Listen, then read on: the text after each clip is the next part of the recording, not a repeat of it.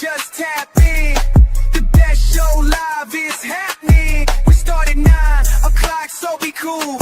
It's Friday, you don't have a job and you don't have shit to do. And I'm challenging it. It is the challenge. I want this 20v1. Shout out to GJK members and FIOF. You know what that means? Fuck your feelings for those who can't read. The most dangerous collaboration on the net. Ain't no exaggeration on LeBron is no longer a flex. Shutting down all Zesty Jeffries, they fear the exposure. We go live every Friday, none of them show up. So run and tell them all, GJK is live. And we'll show you an exposed Zesty Jeffrey every time. Y'all know what to do. Hit that like button. Subscribe and become a GJK member where Zesty Jeffrey Cemetery resides. Friday night, just tap in. The best show live is happening. We start at 9 o'clock, so be cool. It's Friday, you don't have a job and you don't have shit to do. Sorry, bro. I'm the type of nigga stand on business, nigga. One man army getting 50, nigga. Welcome to Goat James Kingdom. Welcome. I am A Johnny the Exposer, and y'all have now been exposed by the Exposer. I appreciate it. Peace and blessings, y'all. Peace and blessings. Welcome to another Friday night exposure with the Exposer. Another special exposure tonight because we have my boy King Speech Row in the building, and we will have a discussion about his live. If you guys are not a part of the King Speech Row channel, you need to subscribe because the young man, well, not the young man, but the gentleman goes live every Tuesday night and every Thursday night. And he has been asking, obviously, A Johnny, the Exposer, to come on his show. And I decided to show up on his show. And I needed to give y'all a taste of what happens when I step out of my zone and go to somebody else's zone. It's still the same results. It doesn't really matter. But again, y'all know what to do, man. Hit that like button, hit that subscribe button. It is the Friday night exposure with the Exposer. Let's give some shout outs to some GJK members. I see Twin Man in the building. Peace and blessings. We got the Knicks fans in here. Shout out to a Pocket Knicks. Peace and blessings. What's good? What's good? We know Juan Boy's always in the building. Yes, King Speech Bro is here, ladies and gentlemen. He is here. Shout out to all of y'all. Peace and blessings, New World. I see all y'all in the building. Much blessings to all the GJK members for showing up again. This is the Goat James Kingdom channel. Y'all hit that like button, hit that subscribe button. I am A Johnny the Exposer. Excuse my camera today as my camera's not working before the show, so we're just going to run without it. Shout out to Dwayne Gant, another GJK member, always repping to the fullest. Peace and blessings to all y'all. My boy Asante's in the building, man. Shout out to all y'all repping here on a Friday night. Hopefully you're home safe or wherever you're at, enjoying tonight's program because we will have a great program. Y'all know how I do this. Y'all know what I do when I do what I do best. But first off, let me bring up King Speech Row in the building. Shout out to King Speech Row. What's good, brother?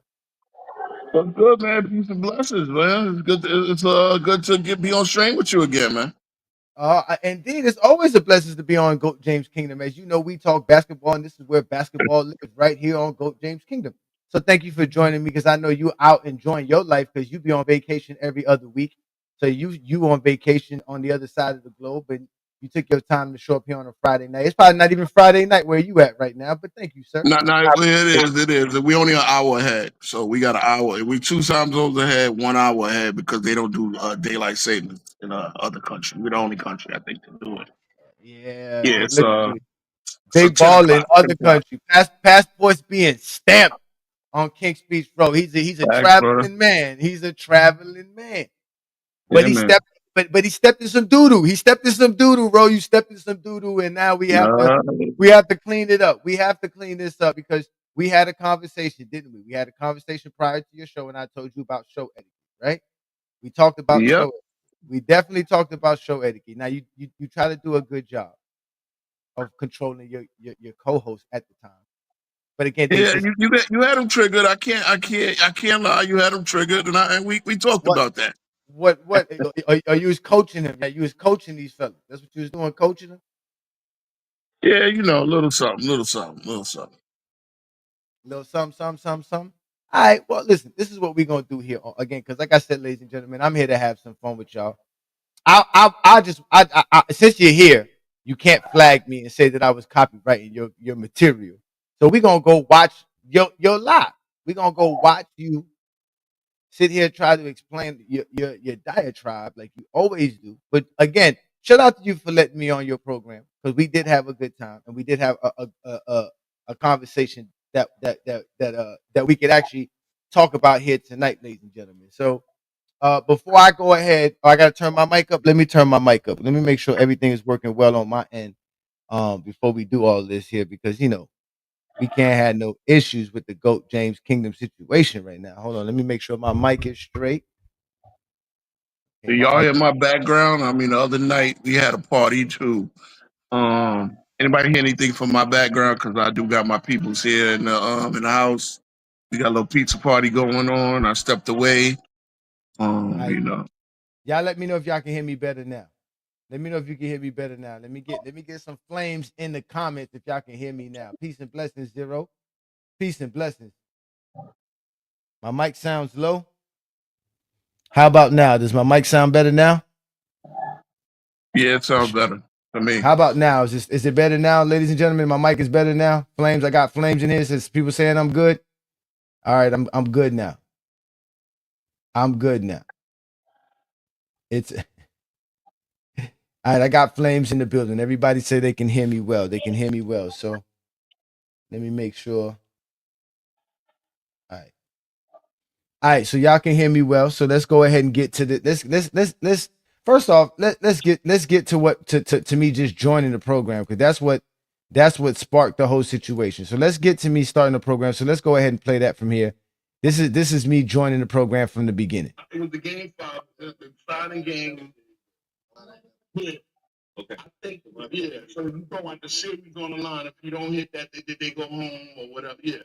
And when we say expansion team, I keep iterating the fact. Well, before I go to the expansion team, and Can you I'm turn that part up? try to listen to people saying it like, NBA research, NBA self research facts. His a channel. I think his name is Jim. Y'all can hear that now? Excellent. Breakdown, historical content, man. He does an excellent job. And he did a video the other day where he said the only teams that Jordan lost to early on in his career, when it, when you go into a team, you're trying to build yourself up, piece by piece, year by year.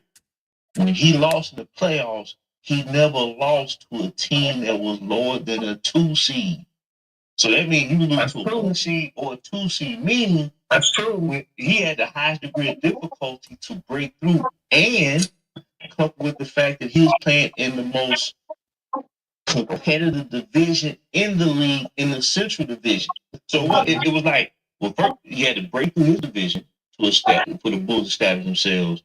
Then either you playing the Celtics in a prime coming out the box. Only team that was beating the Celtics was, if it wasn't them winning the title, was Showtime Lakers in the Western Conference. And then the Pistons built themselves to where they suffered back-to-back playoff losses to Boston. They had to overcome that obstacle, finally defeat them. So you got another championship level team that the Bulls have to battle against, over a period of 3-4 years. So what I'm saying is, man, this dude's role was about as tough as you can get. So when he broke through, by the time the quote unquote expansion team started to surface, a lot of those teams, like I say, they was drafting the top collegiate players in the country, the Shaqs, the Larry the Lonzo Mourners, the Jerry, not the Jerry Rice, but the Glenn Rices, Ramil Robinson, Ronnie Cycles, Kendall Gills, Nick Andersons. They were going to the expansion team. So by the time they started to grow, those teams surpassed many of the staple franchises that we knew of from the 80s. Like the Orlando Magic became better than the Lakers and the Celtics and the Pistons. So the competition was there. It was just different teams that we weren't accustomed to, being used to making them deep playoff runs like we did in the 80s. So the fact that this man was only losing to number 1 and number 2 seeded teams, that means he was losing the championship level squad early on. Every time. So the degree of difficulty was off the charts. So that being said, I'm gonna try not to make this a Jordan conversation, but when we were talking about the 07 playoff run, all I can say is this, and I let everybody, say what they got to say. That was the first time that I ever tuned in and watched a playoff, particularly in a particular conference, where I was falling asleep during the games because it was lacking something.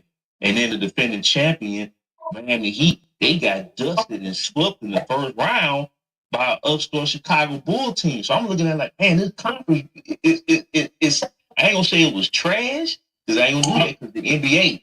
But man, I'm like, wait a minute, man. It fell way off. Yeah, I mean, This ain't something right. The conference was not, it was not on par with the West. It wasn't even close. So that was the first time I ever fell asleep watching playoff games. All right, so let's officially welcome the exposer and. All right, so what y'all heard there was a 4-minute diatribe by your co-host JB. Correct? King Speech Row? A second. Yes, correct. That's what JB is known for. As I said, he's he's the narrator. He narrates, facts. And again, like I said, I ask anybody that comes up that talks on the panel, anything we said, it was cap. Is anything that's not true, right? Okay, no, we gonna get to that part. We gonna get to that part. But as you can see, he went for 4 minutes. And mind you, I had already joined the show prior to that. This is just me starting up where you kind of got to the point to where you see that I was there and you was about to address what did you want to address with you and I on the show, correct? Understood, yes. Okay, because this is 40 minutes in, ladies and gentlemen. Now we're at 44 minutes into the show, and his homeboy here went on a diatribe for 4 minutes about Michael Jordan and supposed tough competition, right? That was the discussion that was started off with. Is that the word you want, supposed? Yeah, I'm gonna say supposed. I know exactly every word that I use, and I use them concisely and verbatim. I know what I said. I said supposed tough competition. So let's go ahead and continue, because Ro does a good job of introducing the exposer, which you should do it every time I appear on your channel. And his partner, his boss, or whatever you call him. FYF to the stage. Johnny had billing. I invited him. So anything you heard that we've been capping on, let us know. Peace and blessings. What's good, fellas? All that he said was cap. Everything he said was cap. Every last bit. Every last bit. He said everything I said was cap, but how can it be cap when it's historical fact? I just gave you a breakdown of another guy. Now, mind you, you see that he jumped in out of nowhere. Ladies and gentlemen, we're gonna allow JB to speak again. As research, he did a video on it. He said anybody go back and look at this. We got it here, and we got it. Look. Hey. Please tell me what he said was cap. Where did the cap start? Let's start off with the fact that y'all said something about Jordan only losing to second seed or higher team, so that shows the level of competition. Let's start there. That's cap. Cap when you go your rookie year. Hold on 1 second. Your rookie year, you go to the playoffs as a rookie. When the Bulls weren't even expected to go to the playoffs, and it's not okay. Let's say if a highly touted rookie gets drafted by a bad team, chances are they probably won't go to the playoffs their first year. So let's say anybody in the past 10 years, or let's say 20 years. Let's say, okay, Grant Hill didn't make the playoffs for the first time until his third year. Patrick Ewing didn't make the playoffs for the first time until his third year. But you have to understand they're being drafted to a bad team, so chances are you're probably not going to make it to the playoffs your first year. Okay, so you go to the playoffs your first year, you go up against the 59-23 Milwaukee Bucks. 59-win team in their prime, Sidney Moncrief, Terry Cummings, number 2 pick in his draft. And they had from 1981 to 1987, they were considered the third best team in the Eastern Conference, only behind the Boston Celtics and Philadelphia 76ers. So you mean to tell me you expect coming to the league, and they first playoff foray as let's say either a 7 or 8 seed, that you go into a playoff series and you expect them to go in there and beat a number 1 ranked team, and the 86 Celtics nobody to beat that team that year. Nobody. I mean, from the Eastern Conference, the Western Conference, postseason, So what I'm saying is, if you go back and look at it, it does point to the degree of competition because you're going up against championship level squads starting off in your career. That's not capping. That's all right. That's actual historical fact. You can't because you want to paint him a certain way. You can't. All right, JB, let it.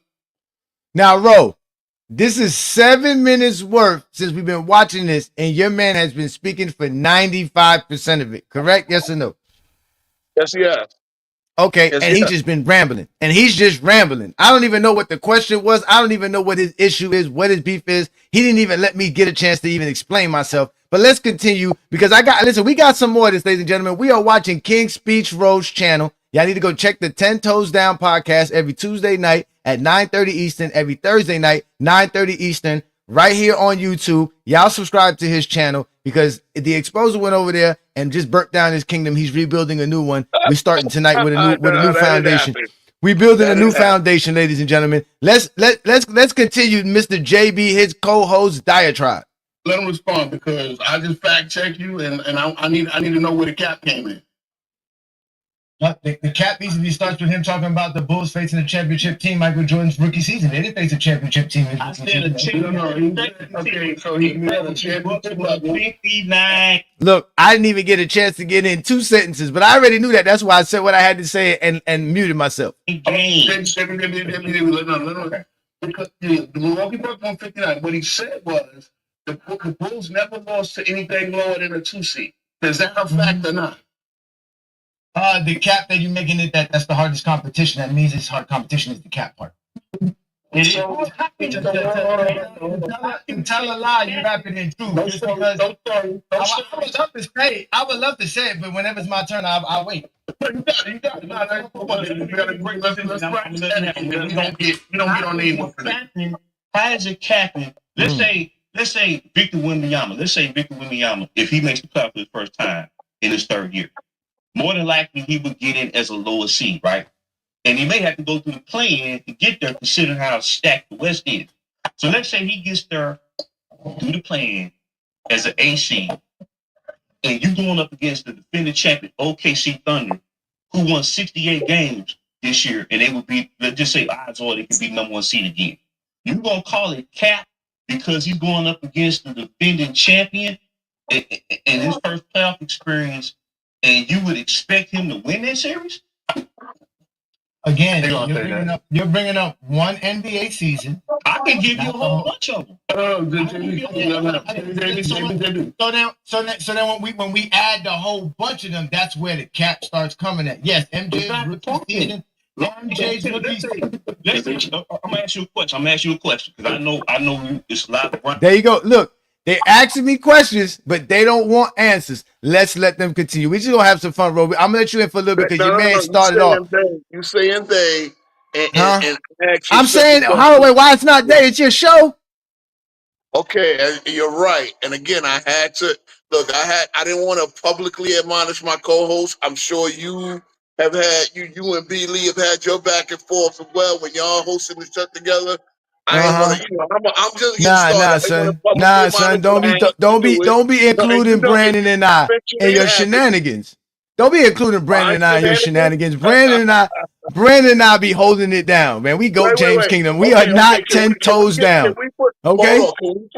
Can we put some backstory to it, right? Did you or did you not no show the last 2 invites? And I see. Hey, Ro, why you bringing up old shit? Why you bringing up old shit? Okay. Yeah. Listen, but see, but bro, this is why we having a good show right now because again, yes, you did invite me, and I told you I was gonna come, brother. I did show up, and I told you I would, and I'm gonna show up again. I know. No, and I get it. You said you was gonna be there a little late as well, but you start at 9:30. You start at 9:30. I was doing a fantasy draft, man. Oh, okay. No, I actually started at 9 this day. I started at 9. That's what I'm saying. You be changing you did that on purpose too. I thought I was doing you a favor, me, and I thought you might have had to just do what you do. I gotta act according to you. That's what I told people. This is why I'm showing everybody this to show y'all how I behave outside. Nah, because I had a doctor's appointment in the morning, so like you know I had to start early anyway. So we still You went probably 5 had a hours. doctor's appointment after this. You probably had an ulcer after this show right here. As bad as I was torturing y'all. I Let's slept hold on. like Wait. Let's crazy let that night. Oh my let's God. let your man continue. Let's let your man continue, and we can continue what we're doing here on this show. Again, ladies and gentlemen, we are watching King Speech Rose 10 Toes Down podcast. As you can see, the exposers in the building. My boss is up top, making sure I behave correctly. So here we go, ladies and gentlemen. LeBron fans on here. Now, when LeBron didn't make the playoffs, I'm a Jordan fan. as a basketball fan, I was sitting here crapping on LeBron, saying, "Oh man, he didn't make the playoffs for 2 years," because you understood he was selected and drafted by a team that was bad. So let's say if he would have made the playoffs his first year, just before the play-in. So let's say he coming in as A seed. That means you're going up against the number 1 seed. And your first playoff experience. So you're going to expect him, no matter how talented he is as a young player, you're going to expect him to upset the number 1 seed in the playoffs. Okay, JB, I'm gonna have to take reins, right? Because okay, clearly the Bucks were the 2nd seed. Now I want to know. I need the exposure. I'm gonna get exposure. However long he needs to prove it, and I'm gonna respond. I'm gonna let you respond after that. All right? Okay. So you got it, Johnny. All right, so supposedly I got it, y'all. I'm about to speak right now. Let's see. Remember, he said he's gonna give me as long as I want to speak. Let's see how long King Speech Row and Mr. JB give the exposer, the special guest on their program. What I got? I don't know. I don't even know where we're at. What we doing? No, so okay, so we started off. My captain, if it's facts. No, JB, I got it. It's a problem. I got it. Yeah. Okay. Because he said that Jordan never lost anything lower than a 2 seed, which is fact, right? So now I know you probably going, but I'm gonna let you go there. Yeah, JB, we know. But pull it back. Come on, Sposa. Again, the capping part is making that appear as if Jordan had tougher competition. It's not Nobody's competition. We had the face in the playoffs starting out. I'm not comparing everything. JB, here's what you're doing. I gotta. It seems like you're making excuses, right? And I'm not gonna let you do that because we don't need. Right? He said he's gonna give me as long as I wanted to. I got 1 sentence in, and they both jumped on me. But let's continue. No. I jumped on JB actually. I didn't address you. I know you did, but you still you gotta let me speak. Look, Again, let's start off with the cap that the Bulls were not expected to make the playoffs. The NBA had just expanded to a full 4-round playoffs in 1984 playoffs, the year Jordan got drafted. So it was known that there were going to be more teams making the playoffs, including teams that were considered high seed picking or high pick teams. They didn't even start the lottery. I believe the lottery came in the next year. For the right. So what you have is you have the Chicago Bulls making the playoffs, yes, versus a 59 team. Okay, I'm not sitting here saying Jordan's supposed to beat that team. I'm not saying nothing of that sort. That's not Jordan's, but that's not Jordan's competition. Like he said, it's Jordan's rookie year. No one's expecting Jordan to do anything other than do what Jordan did. But when we go to Jordan's 3rd year, which he consistently stayed in all these soliloquies while cutting me off, as an example, Jordan was still under 500 and getting his behind blown out in the playoffs. While LeBron James and plenty other players, all right, he said timeout. Timeout, ladies and gentlemen. It's timeout. So as you can clearly see, once I start spitting, they can't handle the facts. So I addressed everything that he said there. So where was I capping at, Ro? Okay, the first cap is saying that everything Jermaine said was wrong. Everything JB said was wrong, which is not true. I said everything he said was cap because everything he said was predicated on gloss and everything, right? Everything that he said was gloss on everything to make it seem like, because he said, right, that Michael Jordan faced tougher competition due to the fact he never lost to a team that was never a number 1 or 2 seed. And he tried to dress it up with facts supposedly given to him by some YouTube dude. not his own research, not his own information on nothing. So the cap is using all of that to make it appear that Michael Jordan was facing tougher competition off the rip. That's false. Yes, here's the deal. Michael Jordan was facing tougher competition, right? So now again, here's JB's problem. He took it personally once you said he was capping, and as I said, it made him seem like he was making excuses when he didn't need to, and that's why I told him.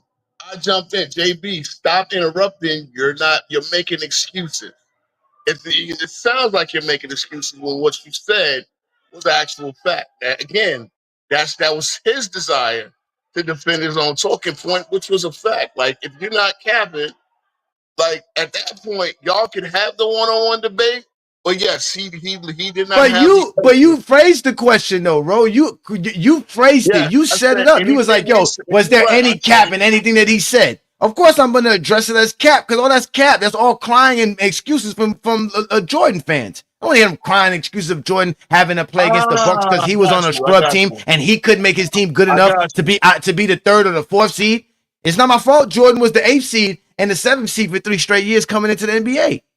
Cool. And I mean, again, what we got into later, you did the same thing. But of course, I know you're not gonna play that part of the live. I mean, we're gonna play. We're gonna continue. No, we're gonna continue. Since you said that, let's continue. I'm gonna move down a few minutes down the line, right? Right, because you can see he's not gonna let me speak. Here is your boy. After again, we've been listening to him for over 12 minutes speak. He's been speaking for 12 minutes now. It's been 12 minutes into the show, and he's been speaking majority of the time, not letting me get nothing in. He's been going in with all these lies about all this nonsense about Jordan's tough competition and expecting Jordan to win, and just bringing up nonsense. Who's brought up if Jordan was supposed to win or not? We're just asking if it's tough competition or not. But let's let him ask you. And he was like, "Let me get 5." He wanted 5 minutes, bro. 5 minutes. So 10 teams in each conference of 15 qualify them at least get a chance for the play. Now, again, they don't call it official playoffs because the playing tournament is just a money grab to get.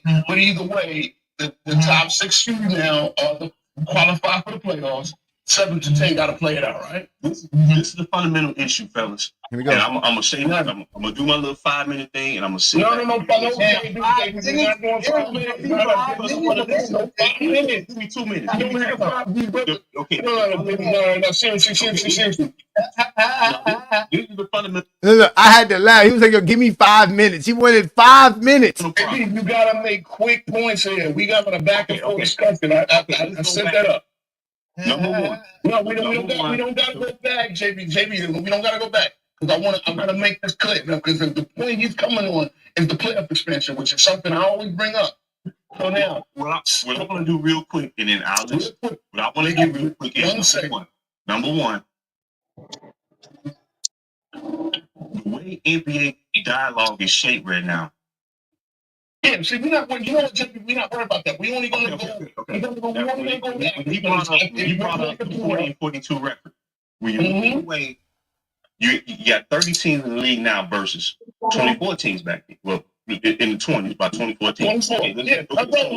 So basically, if you are an up and coming team, if you draft to a bad team, you're gonna play whoever the elite team is, or the elite teams, you're going to play them 6 times a year. So if you're a young team starting off from the bottom, chances are you play that elite team, you're going to lose to them a lot. And today, the way that the league is shaped, and it's not a pro or a con, it's just where we are right now. Yeah, I got you, man. Let me have it here. No soliloquy. Baby, no soliloquy. Because at the end of the day, I'm going to make a really quick point. Okay. What you have is low seeds because back then, when you had before expansion, you had 69% of the teams making the playoffs, right? You had 69. Now mind you, 87, 88 was the first expansion year. So the first expansion year. And at that point, you now justify having 16 teams. So now you have about roughly 60% of the league, of 59% of the league making the playoff. Now you have 67% of the team at least qualifying for the play-in. And mind you, if you're a top 16, you ain't got to worry about it. You just wait for your series. If you're 17, you got to play it out. Now, my thing is, how is that much different than what you had of my exposure? How is that much different in Jordan's era when you playing a short playoff round by being the 7th or 8th seed? Because there's no excuse for it. Obviously, you're going to be the 7th seed on a bad team, playing against one of the elite teams. Now, again, you made the fact that in Jordan's whole career, he never lost to anything less than the 2 seed in his whole career. I'll give you the floor. Johnny. Again, the cap is making it Jordan's bad Bulls team facing a team as a higher seed. How about that? How about we say mediocre? That's because Jordan's team was bad. That's what y'all keep saying. They were horrible. They had the worst. They had the top 3 pick. Yeah, I never said that. How many games did the Bulls win in 1980? See, look, there they go right there. See, look, bro. I was trying to explain to you it right there. Your man even explained it. You got some background noise. Hold on, bro. I got to put you on mute. You got some background noise. Your man was trying to explain it, and he explained it perfectly right there. He just said that if you're the lower seed, you're obviously going to be playing the higher seed, the teams that are one of the best teams in the league. So when Jordan's the best team in the league, who is he facing? The team that's not competition. So Jordan's really not facing competition majority of his career. You guys are trying to take a short span of Jordan's career, which was the first 3 years of his career, and make it seem like that was his career and that was the competition he was facing his entire career.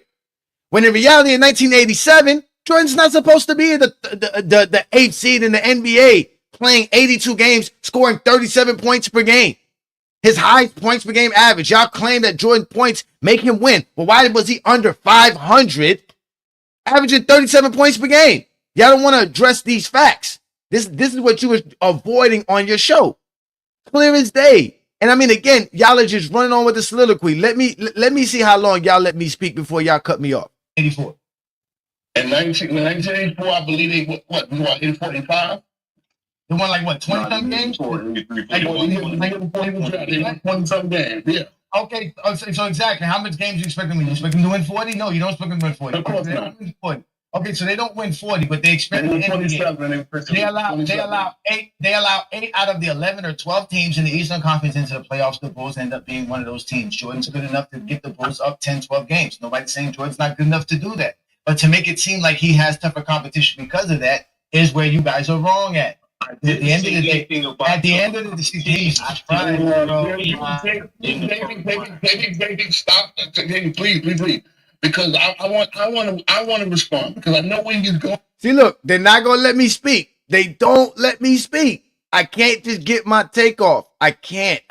So that's how it is. I'm always prepared for y'all though. Y'all never really shocked me. I'm always prepared to really deal with y'all. Y'all always do the same stuff over and over again. You don't really let me speak, and then you don't even address your own conversation.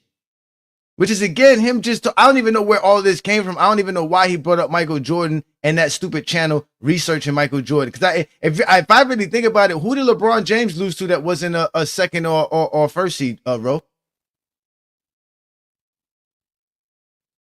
Are you there, Ro? Yeah, I'm here.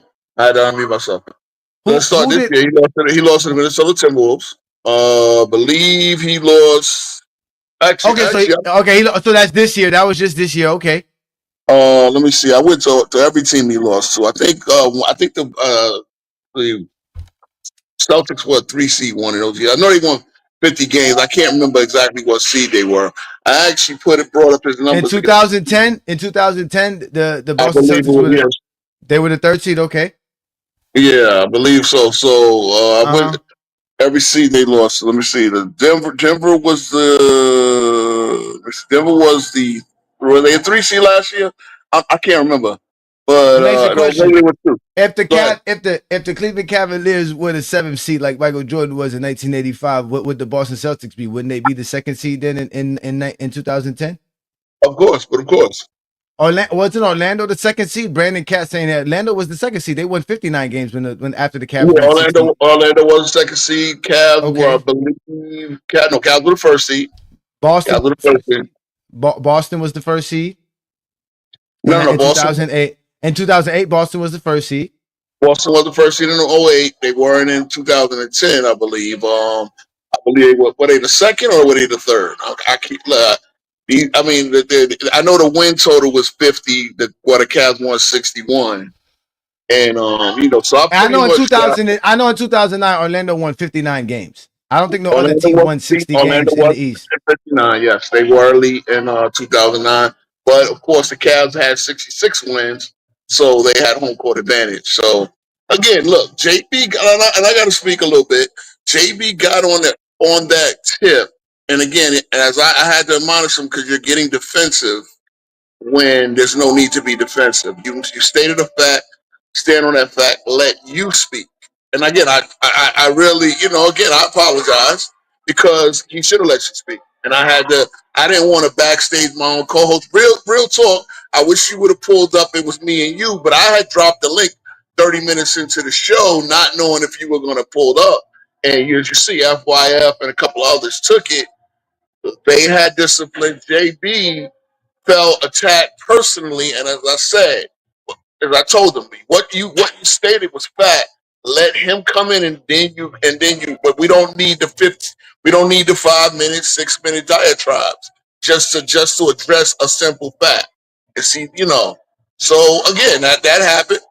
That happened, and I had to eventually clear the panel of everybody, so me and you could have a one-on-one. But that's what the plan was. But again, you showed up 39 minutes into the show. You started, you got your first words in 44 minutes into the show, and that be that. Again, JB, it is what it is, bro. It is what it is. Now he wants to pull up one day. We gonna, I mean, maybe Sunday. Maybe Sunday is better for him, and y'all can have him on the show to explain his point. And of course, I'm gonna let him know you get 1 minute, bro. Don't No, I'll let him speak, but because when it's my turn to speak, he's not gonna be able to shut it down. That's the point. Because when it's my turn, it's my turn. Yeah, and that's my thing, bro. This is another thing. This is why I got nothing but respect for you, because again, you have a lot to say, and because you have a lot to say, you gave yourself a program. You gave yourself 2 shows to say all the things you want to say. So that's why you have your shows. That's where you get to get all your takeoff. Just like me, I created Friday night for me to get all my takeoff. But I know when I show up on somebody else's program, on somebody else's show, when it's my turn to speak, it's my turn to speak. But I already know I'm not gonna get a chance to speak because I'm never the dude that says what y'all expect me to say. Y'all always think y'all gonna trap me or put me in a corner, but I already know how y'all coming with everything. So when he was coming with this nonsense about Jordan's competition, like I said, man, I could break down Jordan's competition easily. Yes, the Orlando Magic was the 3rd seed in 2009. They were not. Boston was the 2nd seed. So Brandon Katz was right. I just checked it. So with that being said, right, let's continue the actual show that you was going, because I got some more here. Let's see what happens here. This is where I really get frustrated, and this is where you guys bring the exposer out of me. Beat a good team. Can we continue and have a conversation, please? Now Jordan hasn't beat a good team. That's crazy. Okay. So, Hold on. Because I mean, and that's what this is all about. hold on, David. We won't format this. We don't need no soliloquies.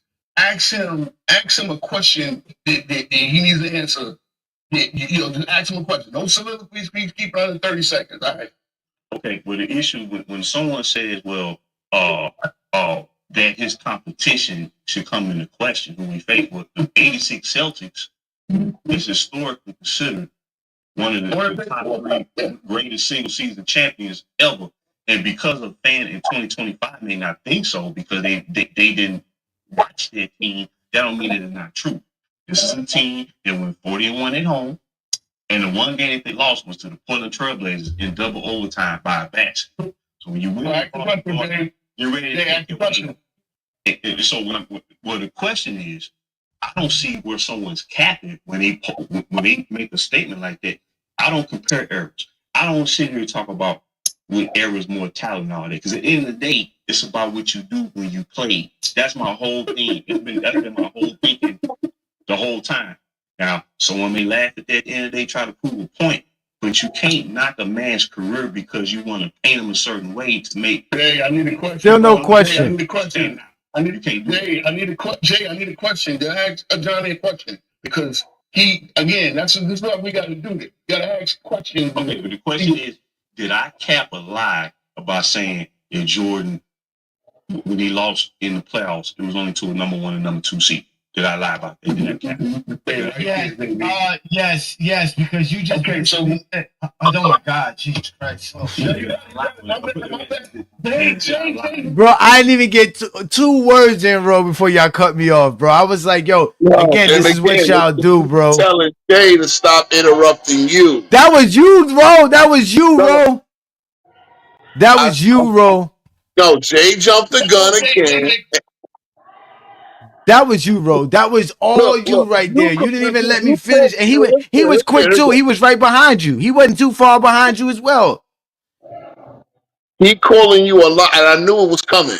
Him calling you a lie. I was going to tell him a lie because he was capping. Nobody cares about Michael Jordan having to face the 1987 Boston Celtics when he was under 500. He's under 500, Lo. And that's He's under 500. But that's my deal. I agree with that. It's making excuses where you don't need to make excuses. At the end of the day, we all know that. See, that wasn't even the point of what we were talking about before you pulled up. I know, because you had notes. Yes. And that wasn't in your notes. That wasn't in your notes. Yeah. Again, I started off by saying the 07. Now, that's what I wanted to talk about. The 07 finals run was overrated. And the which we eventually got to, the whole thing that LeBron dragged a bunch of bums to the finals is what I had an issue with. So again, that's what No, he did grab he did grab a bunch of bums to the finals. Listen, there's nothing you can say about that. Hold on, let me move forward because like I say, y'all can see I don't get a chance to speak too much. Again, y'all can go watch this. All you gotta do is go to King Speech Roast channel. It's the one that has the LeBron James, the Forever King logo in front of it. You'll see LeBron James in front of it clearly because they love talking LeBron James. We didn't even get to talk about the damn commercial, but exactly. So man, they still again. We're over 25 minutes into this silly conversation. I have yet to address why they cap because they have yet to let me address anything. All know this. The fact of the matter is, what JB brought up, what Self and Research brought up, the fact that Self and Research, Jim from Self and Research brought up, and that Jordan never lost to a 2 seed. LeBron lost to lower seeds multiple times. He lost to low seed multiple times, including this past year when he lost to the 6 seed with Luka Doncic on his team. Now, speaking of Luka Doncic, Mr. Exposure, because something you said to me on Sunday, it's been sticking in my craw. You said, and this is why I call you a shock jock. You and Lamont, I'm glad y'all both here. Y'all both are shock jocks. You said Jordan does not have the skill of Luka Doncic. You need to tell me you're not saying. You said it in the comment, but you need to say it here publicly. What does Jordan do? What can Luka Doncic do that Michael Jordan cannot do on the basketball court? Please tell me. One dribble left, consistently. Dribble left. This is bullshit. Okay. Let's start there. Let's have some fun with that. Now you see how quick and short my answer is because I already know I'm not gonna be able to explain myself. I gotta give you a quick, short answer so that y'all just understand. That's why y'all get mad at me. That's why you say I'm a shock jock, bro. Because I just gotta say what I gotta say. I gotta be able to say what I can say in 60 seconds and damn 5 seconds. So I gotta cut it short. I gotta get straight to the point with y'all because y'all don't let me actually explain myself. So I just gotta tell you what I feel. Here it is. Bang. Luka Doncic. Jordan can't go left. Let's start there. Let's see how y'all respond. Research. Did you know it's been researched? Jordan had a higher efficiency. Jordan had a higher efficiency than everybody in the league this year with his left hand only on 4.4 isolated possessions per game. Is that cap? Yes, that's completely capped because there's no record or any kind of. What film study? What game film do you have? How many games of 1988 are available for you to watch right now, bro? Are we talking about 88? Are we talking about 88? Any Jordan season? How many NBA games are available? Yo, your comments are the best, yo. Games for you to watch right now. They're not available for you. You guys are liars. Okay. Remember when Marv Albert and was it game 2? I believe it was one of them games against the Lakers where he came up and he switched hands to the left and he said it was a spectacular move. by Michael Jordan. Okay, there you go. So now you're gonna bring up Jordan's whack ass move that anybody who was born after 2000 is gonna look at that shit and laugh at that shit. God. My son saw that shit and laughed at that shit, man. That shit was not great, man. That shit was great for the 1900s, man. It's 2025. Y'all keep getting upset. Y'all was mad at me about that one. So where was I capping at there? Am I capping about Jordan's ability to go left, man? Do we still have to talk about this, Roy? Is it? Can y'all just leave it? Jordan can't go left, man. Okay, let's let it play. No, hold on, wait. Let's get more, because once I say something about Jordan can't go left, y'all get all upset. You was trying to get again. I just came with my rebuttal because again, I was waiting for wherever you said that Jordan couldn't do it. Mind you, what Luka could do, so Luka can go left. Luka definitely could go left. Luka. Come on now, this is Luka Doncic we talking about. Luka could do a lot of things, young man. Yes, he can, sir. As I bring up in this factual argument that I'm about to make. What you gonna make? What is that? Let me just say it. Jordan scored 13 consecutive baskets against the Lakers, right? Three of them he went left. I mean, three times going left, 3 times scoring. 13 times overall, the guy couldn't be stopped by the Lakers. 5-time champion. The 5-time Magic Johnson. So you tell me if we go look at the film of game, what game was that? Game 3? I believe it was 2. I think it was 2.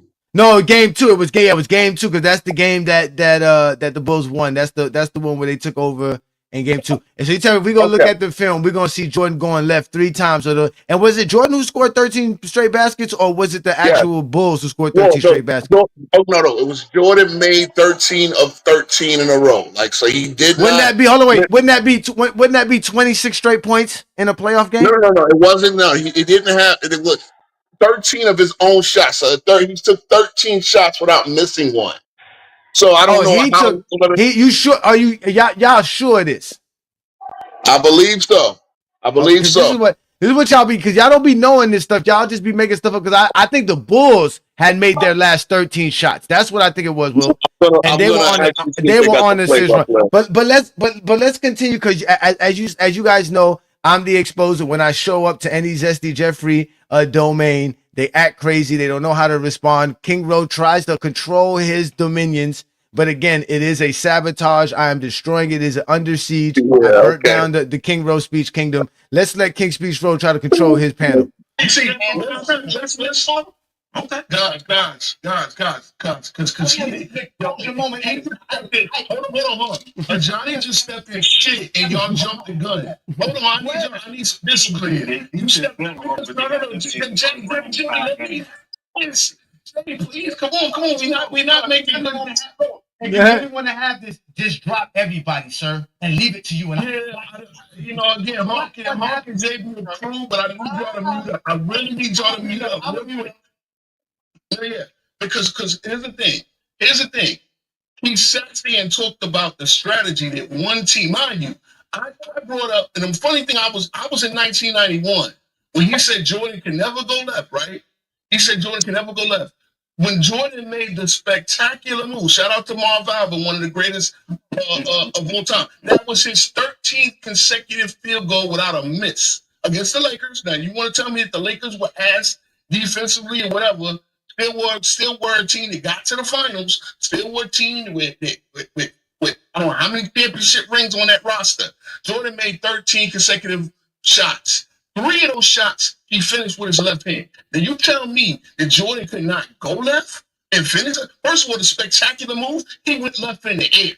Oh, is that could he not just triple left? Or could he not finish left? Again, same video showing him going left, finishing over Akeem Olajuwon. One of the greatest shot blockers of all time. Statistically, one of the greatest shot blockers of all time. Please tell me where's the proof that you had a Jordan can't go left, other than the fact that the Pistons successfully, the one team in the league, because Jordan played against 26 other teams. One team Thomas said out his own mouth after game 3 of the 1989 Eastern Conference Finals when Jordan dropped the 46 on hit the game winning bank shot on Robin and Zeke. He said after that game that he sat on the steps of Lake Michigan Yeah. And they came up with the And Jordan. I'm long story short, and JB right here. Jay, long story short, that's when they Yeah, came up with he's the Jordan. Yeah, because if the JB will go on, I told JB, yo, We control, can concede that um, the Pistons I wasn't successfully trolling. employed that. I wasn't I trolling, bro. be telling JB to record your own live and upload to Facebook because that's your niche. You are really good at telling stories, and you should do that. But yeah, okay, just a fact check. Jordan went 15 for 18 in game 2. So the 13 straight makes, that's a lot. I don't see the official play-by-play, but yes, he made during the game, he made 13 consecutive shots without a miss. So yeah, Okay, we're gonna look that up. Okay, we're gonna look that up. We're gonna look that up. We're gonna have some fun. We're gonna look that up. I don't see the play. That's what I'm saying. I don't see the play-by-play. Okay, we're gonna look that up. We're gonna look that up. We're gonna look at it. So this is where the exposure begins, right here, ladies and gentlemen. This is where I say, you know what?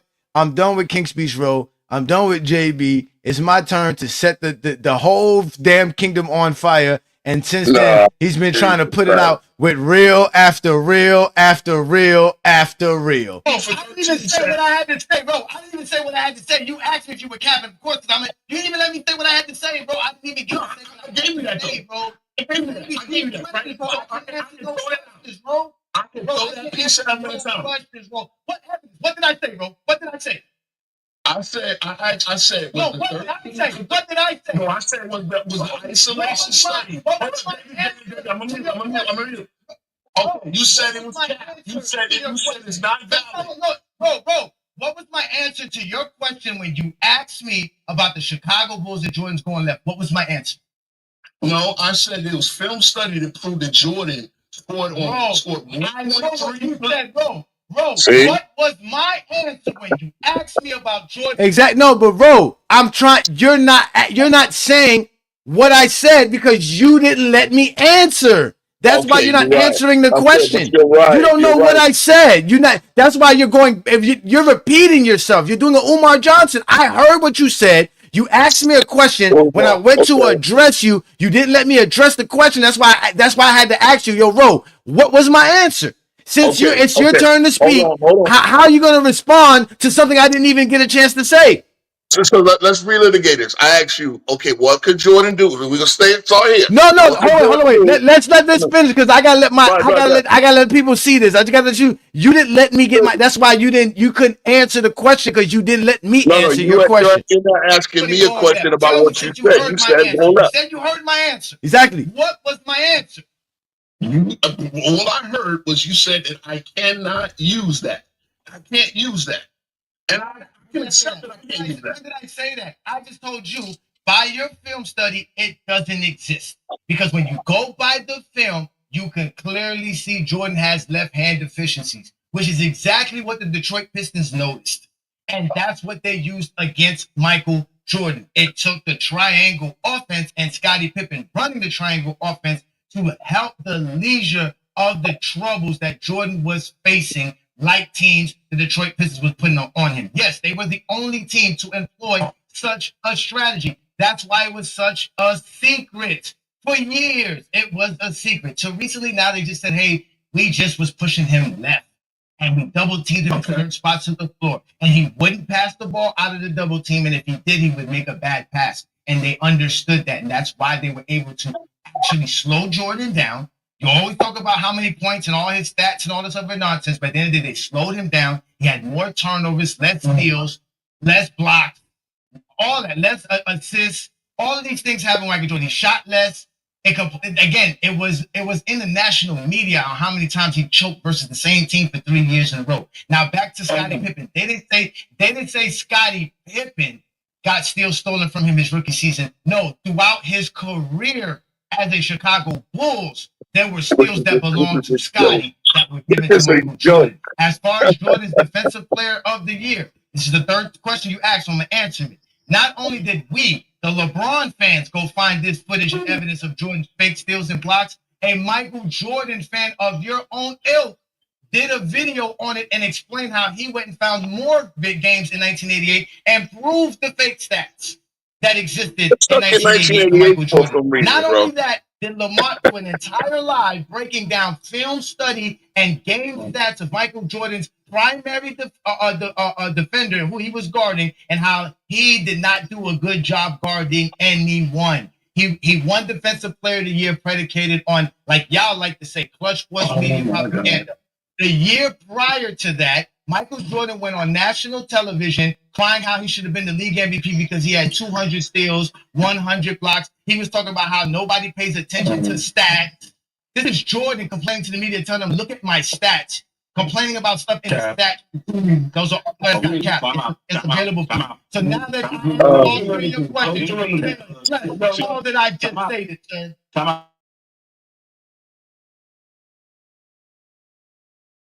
See, so there, you clearly hear me say, I separate questions that they never let me answer. We're over 40 minutes of me on your program, bro, and I finally got a chance to address all the questions all at once. And you jumped around like House of Pain because I'm in 1991. You keep taking it back to 1988 for some reason.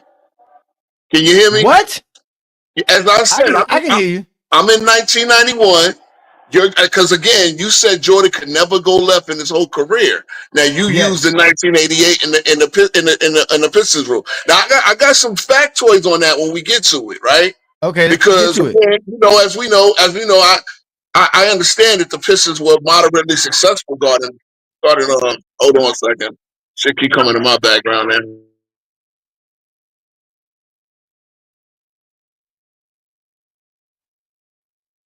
Now, you're back in 1988 when I'm using a 1991 factoid of Jordan, getting the 13 straight shots, finishing with his left, all the rest of it. And I said, look, I asked you, okay, I can't use the film study, but can I use this one particular fact of game 2 against in the finals where he finished 3 times going left against the Lakers?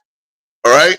Not like they couldn't, whether he went left or right, Jordan was unstoppable in that particular game, which tied the series at 1-1 in the finals. His first NBA finals.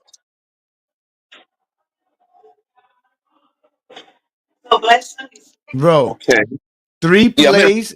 You got 3 plays. That's all you got. 3 plays. If you say the man couldn't go left, he shouldn't be finishing. He should be like at least 1 for 3. I mean, again, I said, So, the first point I made, meaning he go left, that means every time he go left, it's a failure? Okay, what I'm telling you is, the first factoid I came with is that film study showed that Jordan scored 1.3 something on left-handed finishes, right? On left plays where he finished with his left. Either went left, finished left, regardless. Either way, he's making a shot with his left hand.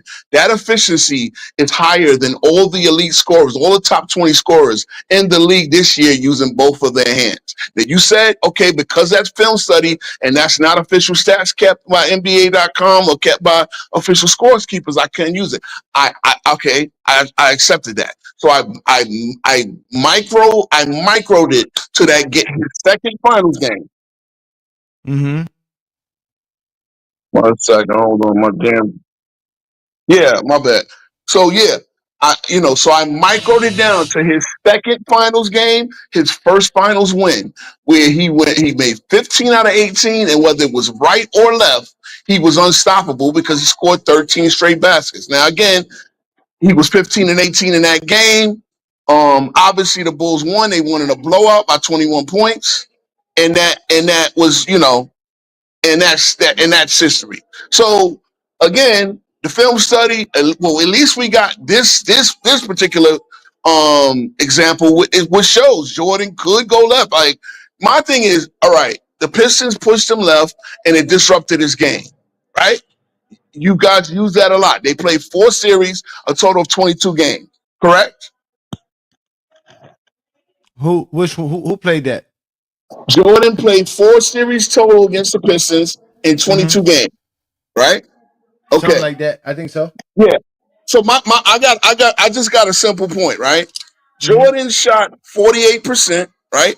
He scored 30 points. He scored 6.7 rebounds, 6 assists.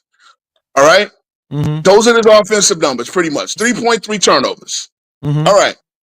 In those seasons, like in those 4 seasons for the regular season, he shot 53%, 33.1, 6.6, 6.4. So the shooting went down 52%, and The scoring went down 3.1. That's assists, rebounds, pretty much the same, right? Turnovers 0.3 more, right?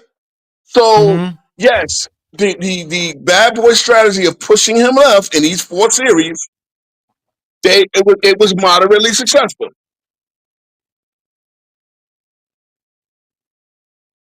Moderately My successful. thing is moderately successful. I'm again. The guy shot 48%, scored 30 points a game, one point under 30 points per game, 29.9, rounded up.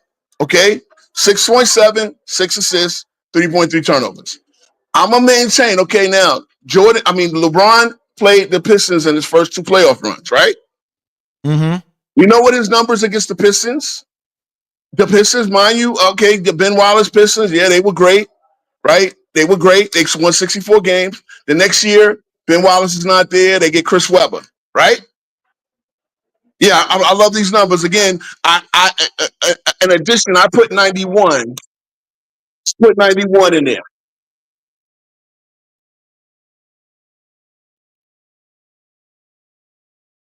Comparing it to the numbers that LeBron had against the Pistons.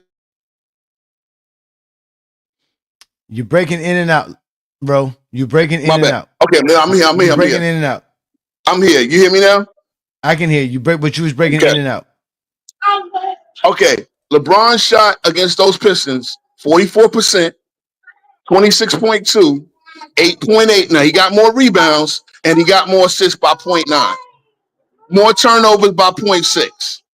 So my thing is, what did the Pistons do? Because when you compare that to LeBron's regular season, those 2 years, his points dropped by 3.2, his overall shooting percentage dropped by 0.33. His rebounds went up by 1.9, his assists went up by 1.9, and his turnovers went up by 0.6. So what did the Pistons do to make LeBron uncomfortable in those 2 seasons? Because again, and mind you now, what Jordan did against the Pistons those 4 years were better numbers than what LeBron did against in his regular season, and definitely against the Pistons.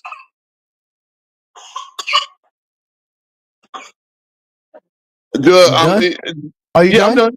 Oh yeah, I'm done. Sure? I'm done. You sure? Positive. You sure? Positive. That's the point I made.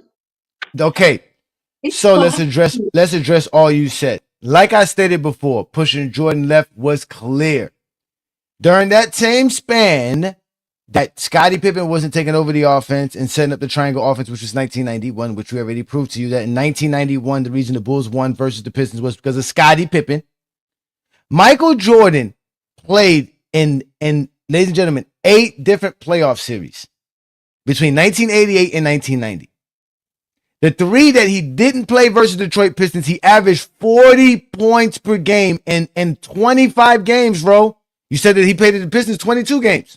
In 25 games versus 4 separate teams, Michael Jordan was averaging 40 points per game and shooting 54% from the field while having 7 assists. That's what Michael Jordan was doing when he wasn't playing the Detroit Pistons, who was pushing him left for 3 straight years. When they push Jordan left for 3 straight years, that 40 goes to 30. That's a big drop, sir. He did go down in assists. His field goal percentage dropped from 54 to 47. He had crumbling games in 88, 89, back-to-back games. Then he had the fumble game in 1990 where he had a game 7. All he had to do was win 1 game. And like I always tell you, the man took 27 shots to score 31 points while his team got blown out by damn near 30 points. And y'all blame Pippen. So yes, Michael Jordan's deficiencies going left was very easy for the Detroit Pistons because their whole game plan was push him left. He was not able to be effective when you pushed him left the majority of the game. Now, when you want to bring up what he did in 1991, which we could always bring up what he did in 1991 because Jordan did play well in 1991 as well. But the difference is that the Chicago Bulls played well in 1991. You don't want to address that. You don't want to hold on to that. That's what you don't want to accept. That Michael Jordan had Scottie Pippen and the Bulls' whole team to help him overcome all of that. Because in that same game that you want to talk about for the Chicago Bulls in 1991, all his teammates went ham. John Paxson went 8 of 8. Horace Grant went 10 of 13 in that game. The Bulls as a team in general shot 62% from the field. So the Bulls within themselves was a great team, and they were able to beat the Magic. I mean, the Magic Lakers, because they were just better than the Magic Lakers, who was really a team that was struggling in 1991. But it wasn't until later in that season they picked up some steam and they made a run to the NBA Finals. But at the end of the day, Michael Jordan's deficiency in going left goes beyond this one little moment in a game 2 of NBA Finals that automatically absorbs the whole idea of him getting pushed left and his deficiencies going left. Watching him get pushed left and watch how bad it is for him going left majority of the times. Those are all in the film. We can watch the film. We're not going to watch it tonight because I don't want to get banned. But we got some people up here. But you can respond to that, and when you're done, we'll let other people come up. And again, this is the GOAT James Kingdom channel. Y'all hit that like button, hit that subscribe button. This is the Friday Night Exposure with the Exposer. I'm having a good conversation with King Speech Row. As like I said before, the kingdom is burnt down, ladies and gentlemen. The kingdom is burnt down. The kingdom ain't burnt down. You know, my man put me on defense, but I always got the facts to pull it out. Now here's the thing, right? You brought up Jordan taking 27 shots in Game 7. All right, here's what I did. For the four series against the Pistons, Jordan took a total of 21.3 shots a game. Right, so it's not like he, I brought up every team that LeBron played, and so the team that I put it this way: they're his tormentors. Just every team that either beat him or he beat, right? Or no, either beat him, and then I even bought the series where he got his get back, right? So let's just, for example, I bought the two series where he played Boston and won, right? I got the series against San Antonio where he won, right? So every team that beat him, every group of players that beat him, and he got a get back. LeBron took 21.6, and this is I think I'm looking at about 20 series right here. So every team that beat him, and then he beat him back. So even Golden State, right? The 4 series against Golden State, including the one in 2022. He took more shots than Jordan did against the Pistons. So the idea that Jordan took so many shots, look, they took around the same amount of shots. Again, the point I'm making is you said he played so bad against the Pistons. Well, Jordan's numbers against the Pistons are better than LeBron in those early years. Overall, both regular season and way better in the playoffs against Pistons. The only thing LeBron did do better is rebound, which was mainly defensive rebound. Because I did get into the point that LeBron, who you said had no help, had some tremendous rebounders in the front court with him. But again, the only thing he did better than Jordan was rebound and get maybe a couple more, like one more assist against the Pistons in the playoffs than Jordan got in his 4 series. So again, I'm just when you and I understand you compare them to the other playoff series, right? Where he averaged almost 40 points a game. Cool. You're now comparing him to his own and ridiculously high standards of 40 points a game against everybody else, where he drops off 10 points. But I'm just comparing him to the regular season, and then I'm comparing him to LeBron. So again, I just asked you, what did the Pistons do to make LeBron play back? Because let's keep it real. When y'all say he carried bums, Jordan's numbers against the Pistons every single series were better than the series where LeBron James supposedly carried bums and beat the Pistons in 07. So that's when did LeBron play bad versus the Pistons? His numbers, okay, look at his numbers in the second series against the Pistons. I believe at 26.9, he turned the ball over. He turned the ball over 19 times, so it's 3-point-something turnover. Actually, the first series against the Pistons, he had 11 less assists than turnovers. You are not bringing up the series where LeBron James had one of the greatest playoff performances of all time, are you? That was one game, though, Johnny. He was as we talked about. LeBron James shot 45% from the field, 36% from the 3-point land, averaged 26 points, 9 rebounds, 8.5 assists, almost 3 steals. What are you talking about? Where did he play? Where did he play bad at?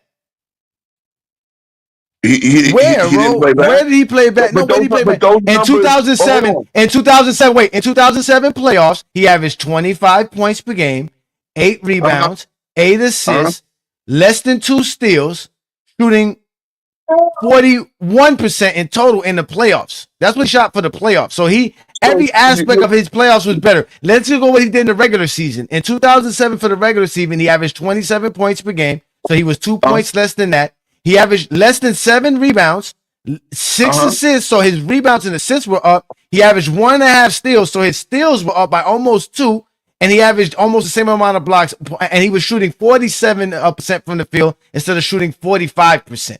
So he shot just a little bit worse versus a very good defensive team. So it wasn't as bad as Jordan. That's what I'm trying to explain to you. Jordan was again. Hold on. The drop off wasn't bad, but Jordan's overall numbers are better because Jordan shoots 48%. No, hold on. Let me address let me address that aspect of it. You can't compare it because, for one, they're not facing the same competition and it's different eras. Jordan's 30 points per game. Jordan's 30 points per game in 1988 is nothing near what LeBron James is doing when he's averaging 25 points per game in 2007 versus the Detroit Pistons, sir. It is a whole 20-year difference in basketball. There is a whole completely different aspect of the game that Jordan knows nothing about. So at the end of the day, no, you can't bring that up. But let's let Twin Man respond first. Shout out to Twin Man's in the building. You hear what's going on. I don't know if you got a chance to watch it, Twin Man, but you guys can go back and watch the 10 Toes Down podcast. Go ahead, Twin Man. Go ahead. The most painful argument I have ever heard in my life. First things first. Hey, bro, stop fighting reality. I need you to stop arguing reality. We literally had John Sally say what the defensive strategy was.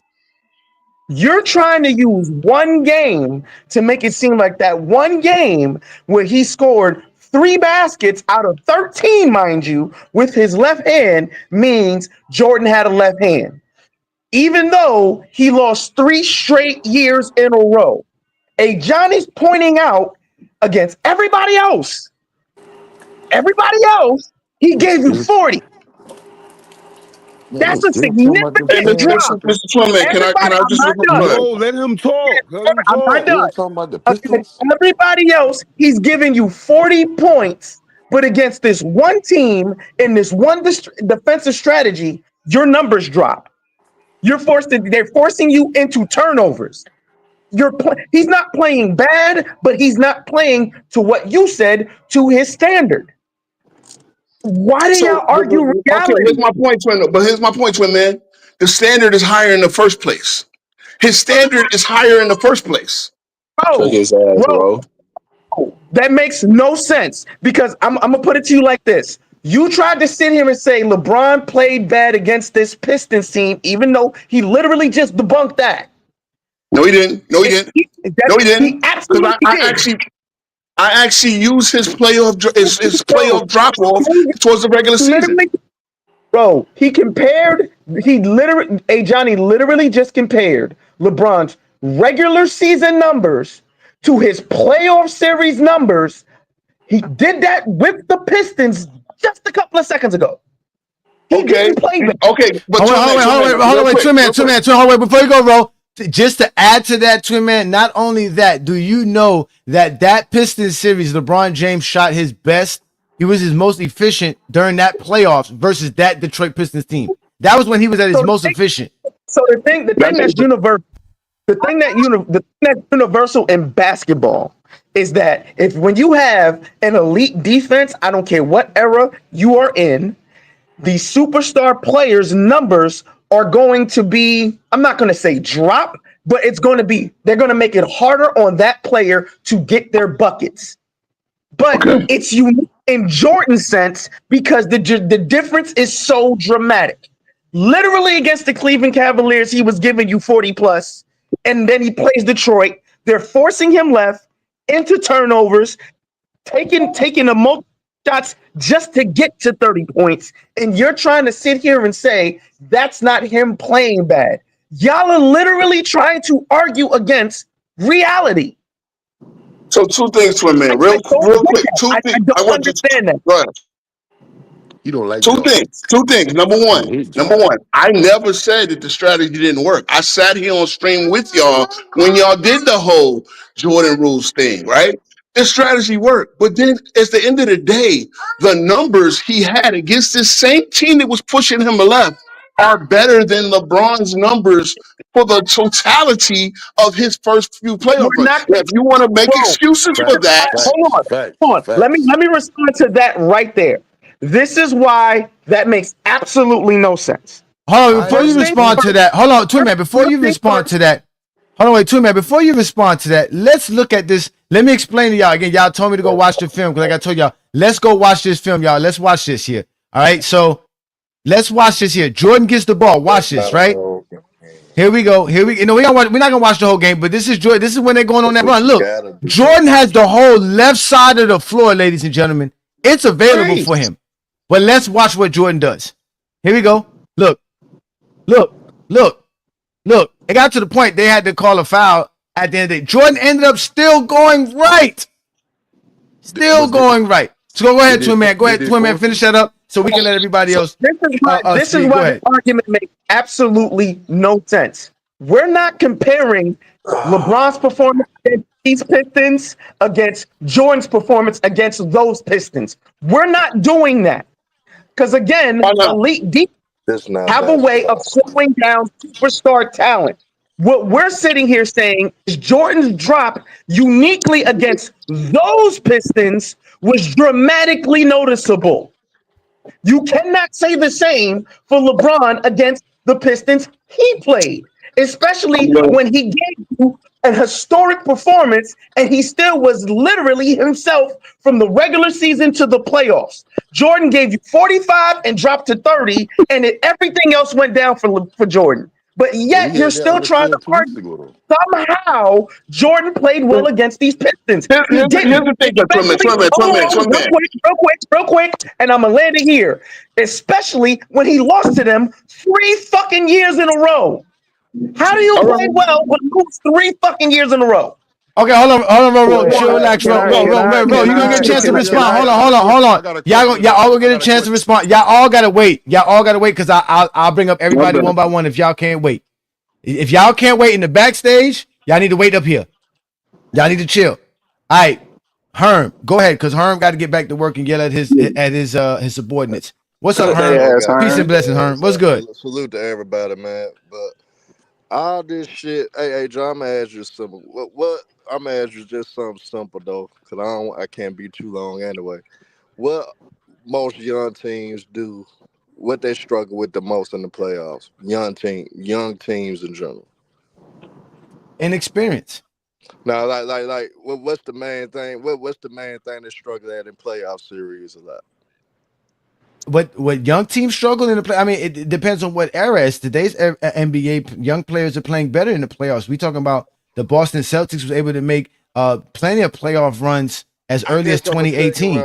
I guess I'm gonna tell you where I'm getting at. Then, like all the struggles that y'all allude to, really was on the road from Michael Jordan into all of his teammates. All of them were struggling on the road. His stats will prove it. All the numbers will back it up. The numbers dropped when it came to the road. Most young teams, they always struggle on the road in the playoffs. It's as simple as that. All this diatribe, all this bullshit about the left, about all that's not the case. All it is that all the Bulls struggled on the road. They was a young team that didn't know how to win on the road. And that's why they struggled. That's why they couldn't win those series, because it came down to, because at the end of the day, if you're going to win a series, you got to win on the goddamn road. And the Bulls wasn't capable of winning on the road. That's all it came down to, because you look at Jordan numbers, it's exceptional at home, flawless at home. But when it came down to the road, that's when you saw the dips. That's when you saw the numbers drop. That's when you saw field goal percentage drop. It happened with all the players.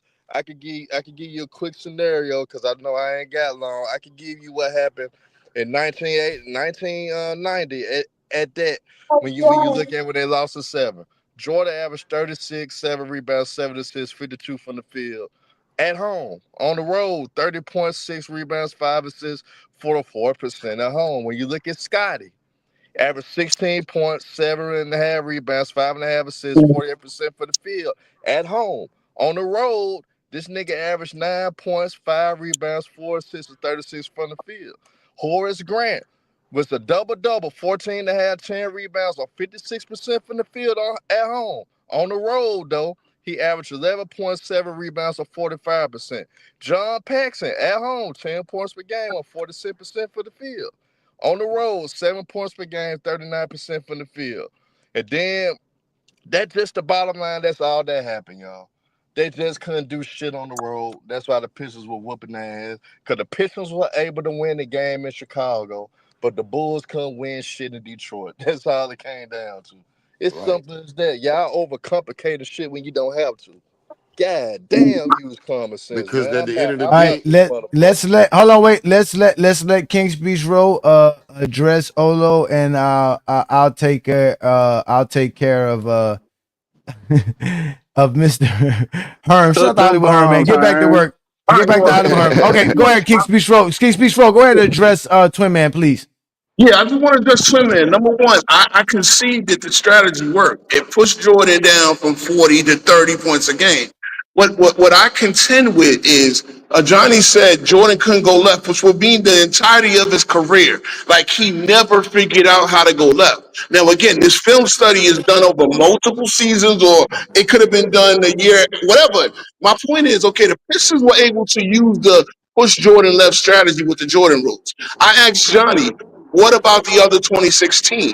If Jordan couldn't go left, because remember, Luka is playing against every other team in the league as well. Jordan, that's what because that's what we're talking about. He said, Jordan could go left, but Luka could. Now, again, Jordan and Luka are 1 and 2 in playoff point per game in NBA history. Okay? These are the two best scorers in NBA playoff history, 1 and 3 in NBA regular season history. So I don't. It's not that I don't concede that yes, the Pistons use strategy, but no one else is able to use a strategy. How does that using a 4 series against the Pistons, where his overall numbers still were better than anybody else's, including LeBron's most of his playoff career?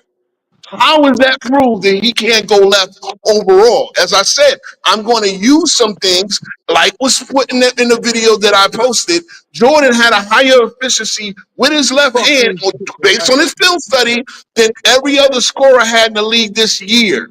The top 20 scorers had in the league this year. So again, whatever you want to use, there are instances to prove that Jordan could go left. So the whole Jordan couldn't go left thing is capped in the first place. Stop it, Ro. Stop it, Ro. Okay, hold wait, two man. Don't respond. Don't respond. Hold on, wait, two man. Don't respond. Don't worry. Hold on. Don't respond. I got you, twin man.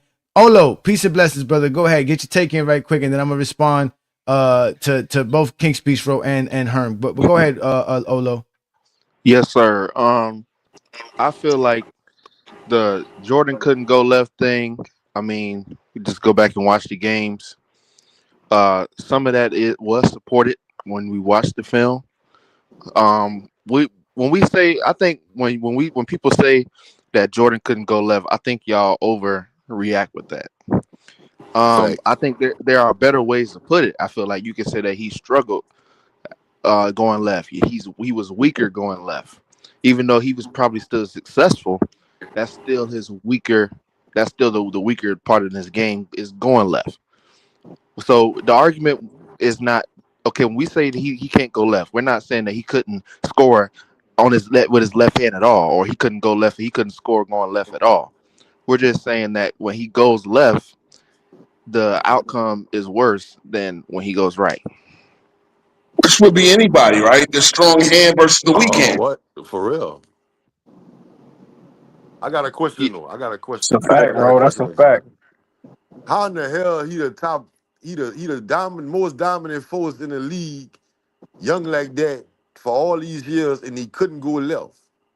Like because Rose the league wasn't that great. It's easy. So we go disrespect the league like that. All of a sudden, no, it's not. Again, it's predicated on what we're seeing right now and what's going on right now in today's NBA. That's just So the the facts. league was in that. That's Man, it. they had a lot That's of grief in huh? the 80s. No, It's not as talented now. Like they got centers. They got a lot of centers. And then another thing, in a no, dominant defensive center era. no. I don't want to hear that. That's With no nonsense. Listen, defense at 3 seconds either. let me address. I Let love me the left address. foot Let me on the address elbow. all. Let me address all the capping, narrative. please. Let me address all the capping. First off, let's start off with Hollywood Hearn with his nonsense. First off, the Chicago Bulls tied the series 1-1 in 1988 and lost back-to-back games at home in Game 3 and Game 4.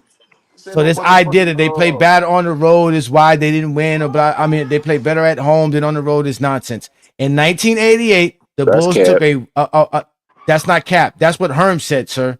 Stop getting upset because Herm came up here lying about being on the road and being at home. Again, the Bulls split the series in 1988, 1-1, going back to Chicago and lost back-to-back games 3-4 because Michael Jordan's inefficiencies. Going left. Then in Can I respond after you 1989, get no, done with that? wait, no, you can't respond to that. Your turn is coming up very shortly. And then in Okay. 1989, the Chicago Bulls did the same thing. They split the series 1-1. They won Game 3, but then in Game 4 they lost, and also in Game 6 they lost on their home floor. So Michael Jordan lost multiple games at home versus the Detroit Pistons. So being on the road and being at home had nothing to do with it. Back to King's Speech Row, who's stuck on this idea of Michael Jordan can't go left. Again, sir, this is all predicated on watching the film.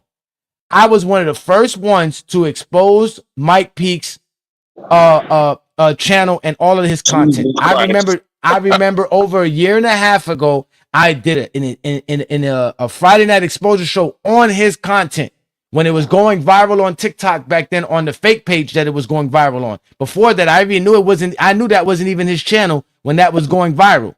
So again, this man has been doing. He has been doing stuff for almost 2 years now, where he has been showing us, even not just in the 80s, but even in the 90s, Jordan's deficiencies going left. It's nothing new. Even Allen Iverson admitted that his crossover was only left to right. He couldn't go left. Even Allen Iverson admitted he had a weak left hand, which y'all sit here and tell us is one of the greatest ball handlers in NBA history.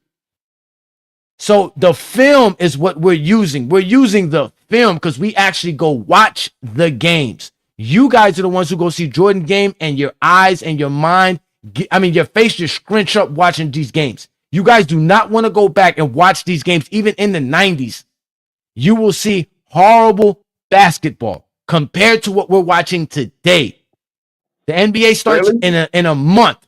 And trust me, what we're watching today is way better than anything you saw in the 80s or the 90s. That's all facts. That's just being a basketball fan. Forget being LeBron advocate that y'all love to put me as. I'm a basketball fan first, and as a basketball fan, I know what basketball is, and it's better today than it was back then. So with that being said, Olo got his take in. Juan Boy, get your take in, and then we'll let you respond to that role after Juan Boy's selection. Y'all got to wait y'all turn because we're going to have some fun here tonight. You ain't got nothing better to do. My turn. You ain't got a job, and everybody's going in the order that y'all came up in.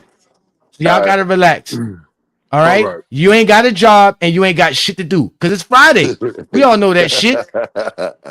I do got a job. It's all good. Okay, My so let's job let is to Juan cook Boy, and shout buns. out to Juan Boy, a true GOAT James Kingdom member. Salute you, brother. Peace and blessings. God damn, man. Like, you can't say nothing on this platform without these dudes interrupting. And that's one of the reasons why, you know what I'm saying, I refuse to come to Rose platform because y'all don't have no etiquette, man. Y'all make basketball talk. Y'all make basketball talk horrible. Like, y'all ask this is what all of y'all do. Y'all ask y'all go on these long diatribes, and then when you take 2 minutes to ask a question you could have asked in 10 seconds, and then you don't even want to give us the 10 seconds to reply. My main thing is, what is so hard? What is, like, why are you still arguing about Jordan being able to go left when there's so much footage of you showing that we can go to from the beginning of his career to the end of it?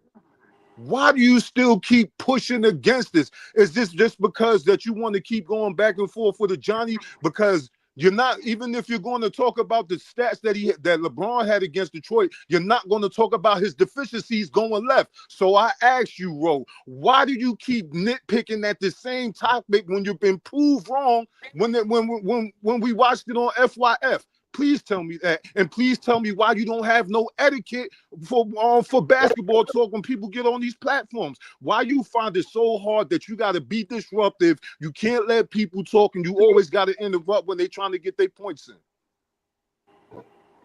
Oh, peace and blessings, one boy. Peace and blessings, bro. You know, look, it ain't nothing personal with me and you, but we go at it. All right, cool. Here's the thing: when you try to frame an argument that I'm not making, number one, I ask you one question. You said all this film. Y'all keep playing the same Pistons games. So I'm gonna ask you. No, I'm gonna ask you. I'm gonna ask you one boy, real question. I'm gonna shut up. Name me the other team that routinely used the strategy of pushing Jordan left. And tell me where I can find the games. All right, Seattle Supersonics, game 6. He's got deadlift strength on the left wing. Now, hey, Johnny, did I not put this out on Go James Kingdom page on Facebook and on TikTok? I said he's got deadlift strength. Just like how he had the ISO, he had deadlift strength. A dude he's supposed to be able to beat off the dribble. What does he do? He goes left, and instead of dribbling out of the double team, he picks up his dribble and throws the ball out of bounds for a turnover. The play before in the next year, in the next 97 finals, what did he do before he passed off to Steve Kerr? He tried to drive going left between two defenders and turned the ball over. So we're on 88, 89, 90, 96. 97. No, he brought up 96. So hold on. You're going to get a chance to respond, bro. Take a time to digest that, right? Chill for a second. Let's let my boy Scott in. Shout out to Scott. Peace and blessings, brother. You are a young man. Ladies and gentlemen, this is somebody that's a minor. So we're not going to disrespect him. He's a teenager. Let's let him get his take in. You got the debate with Ro tomorrow, right? You ready, Scott?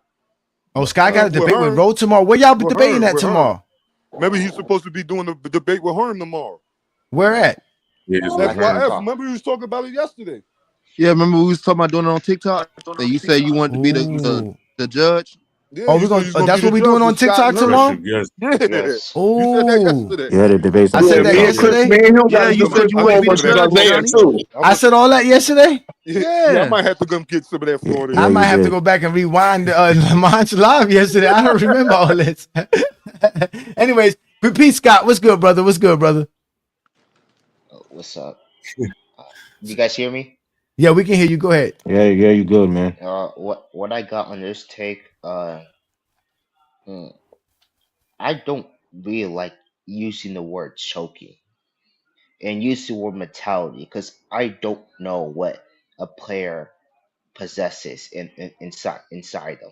I don't know, and I'm not going to question someone's mentality. Say they don't have it enough because I don't know if they do have it enough or they don't. Now about the Pistons and Bulls, to be quite honest with you, I think Jordan struggled, but I don't think that's his biggest choke job. To me, his biggest choke job was Orlando. To me, that's his biggest choke job. I think Jordan struggled, and you want to call it choking. I got no problem with that. So that's my take on it. All right, I feel you on that because, like you said, that's something that we can't really measure, but they like to bring that up. Like I said, Jordan's stats and accolades ain't never enough, especially Kobe, because they love to bring up mentality and all that nonsense for Kobe. So definitely, that's what's up with you. So look, we're gonna let King Speech Row respond to that. Then we're gonna have Apocalypse come up next, and it's You Long Live Mamba. Then it's obviously Viz, and then it's now I guess we can let we can let Long Mamba up. So but go ahead, King Speech Row, respond to Juan Boy because he told you the games about Jordan going left all the way to the 96. My bad. So yeah, basically, okay, you telling me Seattle used it again, and Seattle was one of the elite defensive teams. It seems to me that only elite defensive teams were able to make Jordan struggle. Because again, I got 93, and again, I'm not sure about the film pushing him left, but I know we were successfully able to hold him to 40% shooting in that series, right? Jordan actually struggled, and yes, Pippen. That was one of the series where Pippen had to bail him out, as y'all know, the famous 3 for 18 game three. Again, you're talking about the elite defenses in multiple eras were the only ones who were successfully able to use the strategy in the playoffs. Jordan played a lot of games. He won a lot of scoring titles. How is showing these instances proof that the man could not do something when he's played in 1,000 other games against other teams? Now, if you're going to tell me, yes, if you have the ability, if you have the defenders, if you have the defensive strategy, and coaches like George Karl and Chuck Daly and Pat Riley, yeah, you can make Jordan struggle. But the average team was not doing that. So using these instances is only like basically scratching fucking Iron Man's armor. Like, are you kidding me? Not really, Like, because okay, are you go Called ahead. done? reaching. It's So called reaching. now you're definitely reaching because you're talking Hold on, about hold on, the hold on, one boy. Hold that thought, one boy, because there's been a couple of guys patience. We're gonna have a good night. Like I said, this is Friday night. Y'all ain't got no job and y'all ain't got shit to do. hold So on. let's let Long Live Mamba up. You know, Go I ahead, got it Long right. Live Mamba. I know you got a lot to say because we out here disrespecting your goat. Nah, I don't. I mean, that's y'all. At the end of the day, that's y'all not doing nothing I don't expect or whatever, you know. But that's what. But I just got a question. That's what we doing now. I mean, we can't the winning. We can't compare the winning, so we got to go find we got to go find flaws in Mike. You know. Oh, that's a part of the GOAT debate, sir. We were told that to be Or, a part of the GOAT debate, you have to bring up a player's flaws. Like that's what we were all right, told. all right. Now I got another question. All right. Uh-huh. So Mike lost to the Pistons 3 in a row, and Yes. including Boston, right? All right. Once he tastes that blood, Mm-hmm. he never lost, right? No. Can you agree with that? No, he lost No. in '95. All He right, he lost in never lost. 95. All right, and he came back with the 17 games left, and he lost. He lost against Orlando. Come back the next game, won 72 games, and he swept Orlando, right? And won 3 more in a row. So what? So what? Like what's? And Brown went to Miami. Had one of the like they say, one of the biggest meltdowns in sports history from a superstar. Because I don't recall Jordan having 8 points. You know, so So 2011 is all y'all got. So y'all just want to bring up 2011. That's the only thing y'all got. well, why No, we we got can't more use than that. look. We got No, more but than look, that. that's some look, we got more than that, but that's some What y'all do you got? can't What else? What else you look. got That's besides hey, look, that's 2011 our Game trump. 4? That's our trump card. That's our trump card. Okay, that's fine. Our trump card is 3 straight seasons. You have 1 game. We have 3 straight seasons. All right, look. No. No, look, 35% against Boston, Johnny. What happened here? look. That's not in the finals. Hold on.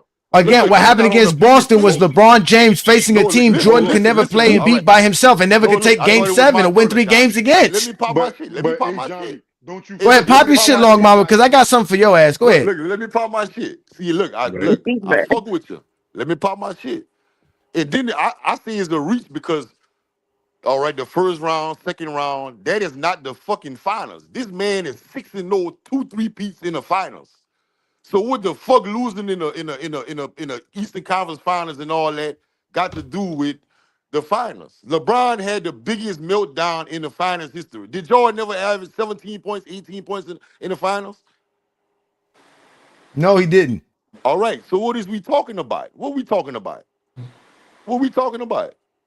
We talk no, we talk 18 points in the finals is nothing to hark at because again, LeBron James won 4 championships in the That's toughest our era in trump. NBA. Look, Again, but that's LeBron James won the toughest championships and during the toughest era in NBA history. He has against the Golden greatest State. career in Against Golden NBA State. history. On top of that, he's won Against more Golden than State. anybody's ever won outside of your little championships. So when you're talking about All right. what he's been able to do since he's been in the league and since he's been a basketball player, he's been a winner across the board. He's never really been a loser. He's always been a winner. So when you're sitting here, when it comes to the biggest stage, when it comes to the biggest stage was 1988 versus the Detroit Pistons. What did Jordan do? He failed under the biggest stage. when he went in 1989 versus the Detroit Pistons. It was the same results. The biggest stage for Jordan was before the finals, and he failed, Long Mamba, because the finals is not the biggest stage. The biggest stage of the playoffs is as far as you get. Say that. Hold on, Long Mamba. Don't hold on nothing, Mamba. Don't hold on shit. I let you go. See, this is what y'all do. See, this is why I get to be in the exposer. They can't handle the exposer. So again, I'm gonna address you and I'm gonna talk to you like a man. Again, your biggest stage is as far as you get in the playoffs. The biggest stage is not just the finals. So start there. Jordan's big stage in 88, he failed. Jordan's big stage in 89, he failed. Jordan's big stage in 1990, he failed. Game 7 in 1990 is the biggest stage he was at in his career at that time. What did he do? He failed. 27 shots for 31 points. It's not falling, sir. That's called stat padding. No, I'm just being real. 2008 was that LeBron's biggest stage in 2008? Going 59. No, in 2008, LeBron's biggest stage was in the finals in 2007, and he didn't play well in 2007. We all know that. Okay, we all know he didn't play well in 2007. So he didn't play well in either one. Now, I'm asking Shani. I just want to ask one question. No, he played well. He played well against Boston. He played as good as he can play because again, he's facing a team. He's facing a team and a strategy that's unseen in NBA history. Y'all, it's not the same. It's not excuses, sir. Because Jordan was choking like that versus a team without an All-NBA and All Defensive Player on the team as the league MVP. LeBron wasn't the league MVP in 2008. LeBron James' team didn't win 50 games in 2008. To even take Boston 7 games after adding Kevin Garnett, a former league MVP and the league defensive player of the year, while having Paul Pierce, while having Ray Allen, while having Rondo, Kate Perkins, Posey, all those good players over there, and he still took them 7 games. What are you talking about? Didn't have a lot of good players. So let's let Viz in. Let's let Viz in because Viz says he always agrees with me, but somehow he's going to spend the last 30 seconds disagreeing with me. Go ahead, continue, sir. I mean, before I say that, a 37-win team took that 08 Boston team to 7 games. So LeBron taking them to 7 don't really hold too much weight when a 37-win team, HC, took that Boston team to 7 games. But anyway, King Speech. Hold on, you're lying. What team you talking about? I'm not lying, brother. Juan Boy, please. What team? You gotta state the team, sir. You gotta state the team, sir.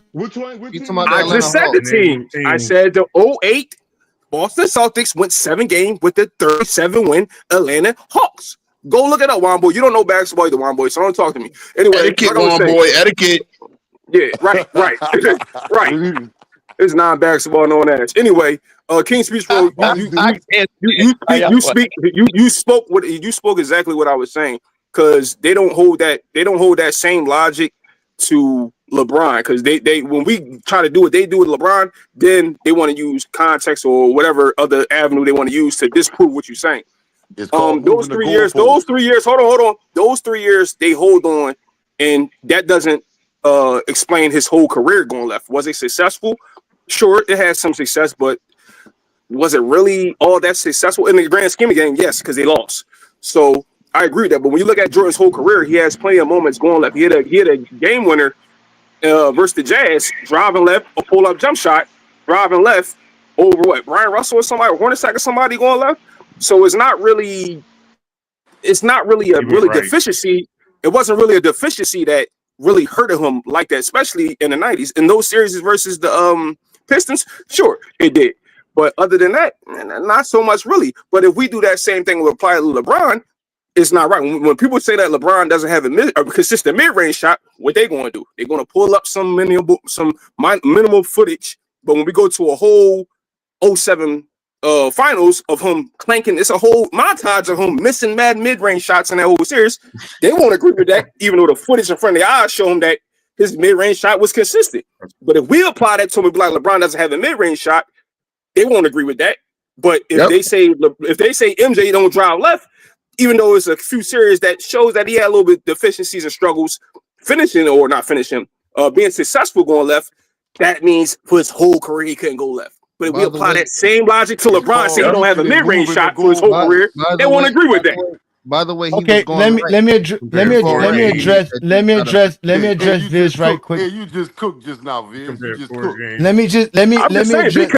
Be consistent. Let me address. Let me hold on. Wait, I am being very consistent because again, there are stats for LeBron James's mid-range game. There are no stats.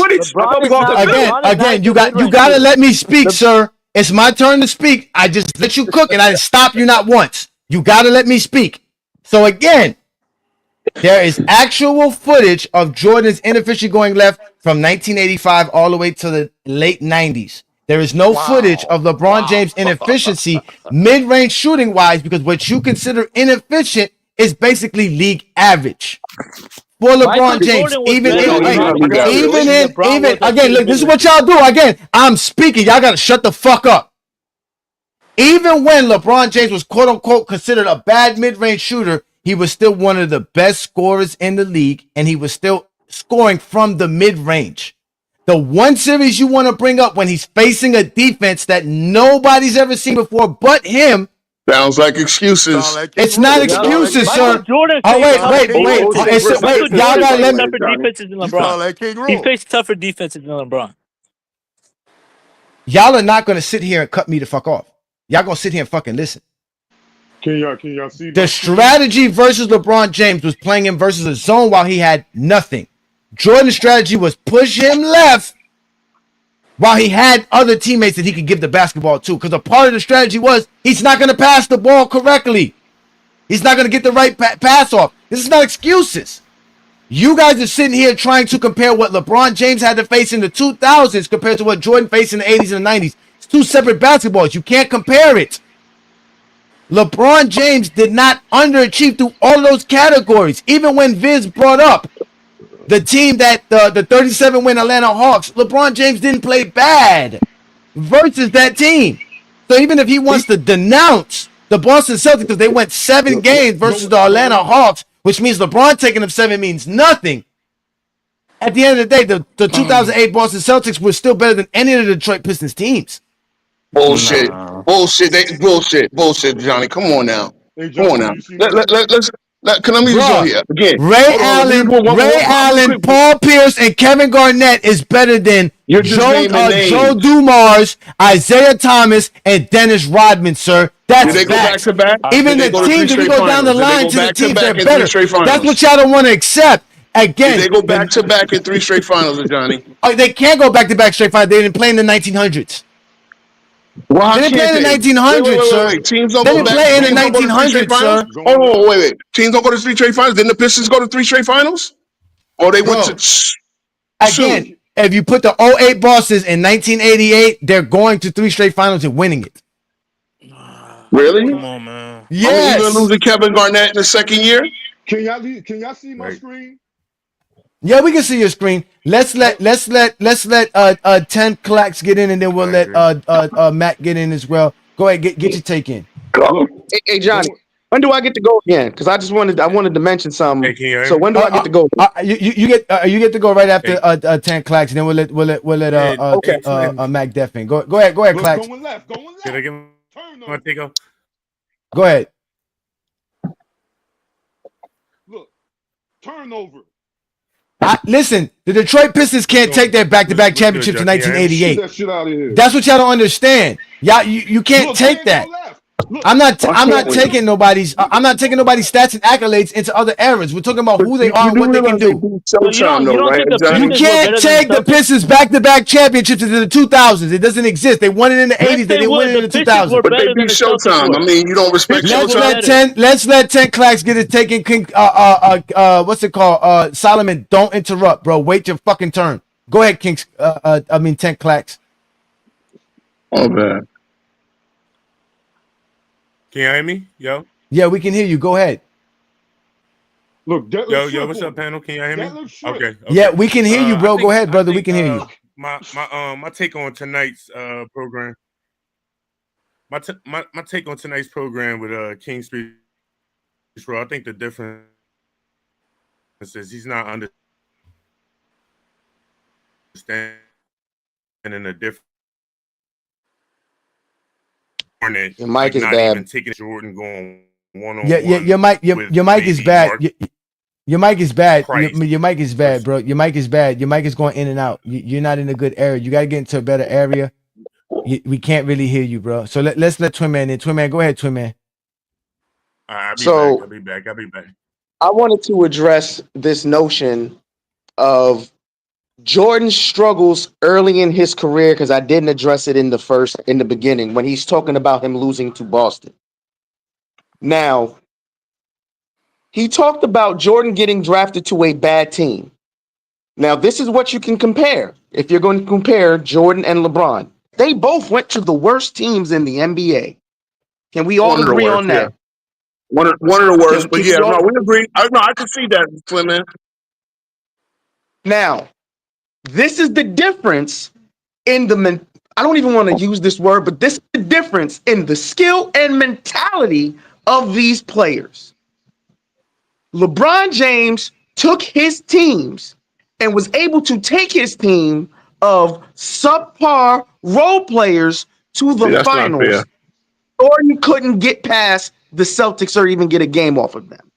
So as you sit here and talk about how the NBA allowed the Celtics to build a team literally to keep him from getting to the finals, because after he beat the Pistons, they literally put that Celtics team together to stop him, even with that mediocre ass team. What? That mediocre ass team. Jordan couldn't take his mediocre ass team and win one game off of Boston, but y'all want to talk shit about 08 or 2010. They built the team so they could win a championship. It wasn't Solomon, shut up. Nobody's talking to you, Solomon. Solomon, nobody's talking to you. He's addressing you. Twin Man, because you addressed what JB said and not me. They put that team together because I will agree with this. The competition in the East, at this time, the East is wide open. Any two stars get together in the East at that time, they can get to the finals. So you have Kevin Garnett and Ray Allen coming from their teams in which they showed all this loyalty I love to talk about. They went to Boston and they put a monster together. If they don't go to Boston, let's make something clear. LeBron James goes to the finals in 2007, 8, 9, all the way up into 2016. Boston does not get a championship. Let's be real here. They don't. Here's what fucks up your fantasy, Twin Man, because you addressed what my hold on, Twin Man. 09, Orlando beat them. So it wasn't even Boston that beat them in 09. Exactly. Address that. All right. Address that. You're right. I did overlook 09. My bad. Okay, let's let Mac Def in here. What up, Mac Def? What do you got to say about this conversation? What's good? With the Jordan conversation, I can admit, we all have to admit that even against great defenses and great teams, Jordan did struggle. He struggled versus the Pistons. He did struggle in games versus the New York Knicks. He did struggle versus the Miami Heat in 97. Field goal percentage, I believe, was under 40. He did struggle versus Gary Payton the last 3 games of the finals. We can admit that, but even if Jordan's weakness is going left, it's not a detriment to his greatness. It's not a detriment to his game. It's just a weakness. LeBron James' weakness is just let that man shoot contested mid-range jumpers. It's a weakness, but it's not a detriment to his game. LeBron doesn't shoot contested mid-range jumpers. He knows how to He knows how to pass. He knows how to get to the basket and involve his teammates. You can't just rely on LeBron James's weakness to beat him. You can't rely on Jordan's weakness to beat him. So I mean, you just pushing kind of propaganda about Jordan going left. It's like, bro, we understand that he struggled versus great defenses, and yeah, going left was probably the best way to influence Jordan because of percentages and make his numbers go down, but it wasn't a detriment. You weren't going to win just because you made Jordan go left. Just like you're not gonna just win by making LeBron just shoot mid-range jumpers. They too smart for that. They're gonna make other plays and make other people better and win regardless of their weaknesses. That's false, because Jordan lost 3 straight years in a row because they pushed him left. So don't say that. Okay, so my question can I ask you a question? Hold on, wait. Let I want Mac Def to ask me this question because they believe LeBron James mid-range shooting is a problem. But go ahead, continue. Okay, we were gonna ask him this one question about the mid-range shooting. Go ahead, Twin. Man. Why do y'all keep consistently saying that when we can literally go to the numbers and he's a league average range shooter? Saying it's a Because the weakness. league average sucks, number one. But no, not really. There's many years where he was below the league average. That's So my answer. I'll answer the question. So we've all know Kobe Bryant as a Chuck shot maker, toughest shot maker all time. Okay, for Kobe Bryant's career as a mid-range shooter, he's over 40%, 41, 42%. LeBron James for his career is under 40%. For at the free throw line, LeBron James is 71% for his career. Kobe is 83. It's not That we 71, hold sir. on, It's not hold on, hold on. 71, sir. It's not 71. Stop lying. What is it? What is it? shot. It's 74%. 74% at the free throw Yes. line. It's Yes. still mid range. My point is Why they that keep you bringing can up free say, throw shoot? let me Yeah, it's not finish. a Let him jump The shot. finish. point I is don't know again, but let him to finish. the twin man's question, because he said we can show film of LeBron James mid range and his league average. Shooting below 40. I didn't say show film. I said the NBA tracks these numbers. He's consistently league average. So I'm going to Continue. sit Because here I don't know why they think mid range means anything. Because I don't know why mid range means anything. Because nobody being forced to shoot mid range means anything. Continue. Go ahead, Mac. Let me It's get to not this. it. He's saying it's league average. What I'm saying, it is a weakness of his. It is a weakness of his game. I'm telling you the numbers compared to somebody who's a shot chucker and Kobe, who missed the most shots all time. But yet Kobe's mid range is better than LeBron's. His free throw percentage is better than LeBron's. It Well, doesn't make actually, LeBron LeBron got a the most less of a. missed. It doesn't. Actually, Yeah, I know he got it now, but yeah, what I'm saying 2 is, years it's later. like who cares if it's league? We're comparing LeBron to league average is crazy. If you're below 40%, that's not great, but it's but not a the detriment majority to of his the league, game. but Mac, that's unfair because the majority of the league is under 40%. Why? Okay, The league within Hence itself league is under average. 40%. The league is under 40% in general. That's the point. And the idea that they Right. say it's a weakness, as if LeBron James' game is predicated on his mid range. That's not correct. his Right. game. So it's But not a hold on. weakness But in his shouldn't game. No team beat LeBron James because they were like, yo, just shoot mid range and we won. 07 That's Spurs. not how, no, that's not how they won. in Again, the finals? go again. The film, it's my fucking turn. Shut the fuck up. Shut the fuck up. Spurs. Shut the fuck up. I let Matt go so I could address his bullshit lie about mid-range shooting. Yeah, Johnny, is your kingdom burning down or are we good? No, it's not. These motherfuckers is all getting exposed easily like every fucking Friday night. This is a master teaching every Friday night. This idea that LeBron James needed a mid-range game to be effective is fucking false. The mid-range game LeBron James has enough was effective enough because he was dominating, like he said, getting to the rim and getting his teammates involved.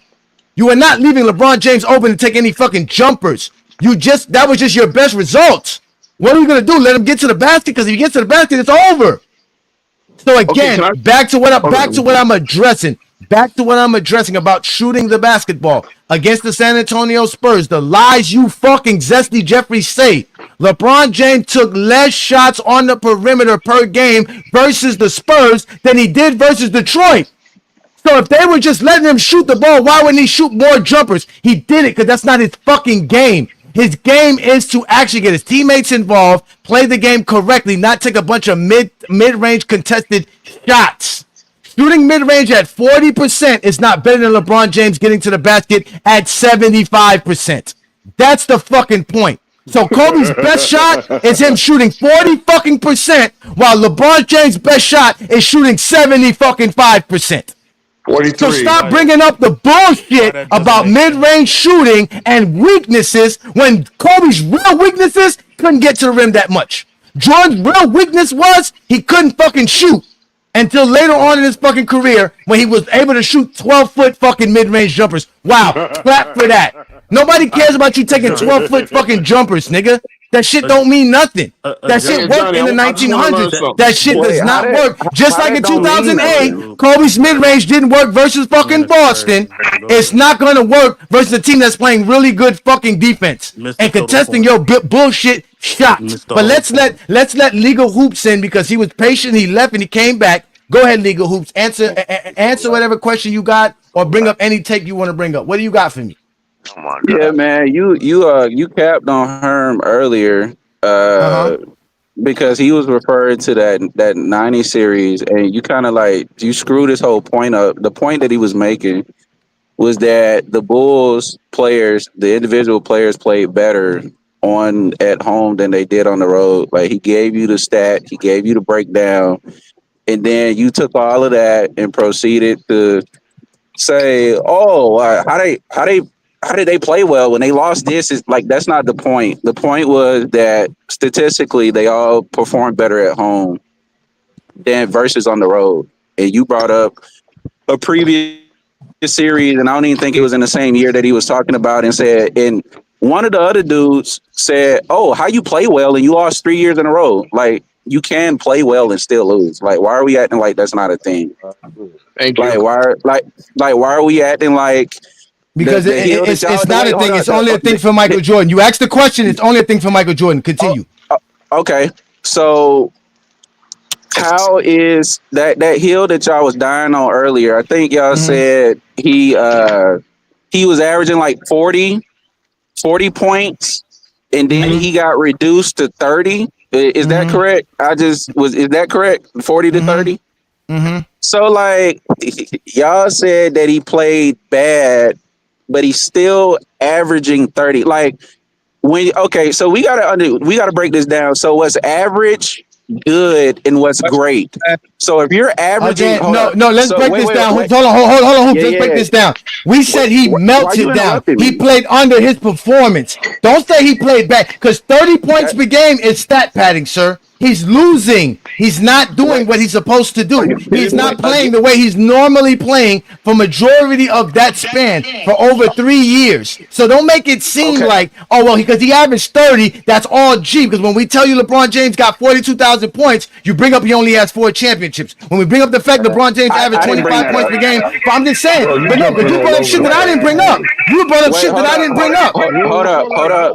You did what you did. You did say that Jordan, he wasn't playing that well. You said that he wasn't playing well. That's not playing well. Okay, that's not. No, that is like okay. So when you're above, when you're exceptional at 40 points a game, if you get reduced to 30, that doesn't mean you're not playing well. You're still playing great. When you are above average, y'all act like again. We're not talking about playing above average. We're not talking about playing above average, sir. We're not playing above average, sir. But hurry up, get to your point. Land your plane, because you asking questions. Because you asking questions and get mad that we want to answer it. So hurry, finish your fucking plane. Okay, and go ahead and say what you gotta say. Say what you gotta say. Hurry up and get to the point, sir. Because stop asking questions. What I said. Can you tell me what was the? Can you tell me what was league? Can you tell me what was league average? Because y'all have no. In 1988, between 1988 and 90, Jordan's league average was over 35 points per game. I'm comparing Jordan to Jordan. League's average? I'm comparing Jordan to Jordan, League of Hoops. I'm comparing Jordan to Jordan, not the league. I'm comparing Jordan to Jordan, sir, not the league. So Jordan was under his standards. That's what we're doing. Don't switch it up. My thing. Hold on. Before you go on your soliloquy, so you can finish what you gotta say. Again, I'm comparing Jordan to Jordan. Don't switch up my argument. I'm comparing Jordan to Jordan. Continue. Okay, that's cool. I asked you a question though. Okay, what is the average? Because let me tell you what you did earlier. Y'all brought up his competition. Y'all just brought up league average for LeBron on mid ranges. So I want to bring up league averages and I want to talk about the competition. So what was the average for points per game for the league through that time? Can you please pull that up? I don't know what the league average is per player in the NBA y'all at that just time. pulled up the stat. If somebody had the stats for LeBron, why we can't pull it up for Jordan? Who had the stats for LeBron? Again, the stats we had for LeBron was LeBron versus LeBron. The stats we had for Jordan was Jordan versus Jordan. Nobody here brought up league average points per game. Nobody here brought up league average per game for players. No one did. You made an argument. You made an argument for competition You made an argument about competition. Yes. So if Yes, I we're did. talking about, wait, hold up. So we're talking about competition. We're talking about the league. So we have to talk about what the league was doing in comparison to the league. So can you please pull up what you did for the league? What the league did? Can you please put it up? Again, Michael Jordan Oh was my the God. You got scoring. it, bro. I'm done. You got it. See, look, he didn't even let me respond. He's like, he doesn't even want to hear it. He wants me to answer the question the way he wants the question answered. That's not how it works here, sir. I'm going to answer your question. Jordan was the league scoring title winner. What are you looking for? He's the league scorer. He's the top scorer in the league. What are you looking for? So he was exceptional. So he was above. So he Nobody was said he way wasn't. above the league. Nobody So he said was he way above wasn't. the league. And nobody said he wasn't. Nobody Hey, said he Johnny, wasn't here. quick point. LeBron won the my scoring title God. in 08, just so you know. I know he did. Let's continue. Go ahead. Go ahead. Everybody No, I want to continue this. No, Matt. No, wait. I want to continue this with Mr. Legal Hoops because he's been going on for a while. I addressed every question he has. Let's continue Man, because you your didn't- fan you base didn't think you bring cooking. up- Continue. Go ahead. Continue, Hey sir. man, I asked you like you. And I like told you said I earlier, don't you know gotta be- the league average for the players in 1988, 89, or 90. I don't know the league average for the players. I don't know it. But we know people weren't averaging 40 and all this versus that, right? So Of course not. If somebody, so if somebody again is way above whatever it is, even if you're comparing him to himself. Thank you. That was my 40 point. to 30 is still him playing well. Like Yep. that is like you said. You're telling No, you're it's not. telling me. So, if that's the case, then if that's the case, why I gotta keep getting cut off? Okay, go ahead, finish up. Go ahead, finish. Hurry up and finish, bro, because you keep saying cut off because you don't have a whole time to speak. Hurry up and get your take off, bro. Continue. Go, because I want to address all your bullshit. Continue. Go. Oh Because you my keep saying the God. same So bullshit. You done said the same bullshit 3 times. Continue. Go. All right, bro. I can't. You won't let me get nothing off. I got it, bro. I got you. You I see said the what you same do. shit 3 times. No. League of Hoops, you said the same thing 3 times. That he scored 30 points per game, and that's still playing well by league average, by the average individual. But just like all the Zesty Jeffries tell me, we're not talking about average individuals. We're talking about who's in the GOAT debate, nigga. This is the GOAT debate. Stop crying now that we're having a GOAT debate. You bitch ass niggas be crying when it's time for the GOAT debate and GOAT James Kingdom show up. But when you're having a GOAT debate all together, all these shits apply to LeBron James. By league average, LeBron James played well in 2011, but you don't want to accept that. By league average, he played well in 2008, 2007, but you don't want to accept that. No, he didn't. What part of 2011? Wait, in the finals? Are we talking about or the league? What is the league average? What is the league average in points per game and rebounds and assists in the NBA in that 2011? The average player. Because that's what he asked. He asked us that for 1998 and all those other years for Jordan. What was it for 2011? Since he wants to use that comparison. So how would you know LeBron James? How would you know LeBron James didn't perform on average like an NBA player? How many players in the NBA? How many players in the NBA? How many players in the NBA averaged 18, 7, and 8 while shooting 48% in 2011? How many players did that? I don't know. Can you tell me? None. Oh, okay, that's cool. Okay. So okay then. So he definitely not doing the average then. So he's doing better than the average. So that means he's still good. We can't talk about 2011. See, this is why GOAT James Kingdom exists. Because you're the bitch ass niggas who came up here and told us that flaws matter. But now we bring up Jordan's flaws. Now we bring up Jordan's flaws. Now we bring up Jordan's flaws. You guys want to act like little girls and cry. Because now you want to cry. Well, at least Jordan was better than the average player. I mean, come on, it's Jordan now. He was still playing good. He was getting his ass kicked. Again, y'all got to remind yourselves. Y'all got to remind yourselves. Y'all got to remind yourselves. Listen, y'all got to remind yourselves taking 25 shots to average 30 is not fucking great basketball. Remember that shit. Talk about the efficiency on that, though. It was under 50%. It was under 50%. It was under 50%. It was less than his average. It was under 50% and less than his average.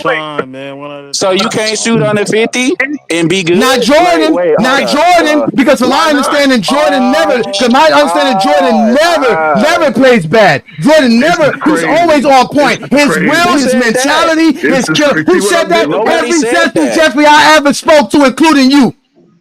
I didn't say that. You said shit that I didn't say. I didn't say I don't care. that. Again, whatever I you know you said don't was care. crying, nigga. All you been You doing like up here is crying since you showed up here, misquoting nigga. niggas, Crying. putting niggas I didn't lie. backstage. I That's didn't what you lie like.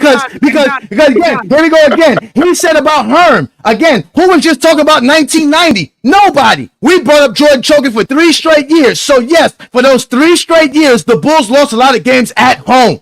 So That don't stop mean he bringing up choked. lies Like, about you're that. lying. He Nobody did choke, said he sir. didn't. That is choking, sir. Under the That standards is that not Zesty choking. Jeffries So if- applied, under the standards that Zesty Jeffries have applied to the idea of meltdown and choking, Jordan has the biggest and the most utmost meltdown of all superstars in NBA history. No Well, I didn't NBA say player in that. NBA history has lost to the same team 3 straight years in a row. Jerry No West one. Cool. Okay, that's No cool. But one. nobody. I didn't say that. So stop saying what I said. That like you got to stop doing that. You got to stop misquoting niggas. You had, You got to stop. Legion of Hoop, you had your chance.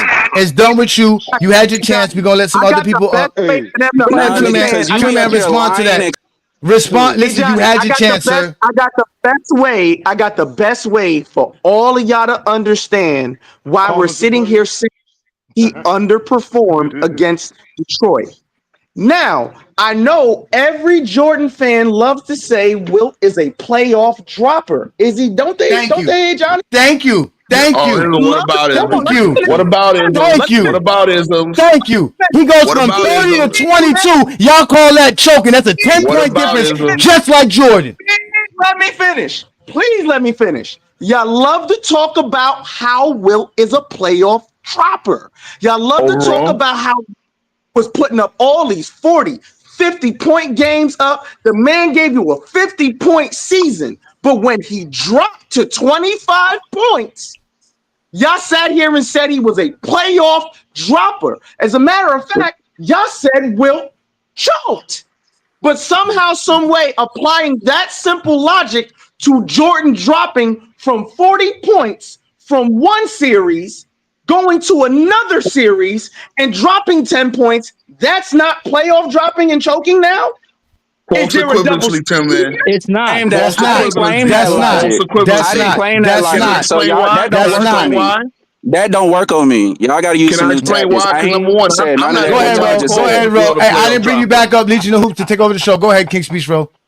Yeah. It's a false equivalency because number one, I don't even use that term for Wilt because I understand that Wilt when he played with Philly, he changed his style. He started playing like Russell. Therefore, his longest playoff runs, half of his playoff careers, he's playing a different style than early in his career. But here's why it's a false equivalency because you're comparing Jordan. Not his regular season numbers, but his numbers against every other playoff team to his numbers against one team. Again, as I said, in those 4 years against Detroit in the regular season, he averaged 33 points a game. He shot 53% from the field. Now, I've illustrated the drop-off, which is about 5 points, with almost 5 points and 50% on the field goal percentage. But again, the point is you're comparing his standards, which is high in the first place. So even in the playoffs, he's a playoff riser because against those other teams, the Knicks, the Cavs, right? In those years, I think they played Philly as well, and then they played the Knicks again, I believe, in one of those years. He's still performing higher.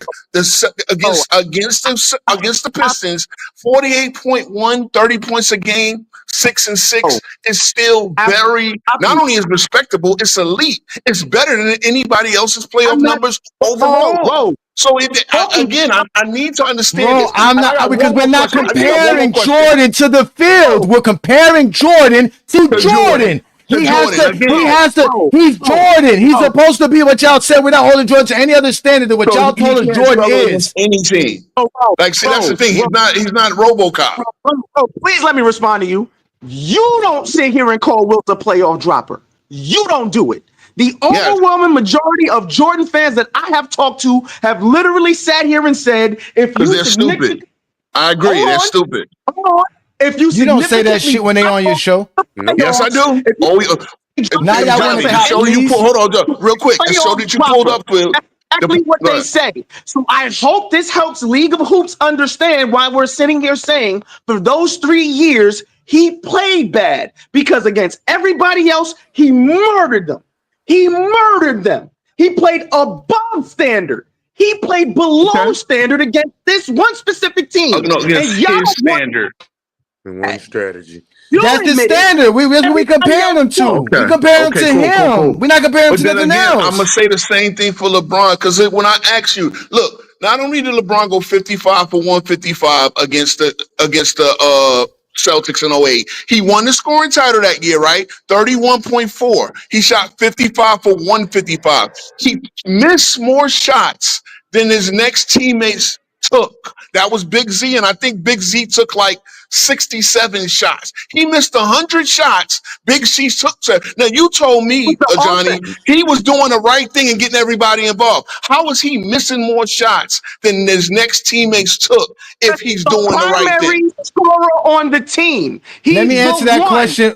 Twin Man, let me answer that question. Twin Man, let me answer that question. Simple and plain. He led his team in assists, nigga. That's off the top. By 2 times. Right? No, not because he has the ball, because he's the best passer playmaker on the team, bro. That's what you fail to realize. Okay, then why did he Hold on. You gotta let me answer the question, bro. You gotta let me answer. You gotta let me answer. Bro, his big man shot 43% from the field. Delonte West, the guys who shot the most shots for him, which was Ilgauskas, who took 74 shots, shot 43% from the field. That's a big man. He's taking nothing but 10-foot shots. He's shooting 43%. That's below average. Wally Zerbiak shot 35%. Delonte West shot 42%. Nobody on the team is shooting good besides Joe Smith, who took 37 shots for the series, coming off the bench. Anybody who played over 200 minutes in this particular series, only one person, 2 people shot above 40%. The whole team is not shooting good. A team overall shot 41% versus Boston, a team that is completely. So Boston is an elite defensive team, right? Yes, compared to the 1988 Pistons. Yes, again, they are able to play team defense. The Detroit Pistons are not able to do that in 1988. The only thing they had to do was push Jordan left. It wasn't push. And mind you, LeBron James didn't play bad in the series. You're only bringing up his shooting. He still averaged 27 points per game. He still averaged 7.5 assists per game. He still got 2 steals plus a block. He was still doing everything else. Jordan numbers, every aspect of Jordan game went down. Every aspect, yes, it did. Aspects went up. I proved it with the numbers. But bro, he's playing well. I am the one with the numbers, not you. Not only did Jordan, not only did Jordan's field goal percentage go down, his points went down, his shots went down, his assists went down, his steals went down, his blocks went down. Every aspect of the way he played, even with how he played them in the regular season, went down in the playoffs. So like Twin Man said, there's a lot of Zesty Jeffries calling Wilt Chamberlain a playoff dropper because he goes from 30 to 22. Well, if that concept could be applied to his career average, it could be applied to these playoff series averages. Jordan's playoff series average is below. That's why they went. This is not like new, ladies and gentlemen. They put this on. Okay, I'm gonna throw in. I put 91 in my numbers. I'm gonna add in that I put 91 in my numbers where they swept. And again, the numbers didn't improve by that much, but yeah, it went up just a little bit. The field goal percentage went up to about 48 when you add in 91. So he played a little bit better, and they swept the same team. Yes, because Scottie Pippen played better. Okay, cool. That's good when you have teammates step up, right? And again, that's what LeBron James didn't have versus Boston. That's what LeBron James didn't. And when he did have teammates that step up, he beat those teams easily, handily. Johnny, he went 8 for 42 in the first 2 games, and he had 18 turnovers. Again, he's gonna go 8 for 42 when he's the only scorer, the only playmaker, the only everything. You got bad mic, Mr. BBL warranty, whatever your name is. That's a horrible mic. That's the point. Y'all are not. Jordan is not facing the same competition. LeBron James is not shooting 8 of 42 versus Detroit Pistons, who's only pushing them left. That's what you understand. Boston's able. No, they're not making them shoot just mid range. Y'all really want to make me go look up these numbers, man? Shouldn't he solve that? He did solve it. He got better every year. Going to Miami. by No, going to Miami. because he needed help. He needed help. He was not going to get. He needed help. What do you want him to do? He can't do it by himself. It's easy to play defense versus one guy. What do you want him to do? They gave him Shaq. They gave him What is Shaq supposed to do? Shaq is only good 3 feet from the rim. Did you just listen to Shaq? But Shaq outscored him in a pivotal game 5. Hold on, guys. Shaq outscored him in a pivotal game 5. What happened there in 2010? LeBron game 5 at home, by the way. Bro, stop being a clown. Bro, stop being a clown. Kobe Shaq, bro. Come on. That's like But Shaq outscored him in 2010. In a pivotal game 5, LeBron had 15 points. Twin man, LeBron had 15 points in game 5. What happened? Series was tied 2-2, Twin man. Twin man, series was tied 2-2. Why did he have 15 points? Is he getting 2,000 Shaq or washed up fat ass Shaq? Okay, but Shaq still outscored him. Why would a fat ass outscore you if you're the GOAT? Getting 38 and 15 Shaq roll. It sounds like excuses, Twin man. Because the defense is tailor made to stop LeBron James from doing what LeBron James doing, which is why Shaq can go off. Which shows you why the team's not good enough. Because even while LeBron has a teammate go off, they're still not good enough to win. This is the 3rd year you're trying to strategize. It's not the 3rd year. It's the 2nd year they faced Boston. It's the 2nd year. To beat them in 09. They expect and they not get better. Shaq did not make them a better team. Shaq did not make them a better team. Shaq does not make them a better team in 08 than they are in 010. Shaq doesn't make them that much better. That's what you're trying to. You make it seem like Shaq makes them that much better than Boston. I didn't say Shaq made them better. Who has Rondo? Who has Rondo? Antoine Jameson. They gave him Mo Williams. Again, but they have Rondo. They have Ray Allen. They have Paul Pierce. They have Kevin Garnett.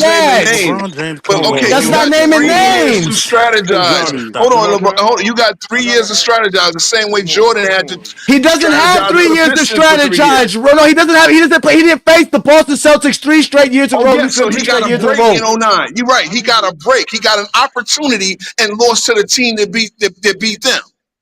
He didn't lose. He didn't lose to Boston in 09. When he faced them in 2011, he beat them. When he faced them in 2012, he beat them. That's the point. Jordan didn't do that. He had a super team. That's why. He went to Miami. And another thing y'all fail to realize is that y'all keep excusing Michael Jordan from losing to a team that had no All-NBA player, no All-Defensive player on the roster while he was the league MVP. That doesn't make that talent. That doesn't make that team talented. The 89 Pistons were talented because of their defense.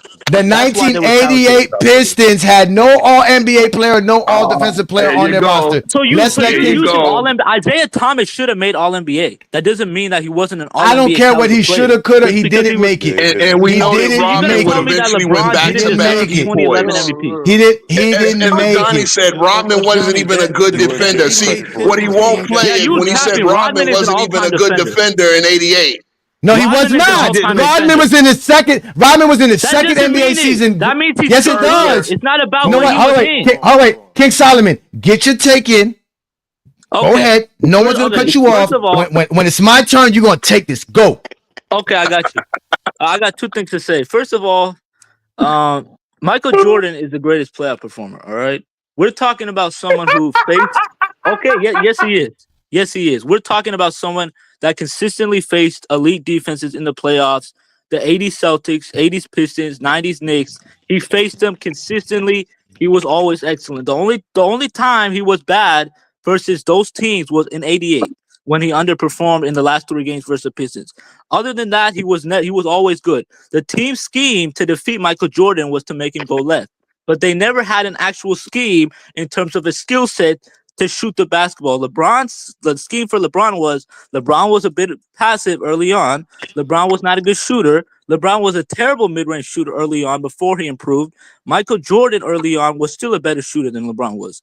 Michael Jordan is the greatest mid-range shooter ever, and by 88 and 89, he was fine shooting mid-ranges.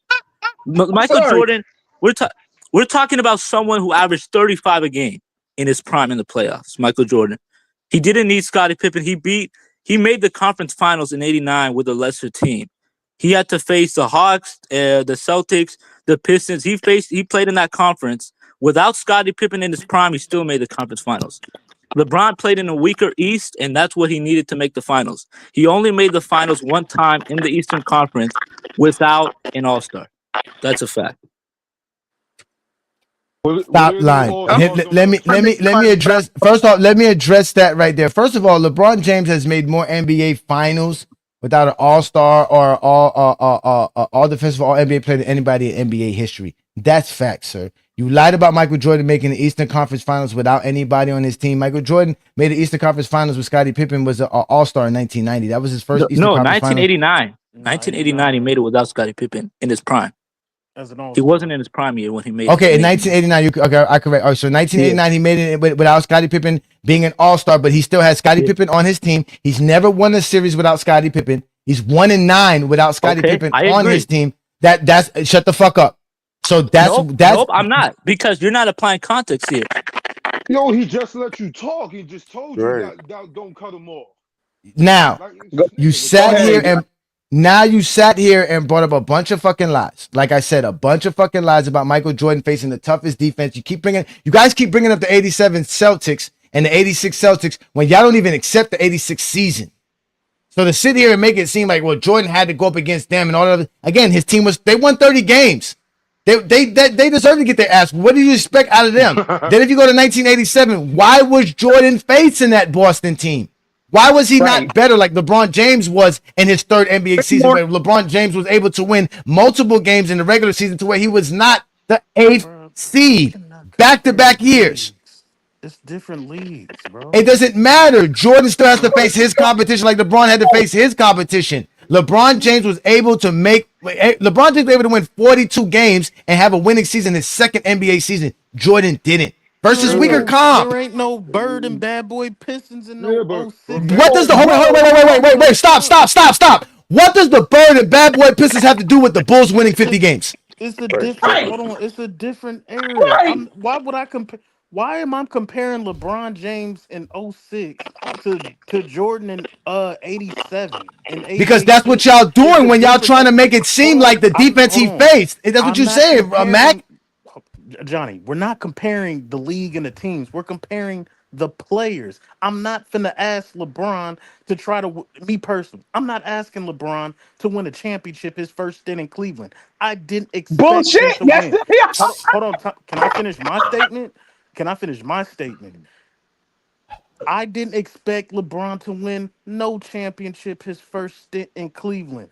The only criticism I got of LeBron in his first stint in Cleveland is that he should have won in 09 versus Orlando, and we could have saw the finals, Kobe versus LeBron. That's the only criticism. But that's lightweight because the nigga averaged 38, 8 and 8.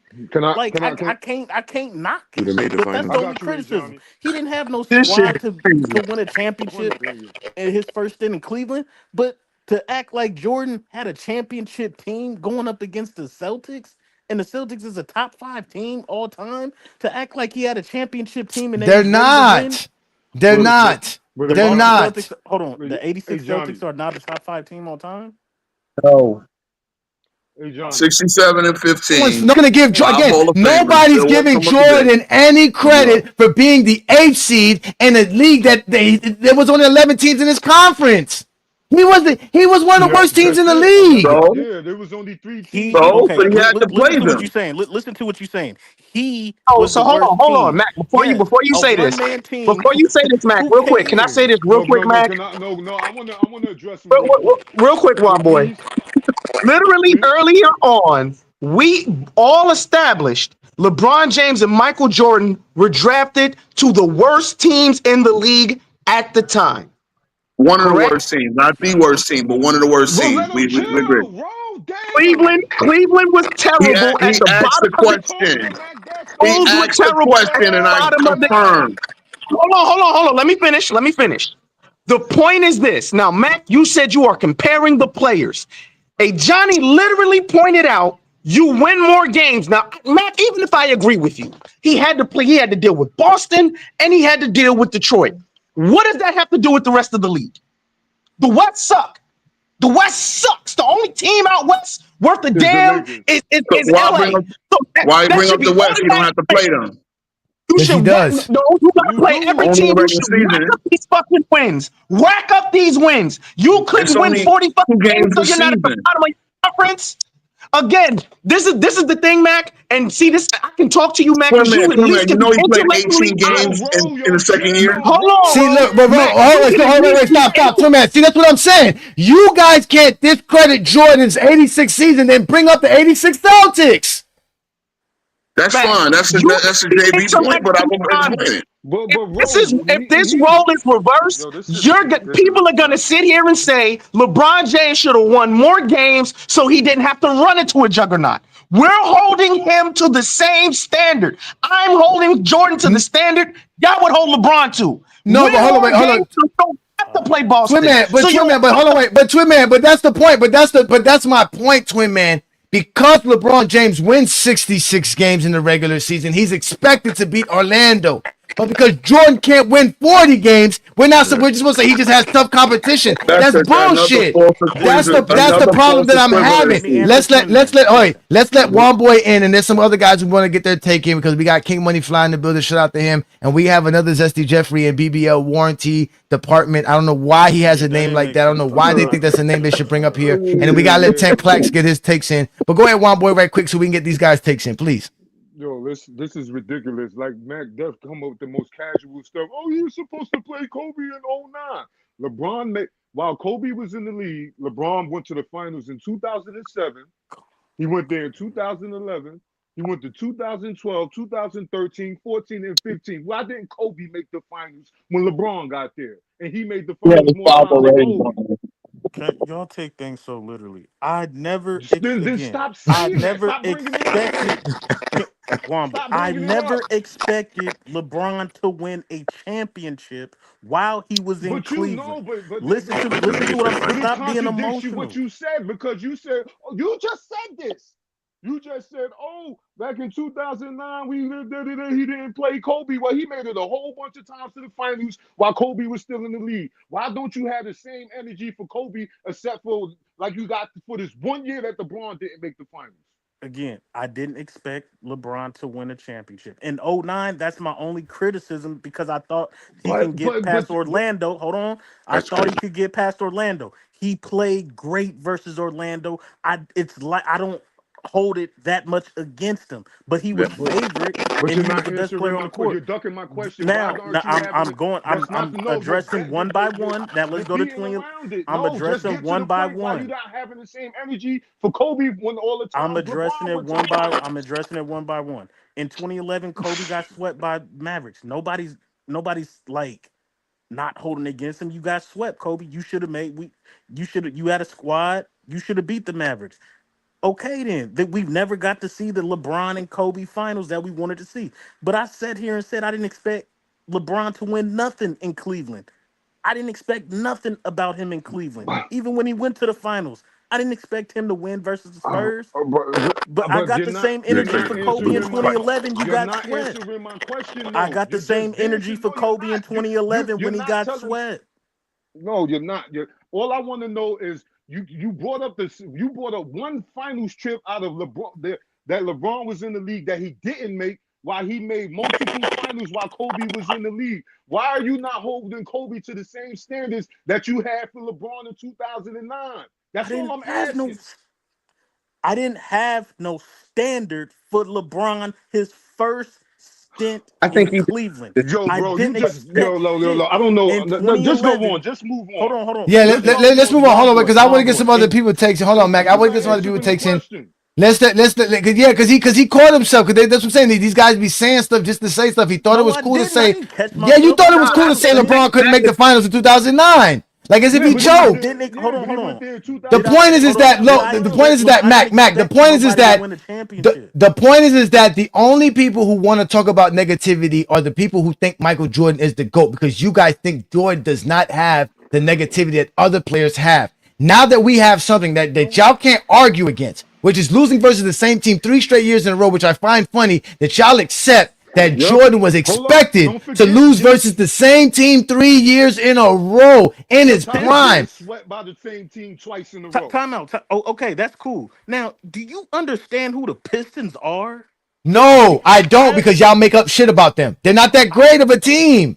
That's They should have won the champ. They got cheated out of the championship in '88. That's what I'm trying to explain. That's why the Bulls should have won in '88. That's why the Bulls should have won in '88. They beat. That's why the Bulls should have won in '88. Because if Jordan gets past them, he gets to beat the Boston Celtics, he gets to beat the Lakers, and he gets his first NBA championship in 1988. With a rookie Scottie Pippen. No. Why does he need Scottie Pippen to win? He had a Charles Oakley. He had a Dave Corzine. He had a Sam Vincent who won a championship with the Boston Celtics just 2 years prior to that. He had a roster full of players. He had John Paxson. He had Brad Sellers. He had top pick players that were good basketball players. He just didn't know how to play with them. Dave Corzine was a solid, again, the Bulls were a solid team. He was a solid rebounder, solid defensive anchor. The Bulls were a solid defensive team in 1988, not because of Michael Jordan, but because they had Brad Sellers, Charles Oakley, and Dave Corzine. So Brad Sellers and Dave Corzine are supposed to help, and a rookie Scottie Pippen are supposed to help Jordan. Yes, because Bill Laimbeer and Rick Mahorn is not really that special. That's why. Wow. But Rodman, Sally, and James Edwards and Microwave Vinnie Johnson are Rodman, Sally were in 2 years players. See, that's what I'm saying. 1988, those guys wasn't that dude. That's what you guys want to do. You guys are making up something not. They got their name off of Jordan. They got their name confidence off of Jordan. They realized if I can beat Jordan, we can beat anybody. That's how a great of accomplishment that they were doing, because nobody was doing that to Jordan but them, and all they did was push him left. That's it. Got their names from beating Boston. They should have beat Boston in '87. They should have never got to Boston if they don't beat Jordan. That's the point. Jordan should have never let them got to that point. Bro, hold on. Yo, you got a bad mic. 10 clacks. Time out. In '87, they got their name off of Jordan. They definitely got their name. Bro, in '87, when Jordan lost to the Celtics, they were defending champions. The Pistons had the Celtics dead to rights. Bird steals the ball, and that's what ended that series, because that was game 5. They had to get game 5. That's 80. That's '87. Their mind is not on Jordan. Their mind is on beating the Celtics. In '88, they come back the next year. Who gives a fuck about Jordan winning the MVP? We got your foot on your neck. We worried about the Celtics. We beat the Celtics. We go to the finals. That's false, sir. We beat the Celtics. We go to the finals, and the Pistons got cheated out of the championship in '88 with that mafia call on Bill Laimbeer against Kareem. The Sir, all that could happen for the Bulls. That could happen for the Bulls. All that could happen for the Bulls. But because Jordan wasn't able to beat a team because they forced him left. Pistons with a rookie Scottie Pippen. Again, you keep bringing up Scottie Pippen. It's not Scottie Pippen. It's the Chicago Bulls, the league MVP, and the scoring champ versus a team with no All-NBA players and no All-Defensive player on their roster and one 20-point per game scorer who doesn't even get along with the team. So now you're sitting here bringing up this nonsense because Jordan could not effectively beat that team, and they made their name off of Jordan because as of 1988, before they faced Jordan, they didn't have a name, Mac. Nobody was talking about the Pistons because they were the chokers just the year before. So Jordan was supposed to beat them. In '88, against Jordan. Against Jordan, because they beat Jordan 4-1. They whooped Jordan 4-1. They didn't get their names because they beat Jordan. I just told you the year before in '87. Hold on, the year before in '87 against Eastern Conference versus the Celtics, that was a bloodbath. That's one of the greatest conference series of all time in '87. Pistons versus Boston. That was they was fighting. They was all in the stands. Do you understand the Pistons and Boston rivalry? Sir, hold on, wait, stop, sir. That was a 4-2 series. That is you talking nostalgia and watching documentary films. It was sir, close. That series was close. And the Boston and Pistons went 7 games in 1987. It was close, yeah. They went 7 games. It's one of the great series. So if they went 7 games, and which all of a sudden now 7 games you consider it great series, but LeBron's 7-game series versus Boston is some bullshit. So if that was such a wait, hold on, wait, Mac. If that game 5 was such an important part of the series, why couldn't they win game 6 and 7? They won. It was tied 2-2. They lose game 5 because Isaiah threw the ball in. I know why they lost game 5. Why couldn't they win game 7? The Detroit won game 6. You got to go back to fucking Boston and play against the defending champions in their house. They almost won, but they didn't get it done. They lost game 7 versus the defending champions, who was considered. Okay, so they were still nobodies, correct? They were still nobodies as of 1988. No, that's not true. No, they aren't. They were a contender. No, hold on, time out. In 87, so were the Bulls. So were the Bulls in 1988. The Bulls were just the same contender as the Detroit Pistons, if not more. The Pistons in 87. Hold on. What does 1987 have to do with 1988? Nothing. It comes before 88. It comes. But what does it have to do with it, bro? I mean, Mac. I let you speak, Mac. What does 87 have to do with 88? Nothing. Because the Pistons didn't earn their fucking name versus Jordan. They didn't earn their name in 1987 by losing to Boston. That's what I'm trying to tell you. They earned it versus Celtics. Mac, they did not earn their name in 1987 versus the Boston Celtics. They didn't. They earned their keep versus Boston. They can't. Yes, they did. Nobody called. They lost, bro. How you earn your keep losing? Nobody called them the bad boys in 87. They called them. They didn't call them the bad boys, so they beat Michael Jordan. Johnny, that's not true. I'm trying to school you. I'm trying to. Okay, wait. Did they wait, Ro? I mean, not Ro. Mac, you're not trying to school shit, Mac, because I know this history. Mac, did the Detroit Pistons use physicality to beat Boston in 1988? Yes, they used physicality to take them to 7 in 87. They was fighting in 87. Bird and Lambeer got in a fight. Bird threw the ball at Lambeer's face. Can I read this? Hey, Johnny, just let me read this while his mic keep breaking up. It says, late 1980s, a rough tumble in team began to take shape after players like Bill Lambier, Dennis Rodman, and Rick Mahorn were added, culminating with the franchise's first finals appearance in 1988. 1988 VHS tape. So it was against the Lakers, not the Bulls.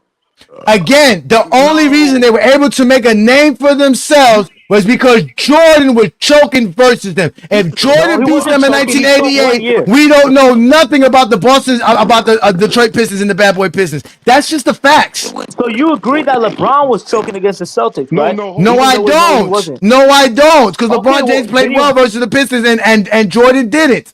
Okay, so how come LeBron did not play well against the Spurs? How come he didn't play well against the Celtics? How come he didn't play well against the Mavericks?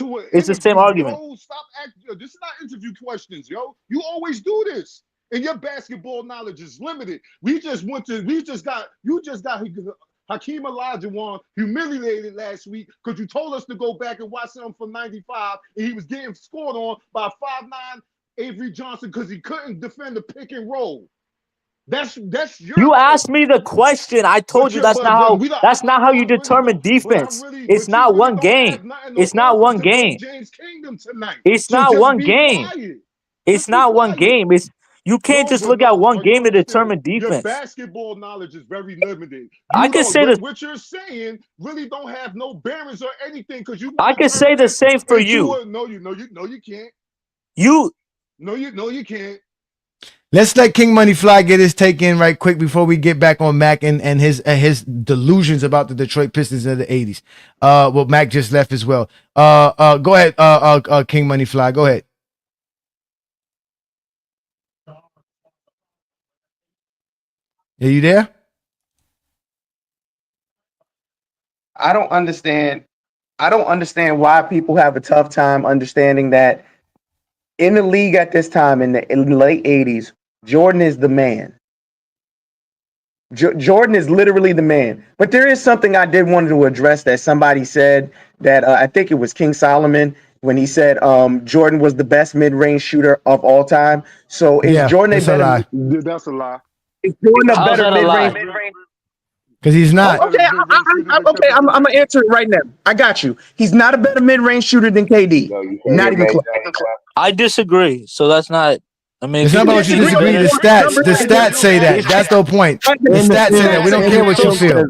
You know, he's not a better mid-range shooter than I think DeMar DeRozan might have him beat. To be honest, he does. Jordan's not the best mid-range shooter in NBA history, man. King Money Fly, you there? Are you there, King Money Fly? Yo, you can hear me? Yeah, I can hear you. Go ahead, bro. Nah, I was saying I was loving to hear how y'all was talking about that Boston and MJ. Like, I hate how they try to boost that up, and it's like, bro, he wasn't over 500, and it was just 3 teams they love to bring up. Well, he had to go against Boston, Milwaukee, Detroit. That's 3 teams, man. He still couldn't get him over 500. Like, they don't be understanding that. Then dude with the 09, it's like, that's crazy. You'll have that. You've seen what he did, and you talking about you don't hold it against him, but at the same time, you telling us you holding it against him because he didn't play against Kobe. Then to say that they was the favorites because of Vegas pick is even more crazy because at the beginning of the season, they weren't even a favorite to win the title. It was like the 4th, 5th, 16. You know what I'm saying? So, like, it's crazy. And the only reason they was favorites coming to the postseason because of commercials with the puppets. So, that's what boosted up, you know what I'm saying, for the popularity, for the hype up, the postseason. But, that would just be crazy, man. But Cleveland was favored against Cleveland was favored against Orlando in that series when they lost. Orlando was the 3 seed that year. Cleveland was favored. They lost. And, it's interesting. Johnny, you keep shitting on the Detroit team that beat Jordan. That Detroit team beat a Magic Johnson Laker team, and they beat a Larry Bird Celtic team. There's not a single team LeBron James ever beat in the Eastern Conference that was good enough to beat the Larry Bird Celtics or the Magic Johnson Lakers. Not one. Shit, they were. Yeah, they were. 7 Pistons. Yeah, they were. Yeah, they were. 7 Pistons? Are you That team didn't even have Ben Wallace. Wait. Hold on. It doesn't matter. It doesn't matter if they didn't have Ben Wallace. LeBron James beat teams. LeBron James beat teams with 4 All-Stars on it in the East. Did Jordan ever beat a team like that? No. Yes, he did. He beat. What team did Jordan beat with 4 All-Stars? Yeah. Go ahead. Okay, no. So hold on. So first of all, Jordan beat the Lakers in the finals. He also with 4 All-Stars, sir. I said in the East, 4 All-Stars. The East, not the West. Okay, no. So first of all, it doesn't matter, but he did. He beat the. No, he didn't because the Lakers didn't have 4 All-Stars. The Lakers didn't have 4 All-Stars. The Lakers didn't have 4 All-Stars. I'm answering your question. The Cavs. No, they didn't have 4 All-Stars, sir. Hey, I'm answering your question. Hold on. The Cav team Jordan beat in the first round. Don't do it. Please. I know it had Larry Nance, who was an all-star. It had Brad Daugherty, who was an all-star. It had Mark Price, who was an all-star. And the only reason Ron Harper didn't make the all-star team that year was because of the bullshit drug investigation. He was absolutely an all-star caliber player in '89. But he didn't make it. So he didn't have 4 All-Stars, correct? So they didn't have 4 All-Stars. Okay. I'll take the 2015 Hawks over that team. Michael Jordan investigated for drugs. That's the guy. I know. Hold on. That Cav team Michael Jordan beat in the first round. 57-win team, best net rating in the NBA. That team's better than any team LeBron ever beat in the first round by far. False. Okay, so what team did LeBron beat in the first round better than the 57-win Cav team with multiple Hall of Famers? The Memphis Grizzlies. What year was this that Jordan did this? The Memphis Grizzlies. This was 1988. The 2023 Memphis. 1988 Cavaliers did not win. Oh wait, the 1988 Cavaliers did not win 57 games. What team did LeBron beat in the first round? Again, the 1988 Cavaliers did not win a 57 game. What Cavaliers team are you talking about that had these 3 teams? No, I'm talking. It's 89. It's the 88. I'm talking about 88, 89. It's the 89 team. Okay, so the 1989, right? Cavaliers had. I want to hear what team. No. Wait, you said the 1989 Cavaliers had 3 All-Stars, correct? Hold on. Somebody tried to name a team they think was better than that Cav team LeBron beat in the first round. What team are you trying to name? I want to hear that. I said the Memphis Grizzlies. The Grizzlies are better than them Cavs. Which Memphis team? From 2023. The 20 Morant wasn't even healthy in that series. That's a fucking absurd. Don't bring up people not being healthy when the guys played. So see what I'm saying? You're making excuses. You're making excuses. So don't make excuses. You asked us to bring a better team. That's the better team. The Grizzlies. That team was not better than a Cav team with multiple Hall of Famers. Number one. No, what's multiple Hall of Famers? What multiple Hall of Famers? Who? Yeah. What multiple Hall of Famers? Yeah, who? Ron Harper? You talking about a team that doesn't even have Hall of Famers yet. We don't know who's going to be Hall of Famers on the Memphis Grizzlies team. We don't know that. Okay, so that Cav team had Larry Nance, Mark Price, Brad Daugherty, and Ron Harper. And this was Ron Harper before his ACL injury. So let me tell you who- So what does that mean, sir? They didn't have 4 All-Stars, sir. They didn't have 4 All-Stars, sir. That Cavs Memphis team would have Grizzlies had destroyed John that Morant, Memphis the team. defensive And player Memphis of the wasn't year. even They fucking had healthy. Dennis Morant had a They had hand Dennis injury. Who's guarding John Morant? Hold on. Who's guarding John Morant? Healthy, you dumb You clown. know Unhealthy, what's crazy? unhealthy. He's going to destroy that team. Hey, you know what's Healthy so or crazy? not, though, he's going to destroy that Cavs. No, he Hey, wasn't. or not. John Morant couldn't even shoot. Morant's a playoff drop. You got to be fucking kidding me. The Cavs have the best So what is in the Mark NBA Price this then? year. What is What Mark a dumb clown. Hold on. Playoff dropper just like Jordan in NBA 89 and 90. No, Jordan was not a playoff dropper. Once again, no. Hold on. Playoff dropper just like fucking Wilt. Y'all call Wilt a playoff dropper. Wilt had multiple series of dropping. Hold on. The Cavs had the best net He has rating. multiple series of dropping. Wait, hold on. The Cleveland Cavaliers had the best net rating in the NBA that year. What was Memphis's net rating? You talking about some Yeah. net It's rating. fucking You quiet. can't even, You don't have you any can't answer to even the name the question. players on The the Cavs, team, let that was a alone talk about a net 57-win rating. Cavs. Here's about You can't tell us. First of all, you can't ask a question, then expect people to just know who had the best net rating in the NBA or not. Again, they're not facing this. They're not facing the same competition, so it's a different NBA. It's a different NBA. You can't sit here and say that the Memphis Grizzlies 2023 had the Defensive Player of the Year. Did the Cavs had the Defensive Player of the Year in 2020 in 1989? No. That Memphis team was a joke. It was a regular. No, again, that Memphis team was actually better than the 89 Cavs. I'll tell you that much. He can't tell us. The other thing is Memphis had no experience. That was a young team. Cavs didn't have no experience neither. What experience did the Cavs have? The Cavs had no experience. No, the Cavs. What experience do they have? Yeah, Cavs didn't really have experience. Yeah. No, they What experience did the Cavs have in 1989? That was a young Mark Price and Brad Doherty. And exactly. What are you talking about? He just the Cavs had much more experience than Memphis did. No, they did not have more experience than that, man. Again, let me ask you a question. Hold on, wait. Let me ask you, Brandon. Name me the team LeBron. Brandon, name me the team Brandon, name me the team LeBron lost to that had no All NBA player, no All Defensive player on their roster. Doesn't matter. It's all about how good the. Don't say it doesn't matter. It matters. If you ask us questions, we answer. So answer the question. Who did LeBron James lose to that had no All NBA player or no All Defensive player on their roster? Okay. So hold on. He asked me the question. Hold on. So the Pistons team that you're talking about, when you say didn't have All NBA players, they beat the Lakers with Magic, the Celtics with Bird. That Pistons team's better than any team LeBron ever beat in the East. I don't want to hear about who they beat. I want you to tell me LeBron James. Don't tell me no lie about no team that's all. That was the weak era. That's a weak ass era if you let a team with no All NBA player, no All Defensive player dominate you. Let's continue this conversation. How was it a weak era? Because you got a team with no All NBA player and no All Defensive player with doing it. That's why. The 1989 Cavs would have obliterated the. No, they wouldn't have. Man, no team with 120 point per game score and no All NBA player, no All Defensive players winning no championship and or making the NBA Finals in the middle of the 2010s. What about the Nobody. None of them are making those teams. Y'all got to stop acting like the Detroit Pistons good. They had no All NBA player, no All Defensive player on their roster. So that's what makes you good. That's what makes you good. 2011, somebody got an echo. Oh, hold on. Johnny, where do you have Magic Johnson ranked all time? Where do you have him ranked? Doesn't matter. No. Answer the question. You have him top 5 all time. You have him. No, I don't have him top 5 all time. Magic is not top 5 all time, so Magic is 9th on my list. Right. He's 9th. You have Magic top 10 all time. Okay? Yes. But you're shitting on that era. You have Magic top. It doesn't matter if I'm shitting on Magic or not. What era? It doesn't matter. I had Bob Pettit.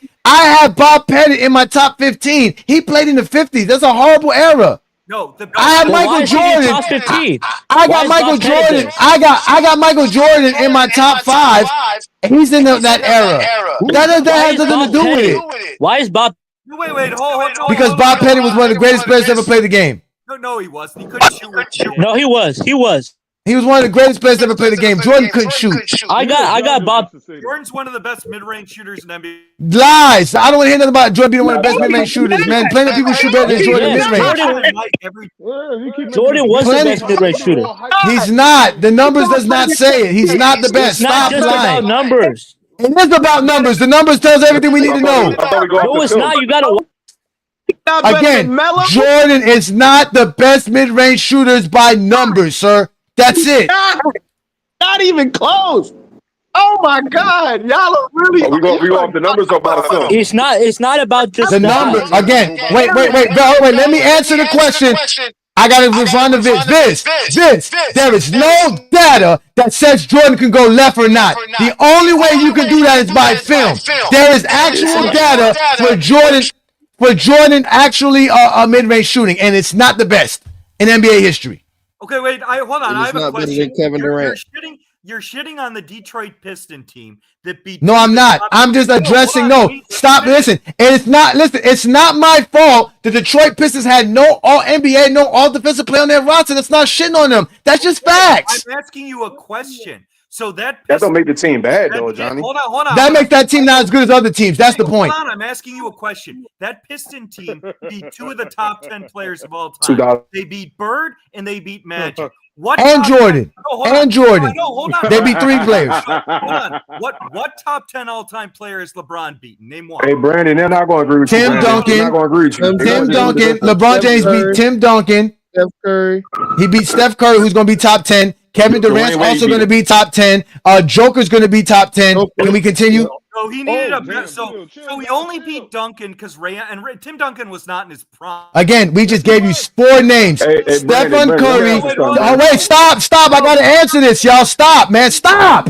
Role play. Again, he beat Tim Duncan. He beat Stephen Curry. He beat Kevin Durant. He beat Joker. Those are 4 players that are going to be in the top 10 by the end of their careers. So Tim Duncan was a role player. He only beats.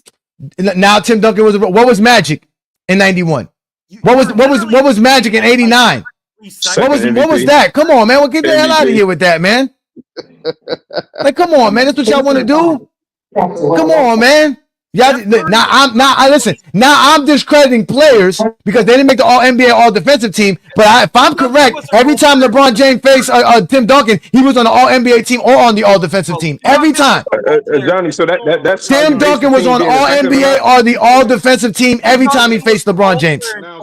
As an All the NBA player and an All Defensive player, sir. No, he was a role player at that point. One boy, don't worry about this one boy. I got it because if y'all got to be quiet, y'all, please. Because if not, they're just gonna keep talking. What, Brandon? Was Tim Duncan an All NBA or All Defensive player when they faced against LeBron James? Yes or no? Role player at that point in his career. Was he an All NBA player or All Defensive player when he faced LeBron? Yes or no, Brandon? You got to answer the question. Okay, he was a role player even though he made All NBA. Get the fuck off my show with that bullshit again. Was he an All NBA, All Defensive player? Yes. That's all that matters. And that's it. He was one of the better players. Second in MVP. Magic won MVP in '89. Tim Duncan was not MVP. That's great. But they lost to a team with no All NBA player and no All Defensive player on their roster. King Solomon, I don't know where you at. Your back found feet is messing up. That's just a straight up point. Nobody in the 2000s lost to a team with no All NBA player, no All Defensive player on the roster. And Magic beat that team in 1988. He didn't lose to them. Johnny, who was the All NBA players on that 2011 Mavericks team? What's it called? Was Dirk Nowitzki. Who in the all defensive on that team? Tyson Chandler. Tyson Chandler was all defensive that year? Yes. Okay, so that's where you base it off of? When you All NBA and all defensive lets you know how good you were for that season. Yes, you were one of the best players either defensively or in the league in general. And how many? Okay, cool. So how many was on that Heat squad? There were 2 All NBA players on that Heat squad. And the All Defensive? Wasn't Wade All Defensive that year? One All Defensive player on that Heat squad. Wade didn't make All Defensive on that? No, he did not. LeBron James never had an All Defensive teammate while he won a championship until he got Anthony Davis in 2020. Within the year, that is, because Dwayne Wade was an All Defensive player. Again, we're talking about that season. That's what I'm talking about. I got you. So Dirk with one All Defensive player and only him being an All Defensive, All NBA player went up against a guy with one All Defensive player and 2 All NBA teams, correct? Yes, sir. and one former MVP as well, right? Pretty much the year before, right? Yes. Well, Would you league consider- MVP. would you- No, would he you- was would you- no, he now- wasn't. now, league- based on- hold- he hold was on. no, he wasn't a league MVP. He didn't win. No, that no. year, but he- The year before doesn't matter. What happened the year before and what happens now is two different things. Okay, that's fine. Okay, so I don't Dirk use one that. All NBA, one All NBA, one All Mhm. Defensive versus two All NBAs and one All Defensive player. Would you Yes. consider that an upset? It was considered an upset. Of course, it was. Okay. But it wasn't. Brandon, It wasn't losing to a team with no All NBA player, no All Defensive player on the roster, and only 120 point per game score. Wasn't They that? had the better. What team had the better superstars?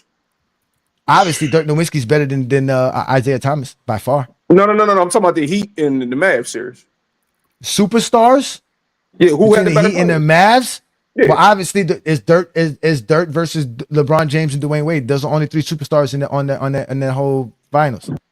Okay, cool. I don't think that's a good look for LeBron be a superstar and beating the GOAT too. So he beat the GOAT as well. I don't know what superstars have to do with it. Again, that's a term you want to create and make up. I'm not All right, making All a term. NBA. Okay, he beat two All NBA players and one as the GOAT. He did. I know, of course he did. He did the same thing versus the Lakers. In the championship.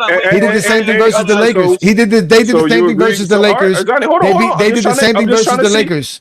We doing something good right now. Me and you agreeing on a lot right now, right? Would No, you we're say not. that? We're not agreeing on a lot because an all NBA team and an Who all disagree defensive at? team is not the same as a team with no all NBA and no all I'm not defensive talking player on their about roster, Johnny. sir. It's not the same thing. Johnny, I just asked you. I said, can I ask you a question? You said, yeah. Sir, I asked we're you something talking about creative, sir, unique.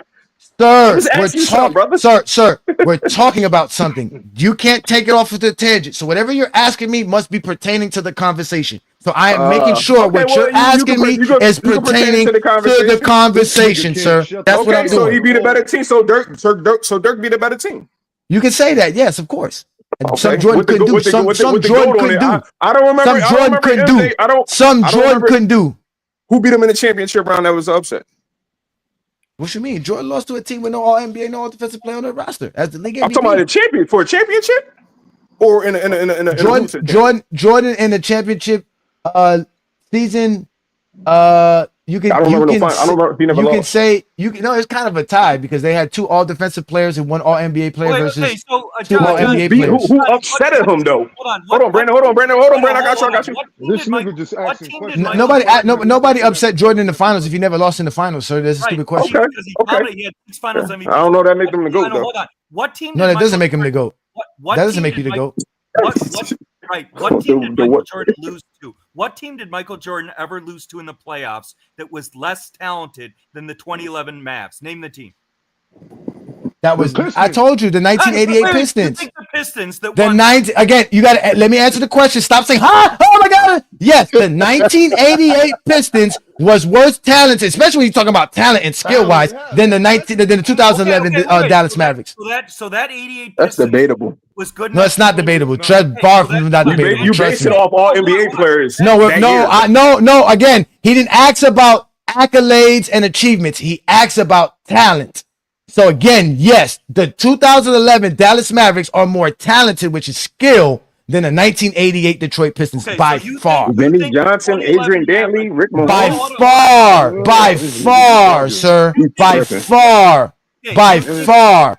So you think that Jason Kidd, Sean Marion. Jason Kidd was almost 40? Are you fucking? It doesn't matter what he was. He's still skilled. We're talking about skill. He still has skills. He wasn't better than Zeke. It was a very. He was better than Zeke. No, he wasn't. He's more skilled than Zeke, sir. 40-year-old He's more better than prime Zeke. the 38-year. Listen, the 40-year-old 30 better than prime again. We're talking about skill level. We're talking about the ability. He yes, skill wise. We're talking skill, ladies and gentlemen. We're not talking nothing else. We're talking his talent wise.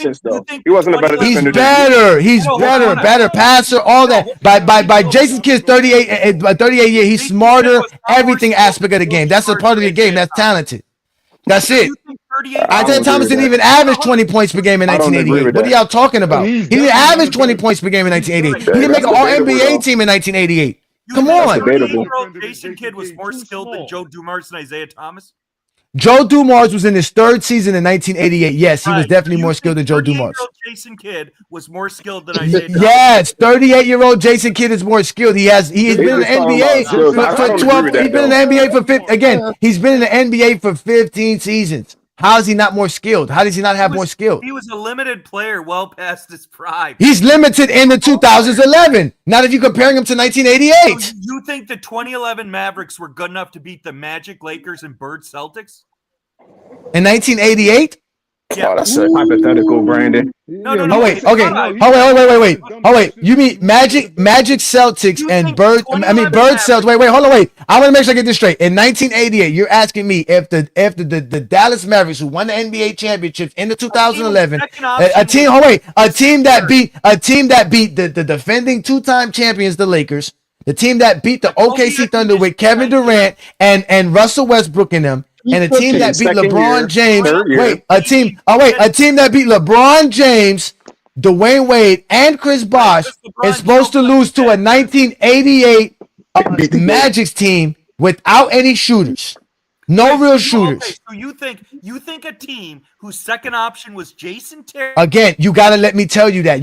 Let me tell you what I think before you say what I think. Let me tell you what I think. Yes, I believe that Jason Terry is a better second option than James Worthy, who's going to be shut down by Sean Marion. Yes. Again, you gotta let me finish. See? Again, y'all want to talk basketball. Magic Johnson is not going to stop or do nothing that dominant. They're going to have to rely on going to Kareem Abdul-Jabbar like they did in most of the instances when they really want to score. Because Magic Johnson is not going to dominate and run the floor versus the Dallas Mavericks in 2011 Dallas Mavericks team, sir. I'm sorry. They have a rim protector and a Tyson Chandler. They have Dirk Nowitzki, who's going to be sticking Dirk Nowitzki? Who? Who's guarding him? What rules you applying though, Johnny? Because back then, if we apply the rules where you're gonna let Dirk Nowitzki in 2011 sit on the elbow 1-on-1 versus anybody to shoot a one-legged fadeaway, you're gonna get cooked because he's really the best mid-range shooter in NBA history. Tyson Chandler would be stronger in that era than he'll be in the era that he played in, because you get to sit in the paint in the defense of 3 seconds. So if you talk about Magic won't be able to run the floor, that would make it even better for Magic to penetrate through the lane, because he is 6'9", and he's going against Jason Kidd. Why would he get to do that against Jason Kidd? Jason Kidd is 6'5". Please be quiet, brother. Jason Kidd is 6'5".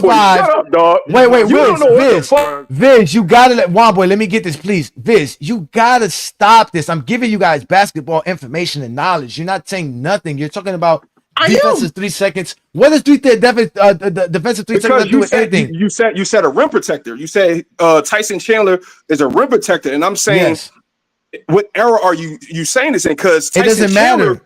Yes, it do. Dog, Tyson Chandler will be very strong in the 80s because you can sit in the paint. That's why they would beat. That's why they would beat the Magic. But Johnny, listen, brother. That's why they would beat Magic's Lakers. You said Magic won't be able to run and run it because you said the rim protection of Tyson Chandler. That's why I said what era? Because if you put Magic, who was a running gunner, in the 2011s, he'll be able to run and he'll be able to slice and dice through the lane because you don't have a center sitting down there waiting all day because of the you won't. You won't be able to slice and dice in the lane because you can't sit in the paint, because again, he won't be able to do that because if you allow them to based play on what though? Let me show it, Vince. I heard you. They won't be able to do that versus the 2000 defense because they will be playing zone. Driving lanes would be cut off. It's easier to play. It's easier to stop driving lanes when you're playing zone than man-on-man coverage. So if you allow the Dallas Mavericks to play the type of defense that they were playing against LeBron James, it's easily Magic's not going to be able to dribble and penetrate all he wants to. Johnny, hold on. Listen. No, Brandon, let me finish my point. Then I got traffic. Johnny, a zone defense. Brandon, relax, brother. A zone defense will be stronger in the 80s because of the defense of 3 seconds because you don't got to move. When we all play street ball, we can sit. We got a 6'9" center on my basketball team I play on. You can sit in the paint all day. You don't have to move. A zone coverage in the 2011s where the defense of 3 seconds is you can't sit in the zone. That will still make Magic be able to penetrate even for the slightest that you can step out. Go look at what Lucas said on the Old Man in the Three podcast where he said how much that rule changed. You cannot Magic will still be Wait, stronger in this era as far as the run and gun style. Johnny, you have Magic ranked ahead of Dirk. So you're shitting on this Lakers.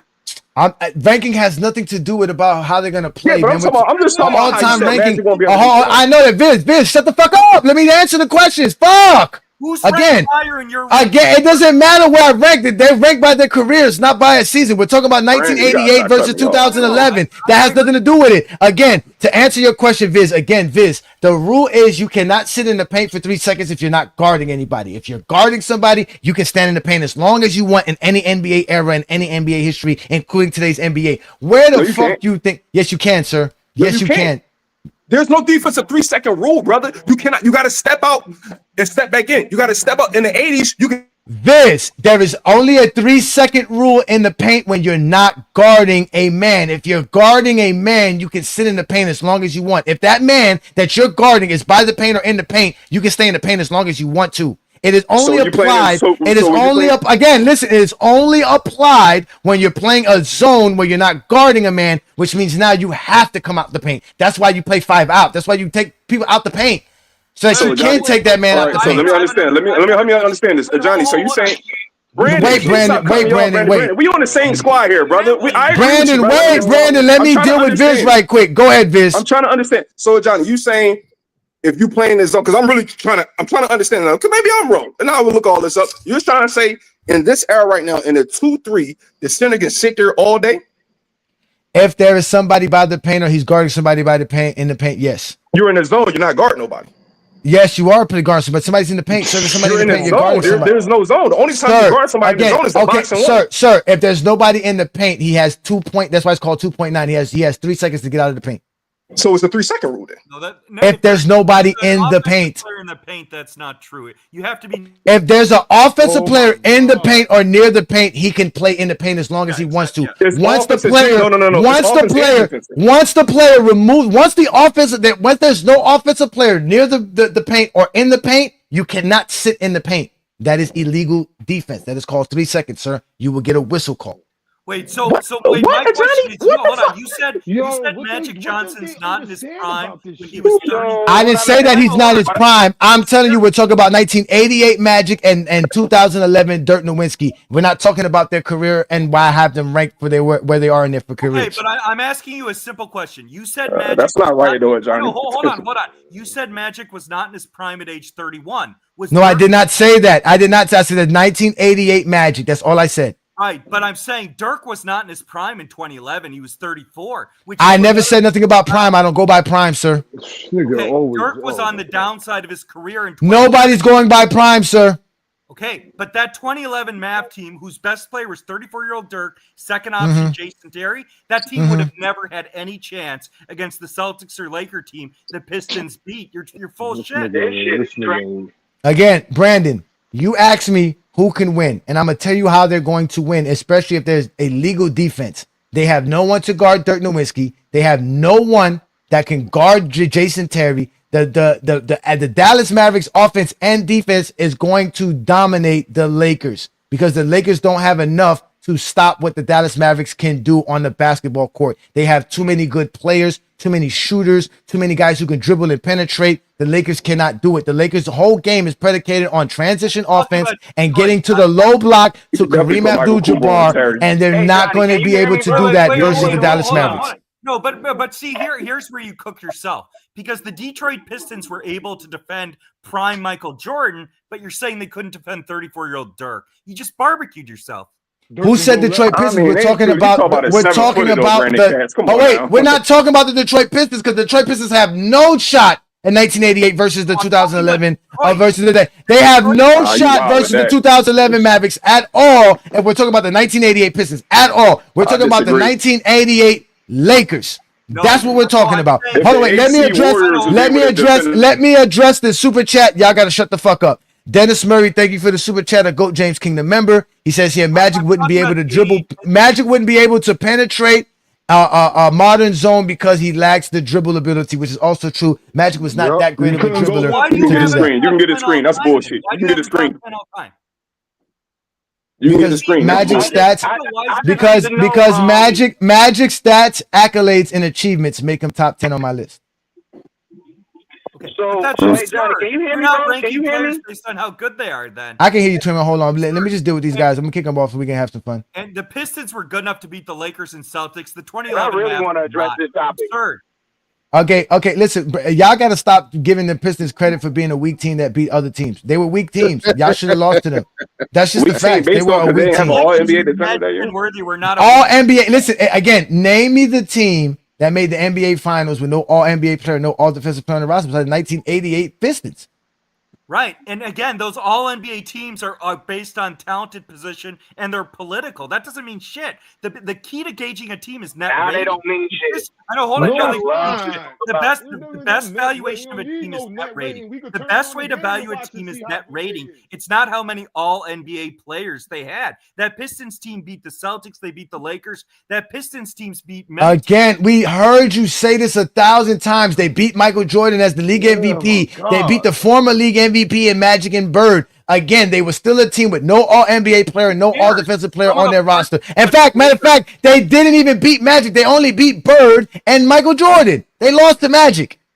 They beat Magic too. What are you talking about? Not in 1988. Right, but they beat Magic with the same team. Oh wait, I got to make sure I get this straight. Gilbert Arenas, can you please say that again, address Gil?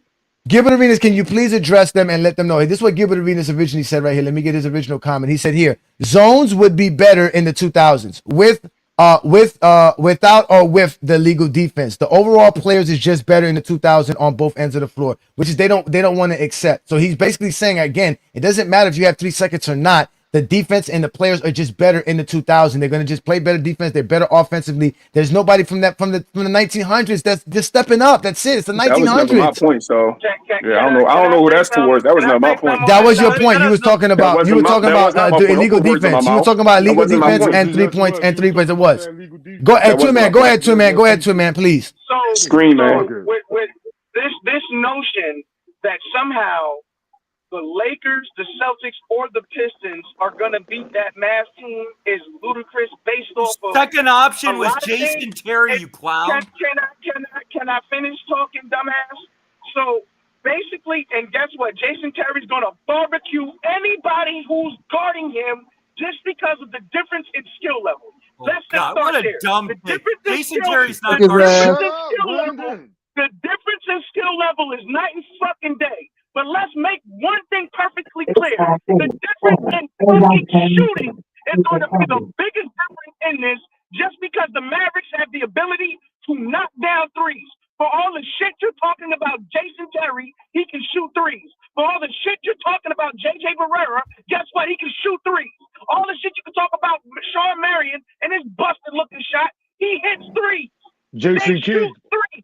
Jason Kidd retired third all time. Hits fucking threes. Dirk is going to kill them in the mid-range. It's over. Shut up, Brandon Katz. You sound fucking stupid. Yeah. No, it's Twin man, why you always screaming, Twin man? Well, first of all, by his dumb logic, he This hold on. nigga always You must have- screaming. Hold on, I know. You must have Paul George ranked ahead of Magic Johnson because Paul George was a better shooter. You dumb fucking clown. That That has nothing to do. We're not talking about ranking players. Yeah. Like y'all again. This is how they want to talk. They only could talk basketball by talking about who we rank, where we rank players at. Rankings have nothing to do with basketball, I'm not sir. doing that shit. I know that Maverick team that you and Twin Men are gassing up won nothing before 2011. They won nothing after 2011. Yeah, that was a good run for them. Yeah. And we don't care about the 2012 Mavs or the 2010 Mavs. We only care about the 2011 Mavs. We don't care about that. That was a good team. The 2011 Mavs second option was Jason fucking Terry in the back end of his career. That team's not beating the Lakers or Celtics. Oh my God! But Brandon, The reason that y'all get to sit here and disrespect Jason Kidd, disrespect Sean Marion, disrespect Jason Terry, while y'all try to boost John fucking Sally, Dennis Rodman, Joe Dumars. Like, come on, guys! Like, stop this shit, bro. No. Wait, hold on. Name a defender on Dallas better than Dennis Rodman. Name one. In 1988, Tyson Chandler. Tyson Chandler. Sean Marion. You think Sean All Merritt's right, a better y'all dudes defender are than Dennis wilding now. Rodman? Y'all dudes are Yes, wilding and now. again, in 1988, I Dennis. get this on the record. This is a new low even for Twin Man. You think You got it on the record. We just said it. We just said it. Yes, Dennis Rodman in 1988 better than Dennis Rodman as a defender? Come on now. and 2011 compared to 1988. Yes, yes. Oh my God! Wow, dog! Wow!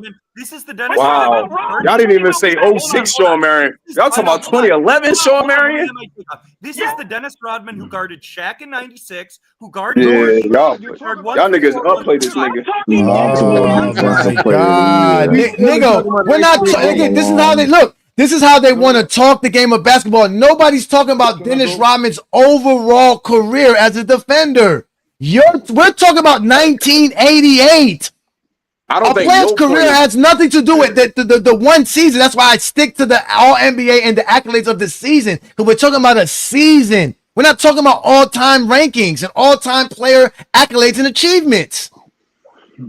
I don't agree with that. I don't think Sean Marion 2011 was better than no point in Rodman. What was Dennis Rodman doing in 1988 defensively, Biz? Tell us that. What was he doing in 1988 defensively? 2011? Come on now. He was guarding the best perimeter player for the Dallas Mavericks as a starter. Deshaun Stevenson was, brother. Deshaun Stevenson was, brother. Deshaun Stevenson was the best perimeter defender at that time. Sean Marion was still solid, but to say that version of Sean Marion is crazy. Hey, Biz, that Mavs team was loaded with defenders. Yeah, that Mavs team was solid. You had two perimeters. Sean Marion was tough. Don't get it twisted. But that version of Sean Marion was not the Matrix Sean Marion on the perimeter. That wasn't Sean Marion that could stick 1 through 5 around that time. That was Sean Marion limited. Based on what? Based on what? Why are you saying you couldn't put that version of Sean Marion on guards? You couldn't put that version of Sean Marion. Only that version of Sean Marion was able to stick. You couldn't put Dennis Rodman on guards. You can't put Dennis Rodman on guards in 1988. You couldn't. Really? Can I guard Jordan? No, you couldn't. I thought the guards was weak back then. And that's why that even proves my point even more. You still couldn't do it back then with the weak guards. Come on now, Johnny. I don't know about that one, though. Again, in 1988, Dennis Rodman. In 1988, Heat version of Sean Marion. The Maverick Sean Marion was not that. Based on what? Based on what? On what? What are you basing this off of? What? He could not stick nobody. His lateral movement wasn't as efficient as it was in his younger days. Only people. No, don't compare him to his younger. No, wait. You can't compare. Wait. You can. Viz. You can't compare him to his younger days. We're talking about what he was capable of doing at 2011. He was still athletic. He was still athletic. He was still athletic. He was still smart. He was again. He was still. It's not about losing athleticism. It's about that he still has it. It doesn't matter if he's nobody's saying he's the 2007 Sean Marion. But for you to say that Sean Marion in his 11 NBA season, right? Let me see what age he is. At 32 years old, is not smart enough, not good enough, not athletic enough to be a better defender than Dennis Rodman, who's playing in 1988 coming off the bench. Who's in his second NBA season. They both was coming off the bench, though. I just don't think overall skill. Sean Marion. Okay, whatever. That version of Sean Marion. Again, it's not about. Again, stop bringing up the young Sean Marion. We're talking about 2011. I don't give a fuck about the young one. I'm talking about Sean Marion in 2011. I gotta agree. He's still athletic. No, he wasn't. No, he was not. Stop that. Again, Viz.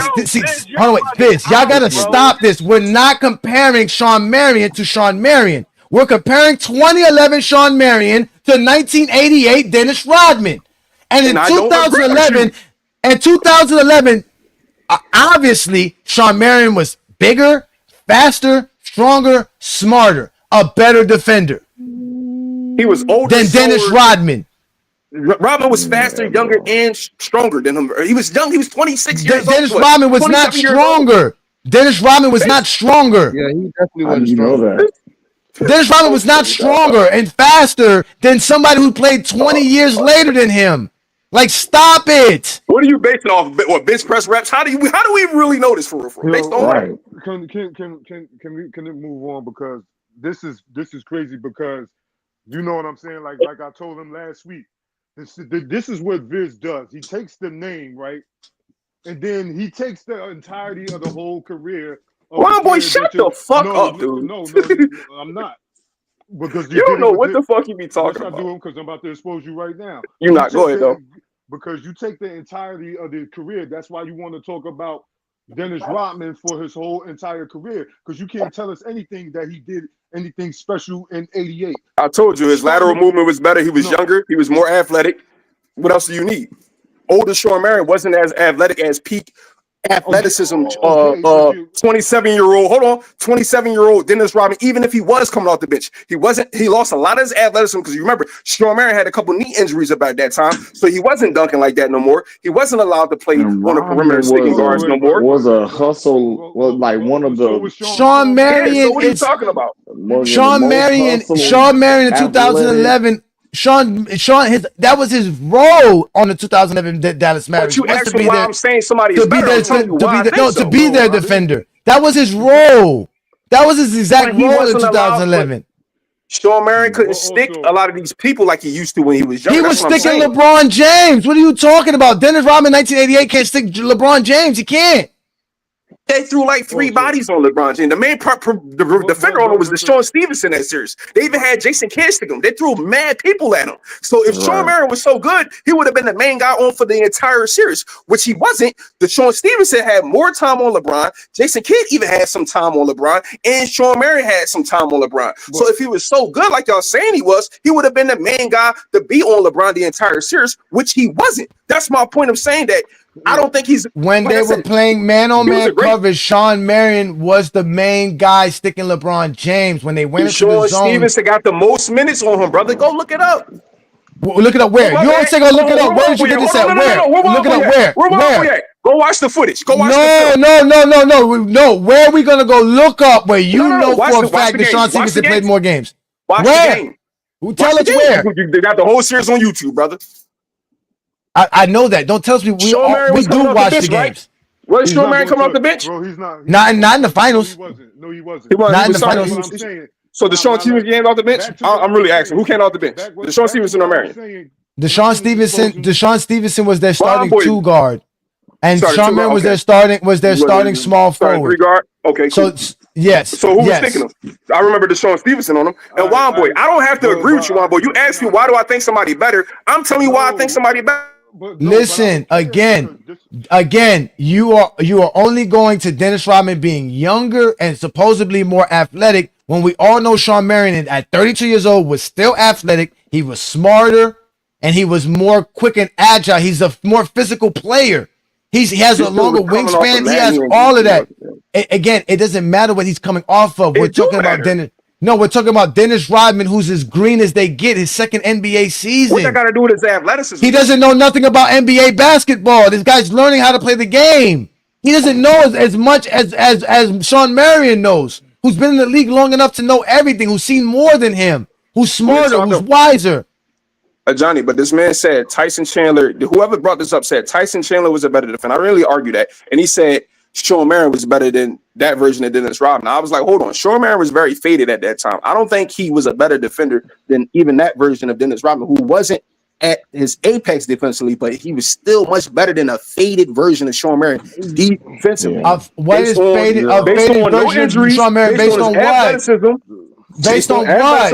When do you see him losing his defensive rebounding? When did he start losing his lateral quickness? When did he start losing it? Who? Dennis Rodman? No. Mr. Shawn Marion. When did he start losing it? Shawn Marion what? When he came from Toronto. No, he didn't.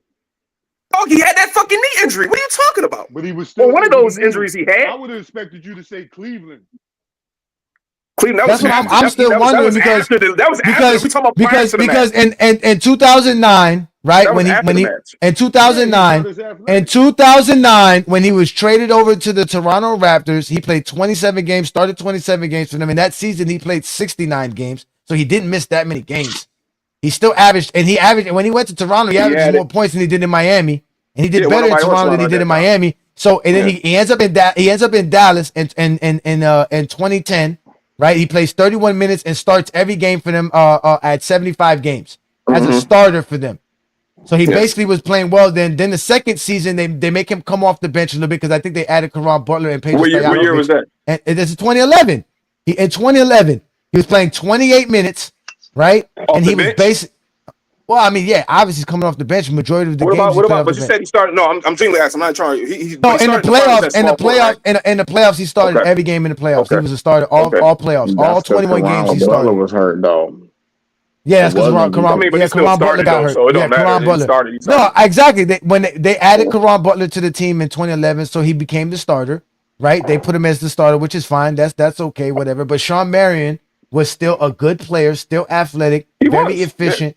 And he was still good enough. And he was better than Dennis Rodman in 2011 compared to Dennis Rodman in 1988. Again, 1988 Dennis Rodman was not that good. Defensively. Yes, defensively, especially when Dennis Rodman is not guarding Kobe, when he's not guarding Kevin Durant, he's not guarding LeBron James, he's not guarding none of those guys. That's the point. He was guarding Bird, he was guarding Magic, he was guarding Michael Jordan. He was not guarding Bird. Not in 1988. Michael Poole was a bench player coming in the game. Dude, what are you talking about? In 98, when the Pistons was going to the finals, he wasn't guarding Bird in that finals, in that playoffs. In 1988? In 1988, yes, in 1988, they were not using Larry Bird to shut down.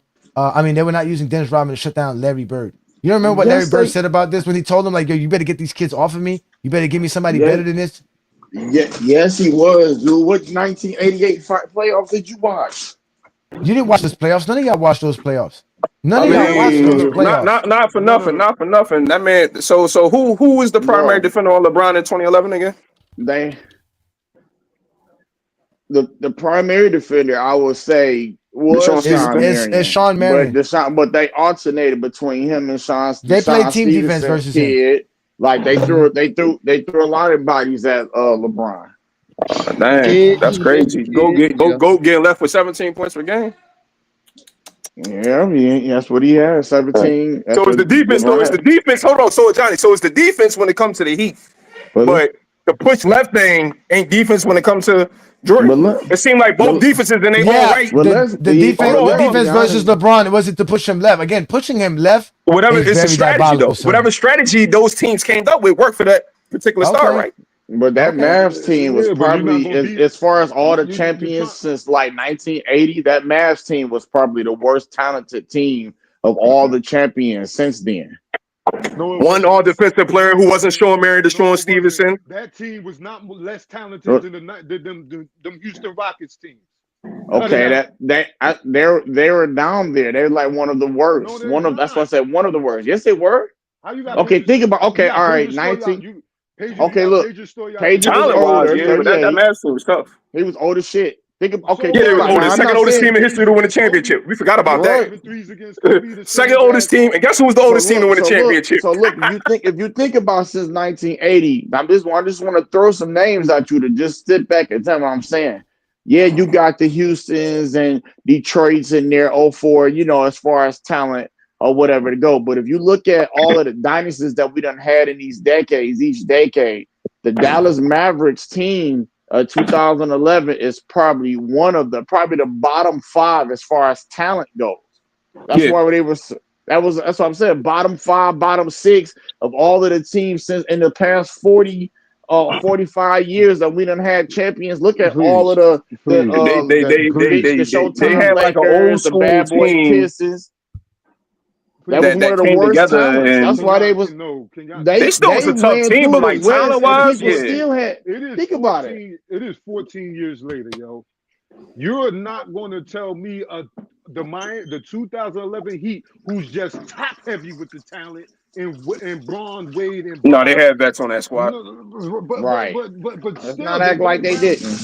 But I just let y'all talking. Y'all every time y'all can never. Go ahead. My bad. Go ahead. You're right. Go ahead. No, because y'all don't make sense. Y'all talking about they got Shawn Marion. Shawn Marion is better than anybody on that team except for Bosh, Wade, and Braun. And Marion is not even the second best player on the team. So that's Yeah, but telling Chris you how Bosh was better than everybody not named Dirk Oh my, Nowitzki. yo, Viz, man.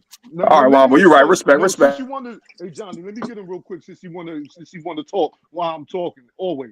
So the same thing he did with Sean Marion and Dennis Rodman. He looked at the Dennis Rodman that won all the rebound titles, the one that was winning the one that defensive player of the year and the 5 rings. That's why he didn't want to jump to the 88 Rodman, because you can't do that. First of all, you didn't see him play, and you do the same thing when I was talking about 2009 Pau Gasol, and you use Tim Duncan's entire career to try to compare. Why are you lying on my name, Womboy? I said no. That's what you're did. doing, dog. I literally said I said 88 Rodman moves better. He moves better. I said 88. I didn't bring no other year up, brother. Why you do that? When you brought up Tim Duncan, I brought up that year specifically. Better numbers, more accolades, and you said, look off the film. The film showed me that Tim Duncan was better. But you didn't bring the film up. I gave it Johnny the film. You didn't Womboy. For one, you lost that. Womboy. All you gotta do. Womboy. You put it in the chat. Okay, Womboy. I even helped you out with that. I said it's a wash offensively. I said if I look at the film defensively, you already lost the argument. I don't even gotta look at offensively. The film's gonna show me that Tim Duncan is a better team defender than Dirk Nowitzki. But you're not. Well, all right. Great example. Now you talk about 2009 Tim Duncan. Okay, I'm gonna go to the Western Conference Finals, and I'm gonna tell you how. We're talking about the entire body of the year, though. 2009. I'm giving you a moment. I'm being descriptive. The 2009. Hold on. The 2009 Western Conference Finals. Pau Gasol was having his way with Kenyon Martin, Nene, and whoever put on him. He was too long. His length gave them problems. His footwork on the low block and his passing out of the high post was one of the main reasons why the Lakers beat the Denver Nuggets. Now, be as descriptive. No. So tell me what Tim Duncan did in the 2009 playoffs. But Womboy, your point. Listen, Womboy, your point that day, you say he was the best. Womboy, I'm trying to answer you.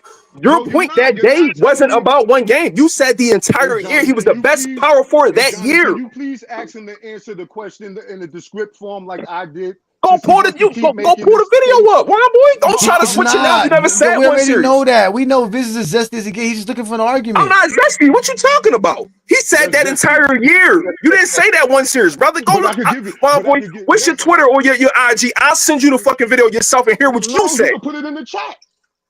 I'm on. I gotta. This is on my phone, so you know they're not I can't at get the home. link and You throw know it in they're the not chat. at home. Womboy, he's on the road. I'm on my phone. Yeah, I'm on my phone. But Womboy, you said he was the best power forward that year. 3 people came on that. Even Hoop guy, whatever his name is, that cooked Johnny earlier, just destroyed you. Everybody came at your neck that day when you said that. You said he was the best power forward that year. You didn't mention no fucking series versus the Denver Nuggets. You said the entire year. Yeah, you said the entire year, brother. When you asked me, I'm saying what I said. I gave you. I don't disagree with what you're saying about that series. Yeah, they didn't have no answer. Because that's my. I didn't say he was. That's how I feel. I didn't make the kids saying like that's how I felt, and I gave an accurate description of. I mentioned his passing. I mentioned the way that he run the floor in transition. I mentioned his footwork, how great Pau Gasol is around the rim with both hands. Yeah. And finishing, I mentioned him being the better free throw shooter and the better a perimeter shooter because he could step out and hit the 15-footer. Pau was they both can. Pau being that he was probably quicker than Tim Duncan, he was probably better off by facing up. That was Pau Gasol's game. He could also play with his back to the basket, and that's why I was telling you he was having his way with the Denver Nuggets. Yeah, but that don't make him. No, hold on. In the 2009 season, even he banged on Birdman going off the left, but with the left hand. The way that I'm describing it, I'm watching all the film because remember I'm a Lakers fan, so I'm watching Pau Gasol play. I'm watching him go up against LaMarcus Aldridge in Portland and all of them. I am watching this. You not giving me like you can't even you trying to say. That's because they don't know, Womboy. That's what I'm saying. I like do you know. He said no, the they entire don't, year, man. though, Y'all brother. don't know. Listen, man. Y'all gonna go off of names. Y'all gonna say, well, Pau Gasol can't be better than Tim Duncan. He can't be better than KG. He can't. Y'all gonna go off names. Y'all don't even know what none of these players did in 2009. Y'all don't know what none of these players did in 2009. Y'all just know their careers. That's what he's trying to tell you. Y'all know these players' careers. Y'all don't know their individual seasons. So y'all, before y'all get to argue with somebody about what they take is, y'all should just say, well, damn, what made him say that? Maybe I should go look at the film. But y'all don't do that. Johnny, 3 people that day before me said something to him about the Paul Gasol. And 3 people that day was wrong. Yeah. Based on what, though? Based on the fact that they don't have no knowledge of 2009. Based on the fact they have no knowledge on based on the fact that they have no knowledge on you can't ask a question and then answer it. I'm basing off the fact that they don't have no knowledge of 2009 players. They're only going off of names. Wild Boy, who was the better defender, Wild Boy? That year. He's not going to go off of defender. Why are you going to something different? The question is, basing it off the field. We talking about players. It's not just a one-way game offensively. It doesn't matter if somebody's better than him defensively or not. He doesn't have to be the best defensive player to be the best player in the league or the best power forward in the league. One offensive player that can do all. Being a two-way player does not make you better than a player because you're not two-way, sir. Yeah. Why doesn't Johnny? I'm gonna leave it to you after. Why doesn't it? Because players like Luka are one of the best players in the league, and he's not a two-way player. Players like Stephen Curry, his whole career has never been a two-way player, and he's one of the best players in NBA history. Magic Johnson. Y'all think LeBron's better than him, right? Not because LeBron's two-way. LeBron not a two-way player. Again, our all-time ranking is predicated off of stats. I'm not asking about no ranking. Like you That's said, what you asking. That's why LeBron's better than him. LeBron's better than because of stats, accolades, and achievements. KD. Would you say KD a better offensive player than LeBron? Again, we're going off of when we rank players who's better than the next player. We don't go off of. Yeah. What are you talking about? Who cares who's better than on a certain aspect of the game? All right, Johnny, a guy that can score just with the best of them and can give you defense, or let's say Kobe, for instance, right? Kobe can score with the best of them, right? Offensive guy. You trying to tell me a guy that can score good as Kobe, but can't T-Mac? Let's use T-Mac for example, right? The T-Mac Kobe shit, right? You trying to tell me T-Mac better than Kobe, even though they both can put buckets up, even though Kobe's a better defender? You trying to tell me T-Mac better? What's buckets? Viz, is that stats? Scoring, points, scoring. Is that stats? Is that stats? Oh, stop with the bullshit. Scoring. Again, Viz, answer my question. Is scoring? You didn't answer my question, brother. I did answer. Is it stats? Who's better? It's T-Mac. Is it stats? Are you going to ask me a question with a question? Again, because I want to make sure that we're talking about. Okay, I got you. No. Again, Viz, you're using stats. You're using stats. What do you want me to use to describe what I'm trying to explain then? That's what I just told you. By ranking players, we go off stats, accolades, and achievements. We don't go by who's the better offensive player. We go off stats. I'm gonna start with the player. Stats tell us who's the better player. This is our player. T-Mac and Kobe, two great players, right? Hold on. Why we bouncing? You was just talking about Dirk. You was just talking about Pau Gasol. No, we don't want to talk. I don't want to talk about Pau Gasol, though, because they don't. They don't go watch the film to argue with you with this. Guy that can score just as good as him. Again, you want to have an argument about who's the better offensive player instead of talking about stats, accolades, and achievements? Y'all trying to tell me a player that only does one thing is better than the guy that can do what he do offensively, but also can do what he can't do defensively. Y'all trying to tell me a player is better than him. What can Kobe do defensively that Tracy McGrady can't do defensively? Kobe can lock up better lateral movement, based on what? Based on what? Better reactions. Based on what? Let's just kill this. Kobe based on the footage, based on the film. No, one boy, don't even bring it because we know that. Again, based on what? Based on his lateral movement, based on his tenacity on defense, based on his hands on defense, his reaction time in the passing lanes, and his defensive rebounding capabilities. And all of that, Tracy McGrady can do. Please, Jay Johnny. He can't do it better than Kobe. Based on what, sir? Kobe don't get more steals. Kobe don't get more blocks. Kobe don't get more rebounds. Kobe don't do none of that. But Kobe got more. Kobe don't get. So wait. There's film to show that Tracy McGrady does stuff. Hold on. There's film. None of that could be graded because all of that could be applied to Tracy McGrady as well, sir. All of that could be applied to Tracy McGrady. He doesn't have any. Show me the tenacity. Again, now you want to go to the accolades. That's what what are you going off of? I told you that. That's why the argument goes into rotation. I told Vince if we're gonna rank players and decide who's the better player, you go off stats, accolades, and achievements. But once we start going to the intangibles, there's no measurement for that. You can't tell me Kobe's better than anything without measurements. That's the point. Here, and hold on. You do not have no I think you film look of at it all. Kobe No. being able to guard Dirk. When Juwan Howard got hurt for the 2005 playoffs, Van Gundy put T-Mac as Dirk's primary defender. You know what the film say? The film say that T-Mac held them to 35% shooting. Jason Terry went off. That's why Dallas won. Do you have any film of Kobe having a performance like that? And I've seen it.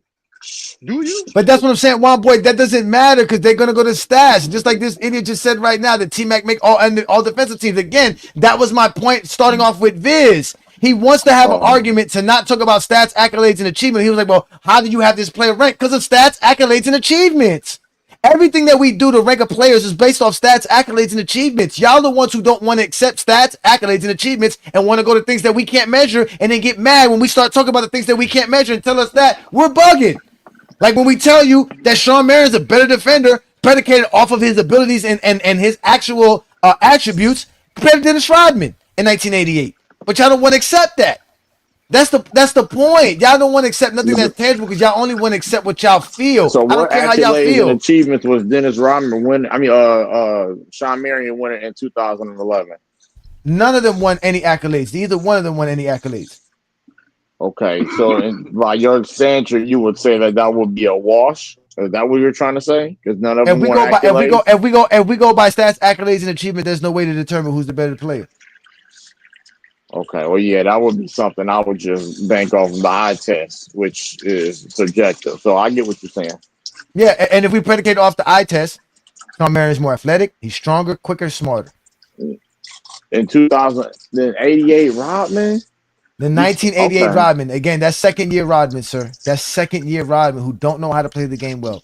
Green as ever. That's why he cried when he won the Defensive Player in 1990. He didn't realize what he was doing. He didn't know nothing. They just told him rebound and stay in front of this guy. That's it. He was as green as grass. I'm not gonna say he was dumb. I'm talking basketball wise. I'm talking basketball wise. Basketball sense, basketball terminology. Yeah, I just think Rodman was like the hustle man off the bench. The reason why it wasn't Rodman's skills that was keeping Rodman on the bench or anything of that nature.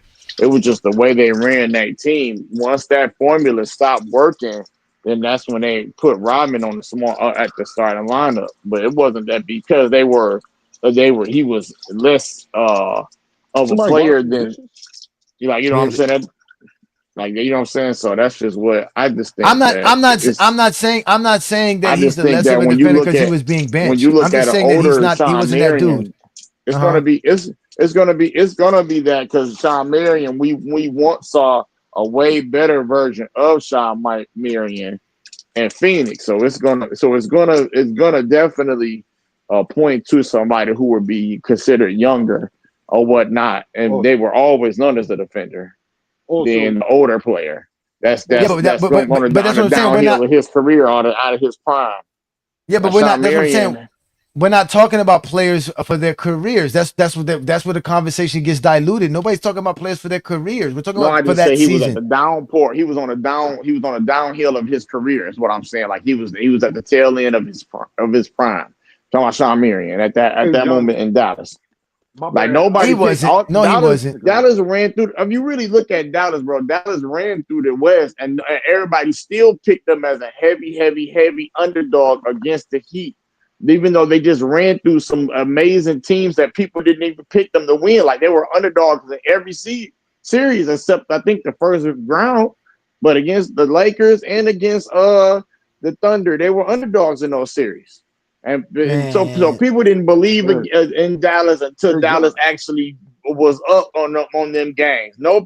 Dallas caught everybody off guard because of their talent. Because the people judged them, they looked at their talent and their career and how they were standing. And the narrative was Dirk didn't have a real number two, and you needed a real number two to get the job done, which is why people were giving LeBron a pass. Because they said, well, who is this number two guy that he could depend on? Dirk don't have nobody. LeBron got Wade. LeBron got Bosh. So that was the narrative at the time in 2011. That wasn't just people just weren't looking at that Dallas team like they were in the way. They were just like, oh, they got lucky. This team was a little too old, the Lakers, because they was going on their fourth time trying to win the championship. Hey, Then the Thunder was too young. God damn.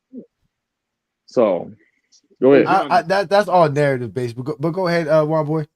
Please, can you go to my favorite episode when you was comparing the Jordan footage to the LeBron? Nah, we can't. We don't got time to do that, Wild Boy, right now. If anybody want to do that, they got to go back and do that. I'm not gonna go back because they don't care about the footage. Just like right now, they were talking about. You were saying that Will Life that Dennis Rodman was guarding Larry Bird in 1980. I'm looking at the film now. It's Adrian Dantley. So it's like again. Yeah, he came off the bench and guarded him. They threw That's what I'm trying to explain. Bird. That's what I'm saying. The 1988 Pistons were nobody, bro. They made a name for themselves because they beat Jordan. After beating Jordan, they built a bunch of confidence in themselves and realized they could beat anybody. And that's why they went out there and tried their best. Jordan wasn't in the way. It was Boston. Jordan was in wait. Jordan wasn't in there. Jordan was in their way. They had to get past Jordan. Jordan was the league MVP. Jordan had lit them up all season long. Jordan was a league MVP. They had won 50 games, but the team that beat was the Celtics that they were trying to overcome, not the Chicago. But you don't get to the Celtics if you don't beat the teams in front of them. You can't worry about the Celtics if you don't beat the teams in front of you. Right. They had to worry about Michael Jordan. Michael Jordan was out there torching them. He was killing them that season. I think the Bulls won 2 or 3 games versus the Detroit Pistons in the regular season. They played 6 times. Yeah. So it's not like Jordan didn't have a chance. Jordan completely folded against that team. They literally punked them. Yeah. But it was like I said, the main ones that people were most impressed with them getting over the hump was the Celtics. Once they beat them, that's when it was like, okay, they because that was their nemesis that we used to put the Pistons out all the time was the Celtics.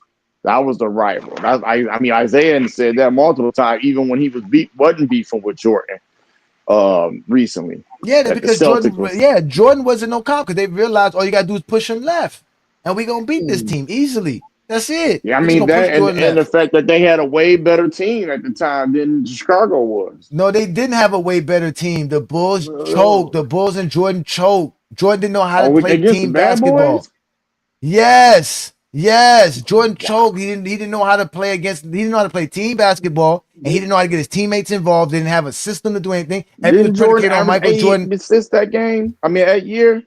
What year? 88, and he averaged 8 assists that year. 832. Yeah, but he didn't average. That's not what he averaged against Detroit. Yeah, that's all. Yeah, like that's the point. Okay, so you saying he choked against Detroit is what you're saying? Of course, yeah, he choked against Detroit. He definitely choked against Detroit. So they was the favorites. They like people picked the Bulls to win the champion, to win that series. Again, to beat them in that series. By the time they got to the playoffs, yes. Okay. Because again, y'all got to remember, Michael Jordan was for y'all to sit here and tell me that Michael Jordan was predicated was favored to lose against the same team 3 straight years in a row. And y'all accept that shows me how much y'all be glazing Michael Jordan. Now we talking about us. There's no way y'all gonna sit here and tell me that. Okay, even if they weren't favored in '88, they weren't favored in '89. You tell me even in 1990 they wasn't favored. Like that's what I'm saying. When was Jordan ever favored to do anything? Well, I'm definitely gonna say that they were more of a established team with what's his name, Scotty being his rookie year or his first year, and Horace Grant. Like they didn't really have any stars that to go match up against the Pistons, who had multiple stars. And so, I mean, at the end of the day, I don't really know exactly why would people favor Chicago over Detroit, who had one of the best offensive teams and one of the best defensive teams in the league at the time. So, but I mean, if you say that, I guess I have to Google that and see. This is why I tell you why. Because again, the Chicago Bulls had the league MVP. They had the #1 defense in basketball. They had Charles Oakley, right, who was giving them a double-double that year. He was averaging 12 and 13. Turn on my computer for this that day. Go ahead. That's 13. That's 13. Then they traded for Sam Vincent for the middle of the season, who was obviously helpful to get their offense started because he averaged 8 assists per game in 1988. This is the 1988 Bulls, ladies and gentlemen. Then we have Dave Corzine, like I said, who was a solid player, who was protecting the paint, and he was a good perimeter shooter for the Bulls. You had Brett Sellers, which was a young player coming in after being drafted in 1986. 1986. He was drafted in 1986. Oakley was drafted in 1985. They still had John Paxson. They had Scottie Pippen and Horace Grant added to the team, who was playing well. Both of them were playing very well as rookies. They had a good team. They had a team that was good enough to beat the Detroit Pistons, like I said, because in 1988 the Detroit Pistons was not that good of a team. So That's what makes it so crazy that y'all make the 1988 Pistons like some outlandish, some great team. They were not that great. Again, Isaiah Thomas was averaging 19 points per game and eight assists per game. They had Adrian Dantley averaging 20 points per game. Joe Dumars averaged 14 points per game that year, NBA season. That's it. Bill Laimbeer averaging 13. Vinnie Johnson averaging 12. Rodman was averaging 11. Rick Van Horn is averaging 10. But the Bulls had players as well averaging points and doing the same thing. The Bulls shot 49% for the season. So did the Detroit Pistons. Now, did the Detroit Pistons have a better offense than the Bulls? Yes, so. But the Bulls had a better defense than them. The Bulls had the number one defense in basketball in 1988. Like, y'all don't want to accept that. Y'all just keep making excuses for Michael Jordan's team. Okay. Like, I don't know what else to tell y'all. And then to lose against the same team again the next year is on top of that. Like, that's another thing too. He lost the next year. Now the Bulls should not be losing the next year. They got better. They added Bill Cartwright to the team. Scottie Pippen got better. Horace Grant became a starter. Now you have a team, and you lose to a team that, they had two all-defensive players in Dennis Rodman and Joe Dumars, but Jordan's an all-NBA player, an all-defensive player on the team. Get better too the next year? That I would agree. That the Pistons did get better in 1989. Of course, Dennis Rodman got better. Joe Dumars got better. That I would agree as well. The addition was Mark Aguirre. But the problem was averaging like 28. He was averaging like 26 points a game in Dallas. Like one of the least. I know, but he only averaged 15. He only averaged 15 while he was there. He was only averaging 15 while he was there. In 1989, nobody on that team, in 1989, nobody on the Detroit Pistons averaged over 20 points per game. Not one person. Not even Zeke. In the playoffs, none of them averaged over 20 points per game. In the regular season, nobody averaged over 20 points per game. That's not saying much. When they had a real rounded team, everybody was eating. It ain't just one star. So it's gonna look like that. That's how basketball. Period. That's excuses because they had the 16th offense in basketball. Their offense was horrible. They had the 16th. They had. Wait, hold on. Wait, don't tell me. Wait, I'm gonna tell you why. They had the 16th ranked offense out of 25 teams. They were in the bottom tier of offenses in the NBA. Okay, so I'm still not understanding why you don't get if averaging 20 points from a team that got multiple scores is not. That's not something that's uncommon. In fact, didn't we just recently see something with the Pacers this year that just passed? Like when you got multiple dudes that to put the ball in the bucket, nobody's gonna be dominant on a form on a score thing. You've seen that before. Like I don't understand why that's a shocking thing when you got multiple dudes that put the ball in the bucket. No, when you're playing an offense like when you're talking about but the Indiana Pacers were 7th. They were top 10 in today's NBA in offense. And they had a 20 point per game. So are score. You basing it based off of points per game, or you are basing it? Well, what else am I supposed to go to off of? We were talking about points per game. I told you guys don't have nobody. What am I supposed to be going off of? But they were. I'm not going off of offensive rating. I'm going off of points per game, sir. Joe Dumars. Yeah, it does justice because it's by the game. Like Vinnie Johnson. Vinnie Johnson can when he heat up could be just as good, if not better, than Joe Dumars. And Mark Aguirre was better. Dennis Rodman. That's my point. That's my point. Will Life. They were able to play team basketball and beat a team that didn't play team basketball predicated because of Michael Jordan's inability to play team basketball. No, Jordan had nobody to pass to on that team. He did have somebody to pass to. He always had somebody to pass to. Jordan just doesn't care. Jordan doesn't care. Jordan doesn't care. So why did Jordan took 124 shots in 1989's playoff versus Detroit Pistons. That is twice as much as the next best player on his team. Jordan shot 46%. The guy who shot less than half them shot 45%. Jordan was shooting 20% from the 3-point line. This man was shooting 43% from the 3-point line. So if Jordan Why would have they gave let Craig him do Hodges it? some more shots, Craig Hodges would probably score more points. Craig Hodges was Come terrible on, on the Craig. road. Craig Hodges is a Again, spot up Craig shooter.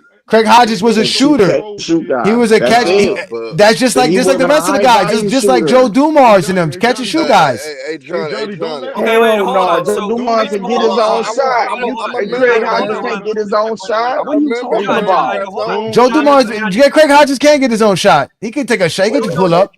Bro, Yes, he can. That's like you saying. Craig Hodges can pull up. Bro, you can't get Craig Hodges the ball and say go to work like you can do Joe Dumars. What are you talking about? What you mean go to work? Where Joe Dumars going to work averaging 17 points per game, 16 points per game? What y'all talking Bro, about? it was a team basketball. What are you talking, man? You saying this? This is crazy, bro. Johnny, I mean, I get it. I know. Because he came up here earlier talking about the Chicago couldn't win on the road and they was losing at home too. He didn't mention that. I did mention that, dumbass. No, you didn't. I said the difference was. You said they couldn't win on the road. You was talking about on the road they was losing home games too. I said that, dumbass. No, you didn't. I said that was the difference in the series. Stop lying. Okay, so hold on. So I know. Hold on. Wait. The Jordan rules were created because the Pistons didn't think they could beat anybody else on a. Lambeer said it himself.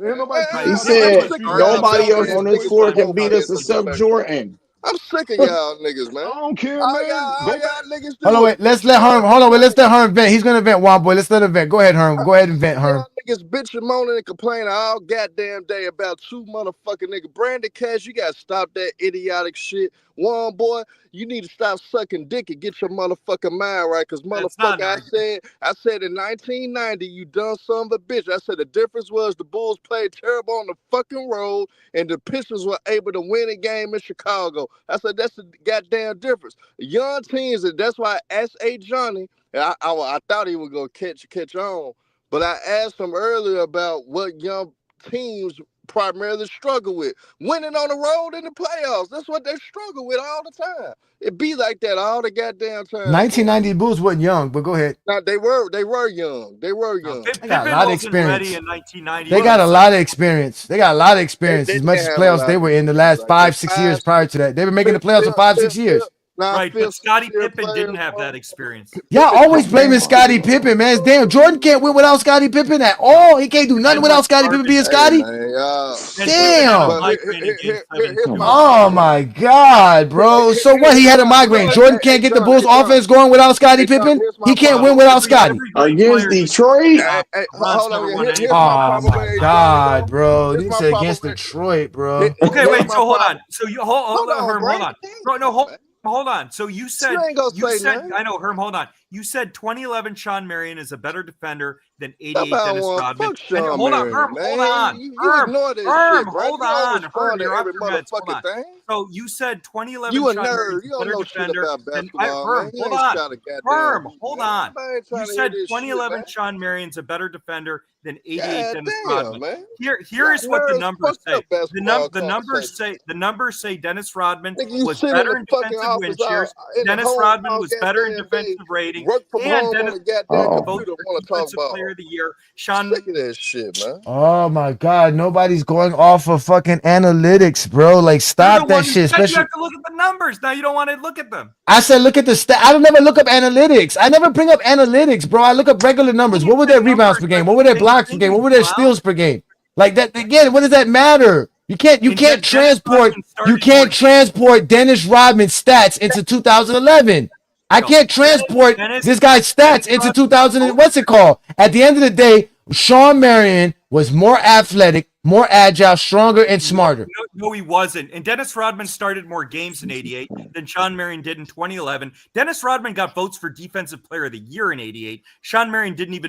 I don't care about votes for Defensive Player of the Years. You cannot transfer. You cannot transfer accolades and stats from eras to other eras. We got to talk about ability. What was Dennis Rodman's ability? He was not as smart as Sean Marion was. He's not as athletic as Sean Marion was. Sean Marion was stronger. A part of your athleticism is also your strength. He's stronger, quicker, faster. He has to guard better players than Dennis Rodman had to guard. What are you talking about? Again, Dennis Rodman just had to push Jordan left.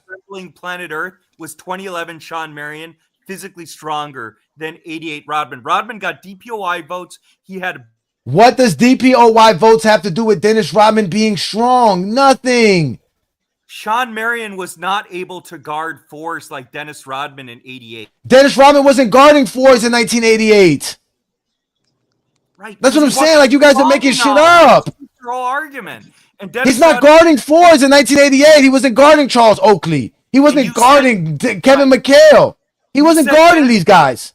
Okay, you said Dennis Rodman was coming off the bench. He started more games than Sean Marion did. He was still coming off the bench. He was still coming off the bench. Sean Marion, he started 32 games that year. He had better defensive win shares. He got DPOI votes. He had a better defensive rating. He's better. Again, these are stats you cannot come across errors.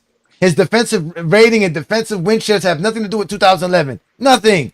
Doesn't matter. Yes, they do. Because no, they don't. Defensive win shares is predicated on what you do with your team. It has nothing to do with all these are stats predicated on defensive ratings predicated on team. Has nothing to do with it's predicated on team. Right. Sean That's Marion it. was the top 4 defender on that team. Dennis Rodman was as good as any defender on Detroit. That's why that's why the Dallas Mavericks would wipe the ass with that team. Exactly. Dennis Rodman, some second-year player, is one of the best players on the team by your standards. That's why they scrubbed. That's why George should have lost to them. I didn't say that. But a Dallas team that Dallas team had one All-NBA player. They had one. They had 34-year-old Dirk. A team as dependent on one player as Dallas is with Dirk, they would get destroyed by that Piston defense. Dennis Rodman was coming off the bench in the playoffs. Sean Marion wasn't coming off the bench in the playoffs. And they'd be able to limit Dirk. That Dallas team was nowhere near good enough offensively to beat an all-time great defense like Detroit. No way. I actually again, 1988 defense was an all-time defense, so I don't know what you're talking about. No, they were actually second. They were second in the league. Hold on, that Dallas defense you're citing was not. Hold on, that Dallas defense you're citing was not even top 5 in the regular season. They were not as good as the Pistons defense. They were not. They looked good. Again, you cannot transfer. You cannot transfer stats over. The Dallas Mavericks of 2011 did not face the same teams. They didn't play against the same conference. They didn't play in the 22-23 league team. It's not the same. It doesn't matter. They played elite offensive teams, and they both. But matter of fact, y'all want to talk shit. In 1988, the Detroit Pistons gave up. In 1988, the Detroit Pistons gave up 105.3 points per 100 possessions, which was actually more than the Dallas Mavericks. Listen to what I'm telling you. He said, "You want to use stats?" The Dallas Mavericks gave up less points per possessions than that team did. Right. The Dallas Mavericks gave up 100 points per game in 2011. Detroit Pistons gave up 109 points per game in 1988. That's not the only measure of a defense. You also have to look. That is a measurement. You said exactly. See, look, now that's not the only measurement. That's the team defense. Dallas, as a team playing against better teams, gave up less points per game. No, they had a better defensive rating. Now that don't matter. It mattered for Dennis Rodman and Sean Marion, but now it don't matter. Now that we show that they had the same type of defense that the 1988 Pistons had, what I keep telling y'all, it's not an all-time defense. That's what y'all get. They're not an all-time defense. But they were second in the league, and the Bulls was third in the league in defense. So and the Bulls was not number one defense in 1988. I'm looking at it. Yes, they were, sir. In 1988, well for life. Look at points per game, sir. That's what I go by. I don't go by defensive rating. I go by points per game. The Bulls had the number one defense in basketball. Defensive rating didn't exist in 1988. It doesn't matter. You can use defensive rating and calculate. Right? What? So I know you can use it, but it didn't exist. So when somebody was talking about better, when guys were talking about the best defense in 1988, they were not using defensive rating. So for you to say who was the better defensive team, you didn't go by rating. So when they were talking about the best teams in 1988, they were going by points per game, and that means the Bulls were number one. No, defensive rating adjusts for tempo. It's a better metric. Dallas was not even. Again, it didn't exist then. So nobody was talking about defensive rating in 1988. apply the formula. It does matter because we're talking about a historic team. Historically, nobody used those numbers. It doesn't matter. You can use Historically, nobody used those numbers. That's why you guys get exposed by the exposure. You won't accept that. Nobody uses those numbers but Zesty Jeffries. And even with those numbers, the Dallas Mavericks defense was better. No, Detroit had the better defensive rating. They were the better. No, there wasn't. Detroit defensive rating in 1988 was 105.3. That is more than Dallas's. No, if you adjust for competition, Detroit's defense. There's no adjustment for competition. That's what it is. The adjustment is the possessions. We equalized their possessions. For every 100 possessions, they both gave up 105 points. But instead, the Denver Nuggets gave up 0.3 more per 100 possessions. And Detroit's defense was better in the playoffs too, which is what matters. Now it's better in the playoffs. Now we're not going to go off of what they did for the entire season. You're going to go off because they played Jordan? Because they helped Jordan choke? Well, that was what the original conversation was. What happened in the playoffs, wasn't it? Oh, okay. Let's go to the playoffs. Let's go to the playoffs and see what their defensive, which we can't even see here. Let me see if they even show it to us here. If I can go to the playoffs and see what was their defensive rating in the playoffs, which they don't even really show. But let me actually they do show it. Let me get this here. Defensive rating in the playoffs. You can't go to none of the great Jordan defensive moments in the finals either, can you? Okay, here we go. All right, here we go. Per 100 possessions in the playoffs, defensive rating. Dallas Mavericks gave up 106 points per game. Per 100 possessions. Detroit gave up 102.7. So Detroit was better in the playoffs. But again, like I said, if we go by the numbers that you want to use, it was the Dallas Mavericks. You want to go off of the little 20 games that they played in the playoffs, then that's fine. I just Googled it, and Detroit Pistons was the best defensive ranking team in 1988. Detroit was better in the playoffs. Ranking based on what, sir? Based on defensive rating. Defensive rating didn't exist in 1988. So based on what, sir? You can apply it retroactively. It doesn't matter. It doesn't matter. In 1988, you can't retroactively add something that doesn't exist in 1988. So again, I asked you, Will of Life, you went and Googled something for 1988. Where were they basing it off of? Defensive formula is what were they basing 1988 number one ranked defense on? Okay, they're basing it. They had the best defensive team in 1988 playoffs with a rating of 102.7. This performance set them apart from all the other teams contributed to their success in the playoffs. So in the playoffs, they had the best record and the best defense in the league. So that was not an article written in 1988, correct? So where was it written at? No, it don't say where the article was written at. It definitely was written in 1988 if they're going off of the defensive rating. Johnny, the stat didn't exist in 1988. 87-88 Pistons. It says that the Pistons were second in defensive rating and third in points per game. Exactly. But the Bulls was not the number one defensive team in 1988. The Pistons. The Bulls gave up the least amount of points per game that made them the number one ranked defense in basketball. That's how you rank defenses, by points per game, sir. I don't know where y'all get this other rating is rated. Number one rated defense is different than number one ranked defense. Ranked defense goes off of your points per game, just like anything in any sports. The best defense in football is the team who gives up the least amount of points per game. Like the Baltimore Ravens, they go by points per game.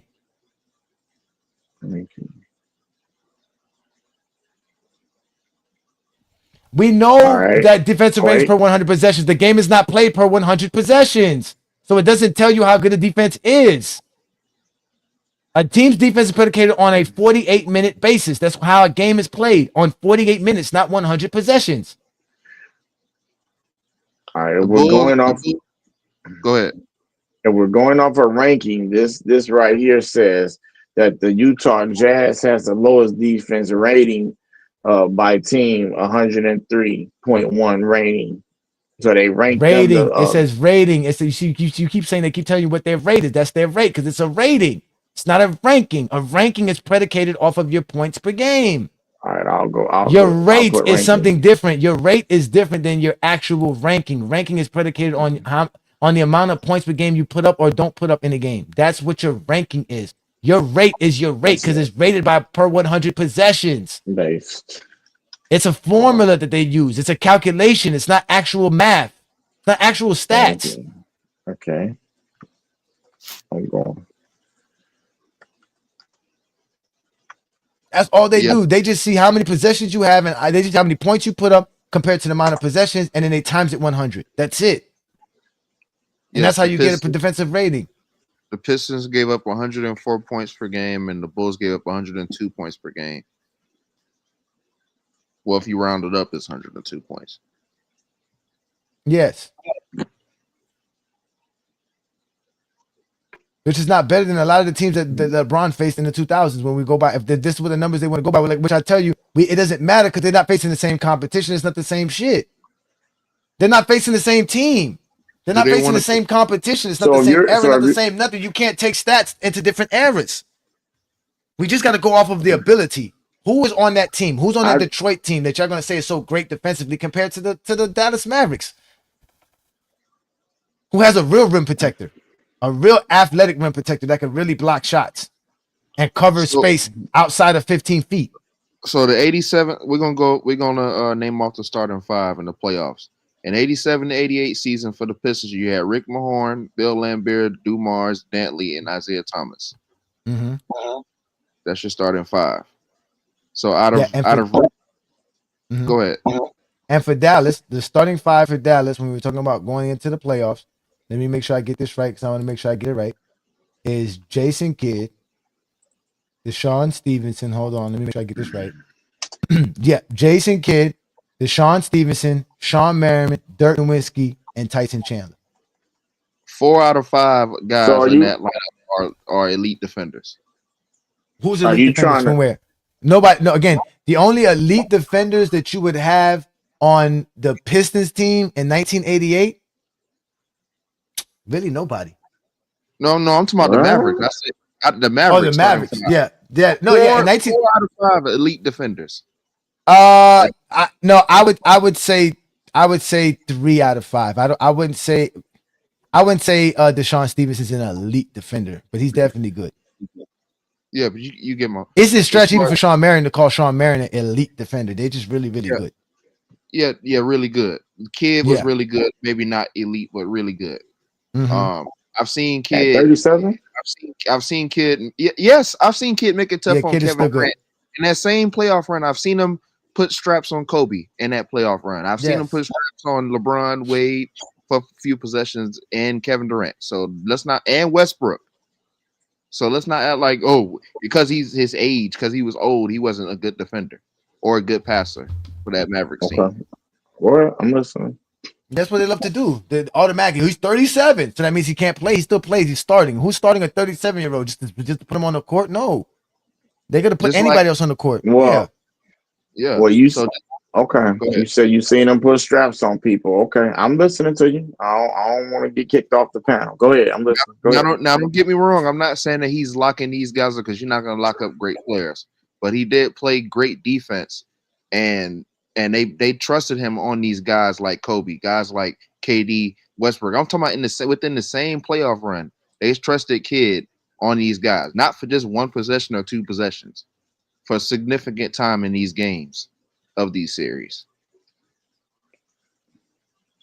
I don't know what y'all talking about. This kid's one of the better defenders in NBA history. Way better defender than Isaiah Thomas. Oh, for sure. Isaiah Thomas is probably the best defender on that 88 team, to be honest with you. What about Joe Dumars? Who was Zeke guarding in that playoff run, in the 88 playoff run? Joe Dumars wasn't a good defender? Not like that. No, not in 1988. No. Dumars. Again, the man made his name on Jordan.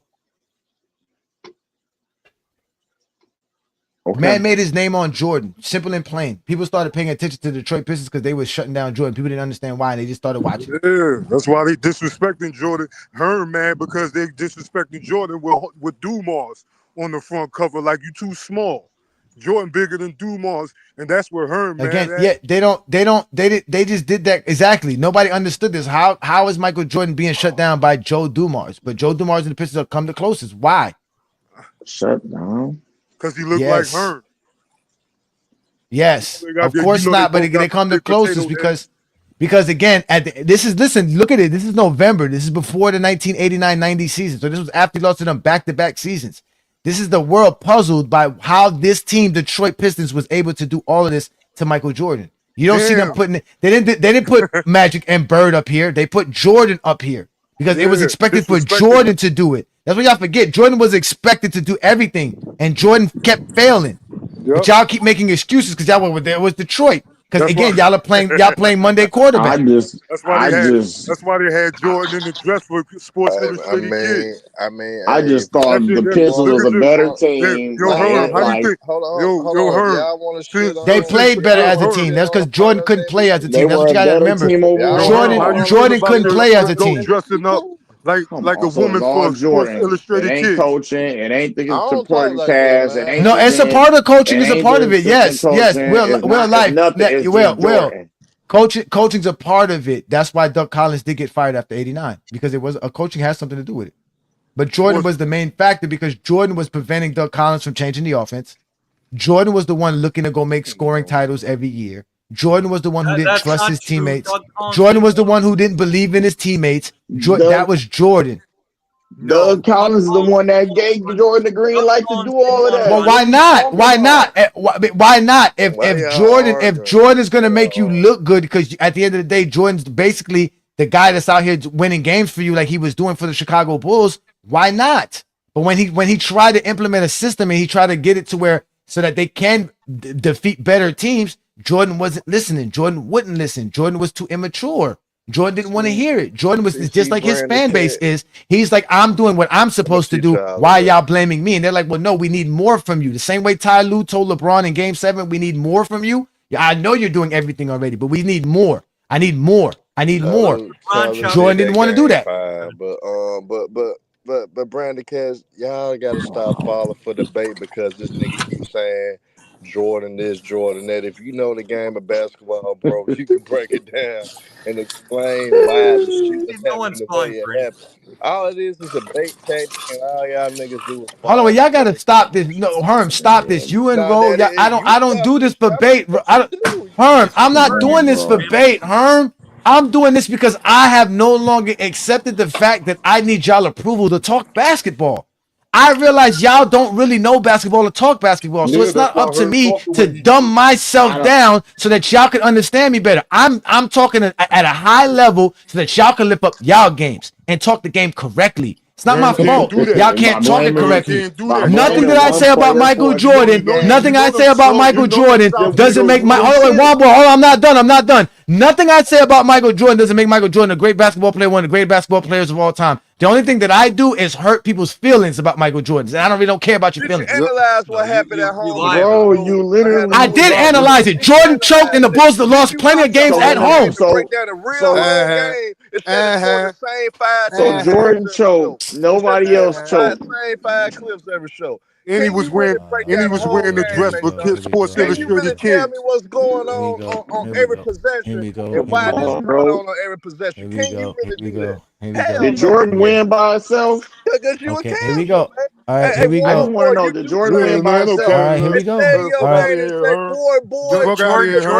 Tell us you just mad because Jordan. Your old baby chance. Stay in your lane, boy. You a commentator. All right, here we go. All right, Herm. See, look, this is what y'all do. Y'all get very disruptive. Juan boy, don't fall for it, Juan boy. Don't let him be disruptive. Don't fall for it, Juan boy. Don't fall for it, Herm, you asked me to go get game film or go talk about it. We watched game 3 before I showed y'all game 3. When Jordan was shooting 8 of 20 in game 3. We could go on your Again, Herm, you're not gonna be disruptive, Herm. I let you. Herm, you told me to go game by game. I'm gonna start in 1988, Herm. Okay, that's bye. Go somewhere else with that. So like he said, let's go by game. Game 3. The game after Michael Jordan goes off for 36 in the game 2 and wins in Detroit, he comes back home in game 3 and goes 8 of 20 from the field. He gets 3 assists with 5 turnovers. He scores 24 points in this ball game. Takes 20 shots to score 24 points. Well, Scottie Pippen was 7-11 from the field this game with 15 points, ladies and gentlemen. Michael Jordan didn't use Scottie Pippen's ability to help him there. Horace Grant was 5 of 7 coming off the bench. Michael Jordan didn't use him to help him win this game. How Now many the Bulls minutes did they play? Scotty played 32 minutes. Horace Grant played 34. Right. And Okay. neither of them could shoot Jordan at all. played. Jordan played 38 minutes. Jordan played. Now. Jordan played. No, there's no stop because this is what y'all wanted me to do. I went to go get the games that they were playing on the road because again, it was Jordan's teammates again. It's always Jordan's teammates. It's always Jordan's teammates. So here we go. In a game 4, right now, Jordan he should respond. He was 8 of 20 from the field. He should show up, do something, right? Nah, not this Jordan. He steps up and takes 22 shots to score 23 points. He was 11 of 22 from the field, but Scotty was 7 of 14 from the field. Played 37 minutes, scored 15 points. The defensive coverage. John Paxson was 6 of 13 from the field with 15 points. Played 27 minutes. Horace Grant only played 20 minutes this game. He was 1 of 3 from the field. Now you can say Sam Vincent was horrible for them because he shot 5 of 14 from the field for only 12 points. But again, Sam Vincent is predicating his offense around Michael Jordan. Like I said, everything is predicated on Michael Jordan and getting everybody else involved. That's what we're supposed to see from Michael Jordan. But either way, this is Michael Jordan back-to-back games at his home crib, not stepping up, averaging 23 points per game after he was averaging 35 plus for the season. He was averaging 45 the series before, and back-to-back games at home, Michael Jordan ended up choking for the Chicago Bulls. So let's go to another series. And let's go to the next season against the Detroit Pistons. Again, the Bulls go up. They split the series 1-1. They win game 1. They lose game 2. They go back home. Here we go. They win game 3. They win game 3 at home. They win game 3 at home with Jordan scoring 46 points in a game 3, going 16 of 26 from the field. Scottie Pippen's 2 of 10, right? Horace Grant's 2 of 5, right? John Paxson has a good game. He's 6 of 9. Cartwright goes 5 of 6. So the Bulls play a little bit better as a team. They shoot 50% as a team. Let's see what Jordan and the Bulls do in game 4. Again, this is another home game. Jordan and the Bulls lose this game. Jordan goes 5 of 15 from the field. Scotty is 8 of 18 from the field. Horace Grant is 5 of 8 from the field. Craig Hodges is 6 of 13 from the field. Go ahead. What am I not doing? What am I not doing? Because there's more than one way to get baskets. You can attack the basket if your shot is off. Like you can get points from the free throw line. Like you just saying that as a blanket. You can have a bad shooting night, but do other shit on the court that will produce offense. Willie, that's why I told you they choked because they couldn't do nothing else because the whole offense was handicapped by Jordan's scoring. That's the point. That's why Phil Jackson came in and implemented the triangle. Listen.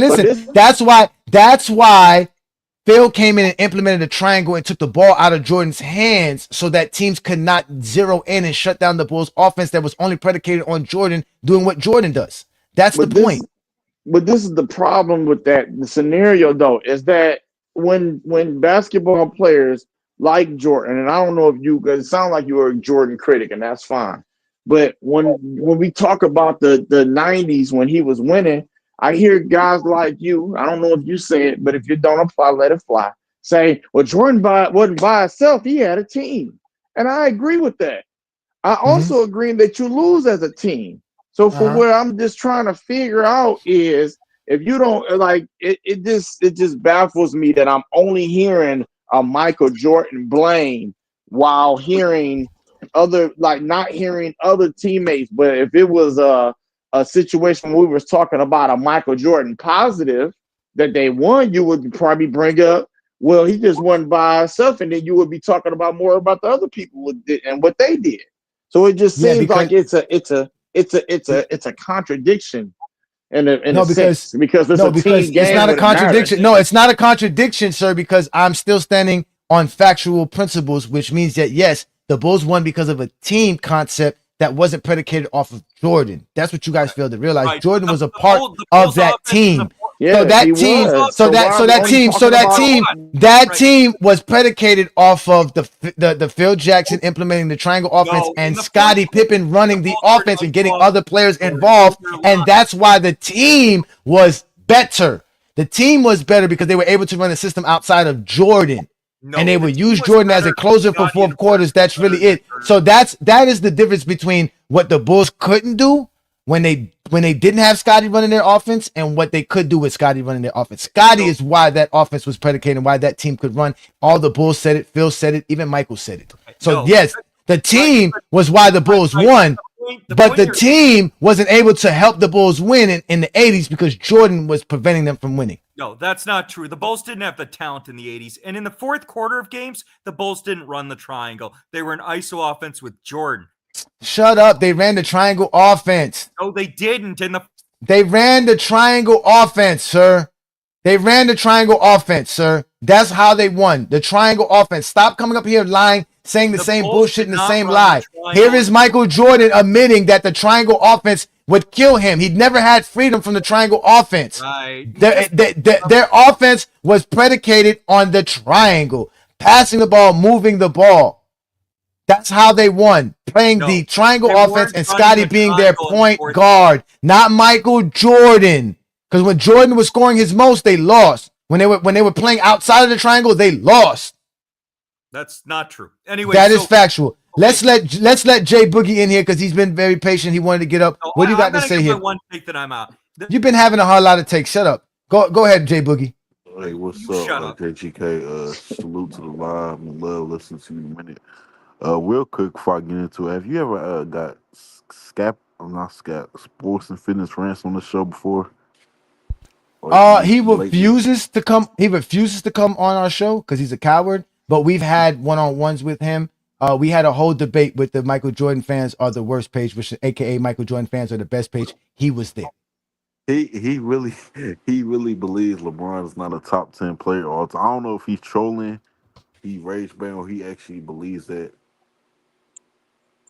No, he believes it because he can't accept it because anything that threatens Jordan's legacy, they gotta eliminate all the way across the board. And he sees the writing on the wall. LeBron's fans are everywhere. His legacy is standing tall. So he has to consistently scream and yell that LeBron's not great when everything says the opposite. I mean, LeBron is the only player to make an All-NBA team with a negative plus minus. His legacy is getting worse every year. And that's a lie. Again, Kobe made the All-NBA team with a negative plus minus in his prime. So did Tracy McGrady and plenty other NBA players. Not the same on-off numbers LeBron did. It's the same on-off numbers, sir. The same statistics. They were not the same on-off. Kobe made the All-NBA team with negative on-off numbers, the same as LeBron James, so did Tracy McGrady, Michael Redd, and other players in NBA history. We have the record. Stop lying, sir. Now continue. LeBron's. And to put it was worse. Exactly. It was actually worse. Kobe's was actually worse. No. Kobe was almost damn near 200. He was like 180 negative. Right. No, and you're talking about a roster with Smush Parker. That's not. It doesn't matter what it is. Kobe's negative was thinking it's the same thing. Negative. Now you want to blame Kobe's teammates. Now that's what I'm saying. Y'all love blaming niggas' teammates. The roster's not close. And again, love blaming players' teammates. Hold on. To put a bow. Love blaming their teammates. Okay. To put a bow on the debate between the 2011 Mavs defense and the 88 Pistons defense, the 2011 Mavs had one All-NBA defensive player. They had one. And Dirk and Jason Terry both got significant minutes. They were both complete trash defensively. So the Pistons had no significant weakness defensively. The Mavericks had two players getting significant minutes who were garbage defensively. Dirk was one of the worst defensive players in the league. The teams had the same defensive rating in the regular season. The Pistons clearly had the better defensive rating in the playoffs. And that Pistons team had no weakness defensively. Dirk and Terry were both significantly negative defenders. That's all bull crap. Because like I keep telling you guys can make Adrian Dantley and Rick Mahorn and Lambier are defensive liabilities, man. That's why Bill Lambier had to hack people because he can't play defense, man. You got to hack to play defense. You can't play defense. Nobody cares about that. Like y'all act like Lambier was a solid defender. Lambier never made an all defensive team in his career. Why are we sitting here acting like Bill Lambier was some elite defender in NBA history? All because Jordan couldn't get past him. Like that's all because of Jordan. Johnny, have you seen Lambier try to guard a pick and roll? Lambier. Yes, he's slow as footed. He's horrible. He's horrible. Bill Lambier is not a great defender. I don't know where y'all going at with this. Bill Lambier is not a great defender. Hey, Johnny, check this out. Bill Lambier is this great defender, right? But Jokic is a sorry defender. But I both consider Jokic to be a better defender. I don't know. I've had to explain to people that Jokic is actually a very solid defender. I told people that he's a better defensive anchor than Anthony Davis. They got mad at me for saying that. Right. Some of the weaknesses are very similar when you watch the film, but when they talk them narratives, they say Bill Laimbeer is such a great defender, but he has the same weaknesses that Jokic has, like guarding in space, et cetera, et cetera. He can't. No, he can't. Yeah, Bill Laimbeer can't guard nobody 20 feet from the rim. Get out of here with that. Nobody, come on, man. Talking about Dirk Nowitzki. Dirk Nowitzki's a better defender than Bill Laimbeer, man. If Dirk Nowitzki, all Dirk Nowitzki had to do was foul people in the 80s, he would be a great defender. What's wrong with y'all? He's 7 foot tall. What's wrong with y'all? I think so. Exactly. That's what I'm trying to say. And just like the monster, you can't take analytics across errors. You just can't. He wasn't smart. He was just able to foul. They had a tool that no other players can use. Again, they love to say about the hand checking, and they can hand check. Imagine if you allowed the players of the 2000s to hand check and the foul without repercussions. So if that was the narrative, why come everybody else just didn't easily foul? If it's just so easy to hack people, and that's all he did. Exactly. That's what we're trying to tell you. That's why the defensive strategy for the Detroit Pistons wasn't to foul. The reason they were able to be so good defensively was because they were able to push Jordan left. That's really it. What about everybody else that they locked up? They didn't lock up everybody else. Let me go look at what Larry Bird did in 1988. Let's go see what he did against Larry Bird in 1988. You picked the best play. You picked the first and second best play. I'm talking about everybody else. It was like 28 teams in the league that was raving about the Detroit Pistons defense, and it wasn't the best about. I don't think that's what they were raving about, sir. I don't know about that. Oh my God! All right, so Dominique Wilkins. I don't know when did they play. Who locks up the elite? No, I mean let's go against Boston. Oh wait, let's go against Boston. Against Boston, they shut down. They shut down Bird. Talking about? They kind of shut down Bird. Bird averaged 20 points per game, shooting 35% versus the Detroit Pistons in 1988. So they kind of shut Bird down. Bro, that's a rare thing. Bird, the elite don't get locked up in no era of basketball. I know that, but my point is that the Detroit Pistons being able to shut down Larry Bird, which is basically one-on-one defense. They didn't shut him down because they were pushing him left or had a strategy versus Larry Bird. Larry Bird just had a bad series versus them. Right, I would give you that more than they locked him down. Don't the elite dudes in the basketball. You lock down, you elite the team. It's not, and do the best with the stars. With the stars, you ain't locking down no stars. In 1988, they was doubling Larry Bird. Larry Bird was becoming a decoy in that series in 1988. Okay, so but double teams is not a rare strategy. That's what I'm saying. Like they do that against all-star players. You double team every great scorer. Like that's not like something you don't just let a great score go one-on-one. You're gonna lose without a doubt. But that's what I'm saying is that the strategy for Jordan wasn't like just double him. The strategy was we're gonna push him left because he can't pass. He can't be that decoy. He can't do those things. That's the difference. So as an example, Larry Bird's rebounding went up and his assists went up. Well, let me see what he did in the playoffs in 1988. Yeah, he was playmaking a lot in that series. 20 points, 12 rebounds, 6 assists. Yeah, but he did average a little bit less assists. This again, he shot bad. He shot 35% versus them. That is obvious. You know what I'm saying? So they definitely did something to keep him from being as efficient as he was. The double teams would be effective, right? Because once you double team him, he has to shoot over defenders. And he's not athletic. Yeah, he's not athletic enough to get around people. Yeah, he's not athletic enough to get around people with his dribble skills. So yeah, he's gonna have to shoot over people. So you just gotta hope he misses. Which again, this is another thing too. This is another aspect that I like to bring this up. This shows you again how teams got better because again in 1987 they lose to the Detroit Pistons. I mean to the Boston Celtics, but they weren't trying to lose in 1988. So they made sure that they were able to beat them the next year. Jordan didn't do that. Jordan didn't get better as a team. The Detroit Pistons. But they lost to Boston 3 times too, just like twice. They lost them once. They didn't play him in 1986. In 1986, the Boston Celtics faced the Bulls, the Hawks, and Milwaukee. In 1985, they faced Detroit in 1985, so they beat Detroit in 85. In 1984, they didn't face the Detroit. They played them in 87. So they beat them twice. No, yeah, they beat them. They beat them twice. So they beat them in '85 and in '87, and then they lost in 1988, and then they lost also in 1989. Yeah. So even Isaiah Thomas didn't lose to Larry Bird 3 times in a row like Jordan did to Isaiah. Okay, that's cool. That's what I'm saying. But again, and the only reason this matters, Will, the only reason this matters is because Zesty Jeffries tells us. No, because Zesty Jeffrey tells us your negatives matter. That's what we're told. Your negatives matter. Yeah, but usually though, when a player like LeBron or Lamont's in the building. Shut up, Lamont. What's good? I just saw Kobe, like it takes time for you to develop. And as a team, as a player, as like a team, just like you. It's rare occasions like guys come out of college and just jump on good teams Tim Duncan or Kawhi Leonard or whatever. But usually when guys like Steph Curry, they got to pull their team out the mud before they develop into what they become. So usually people don't look at. No, that's not true. That's not true, Will. Will, y'all got to stop saying that, Will. That's not true. How's it not true? Russell was able to start with Russell was able to win straight off the back. Wilt was able to win straight off the back. Jerry West, all these guys. Russell West, Bill Russell, Kareem Abdul-Jabbar was able to win off of the back. Magic, Bird, all the guys that we consider the greatest players of all time, LeBron James, all these players were able to start winning off the back. They didn't have to wait to develop and do all the other stuff and team develop. That only happened with Jordan, sir. Bro, Shaq was able to start winning off the top. Shaq came into the he started Isaiah Thomas is not one of the greatest players to ever play the game. We're talking about like top 15, top 20 players, bro. Like he's not one of those guys. Yeah, that's why Isaiah Thomas. We're not putting Isaiah in those categories. Isaiah Thomas had to struggle to get to the top because he's not that player.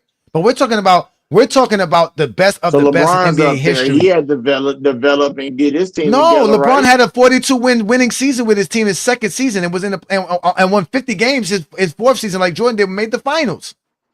Shaq was in the finals in his third, fourth year. Like this, all these players y'all keep saying, Tim Duncan, again, you need to keep naming these players. They all had success early in their career. Okay.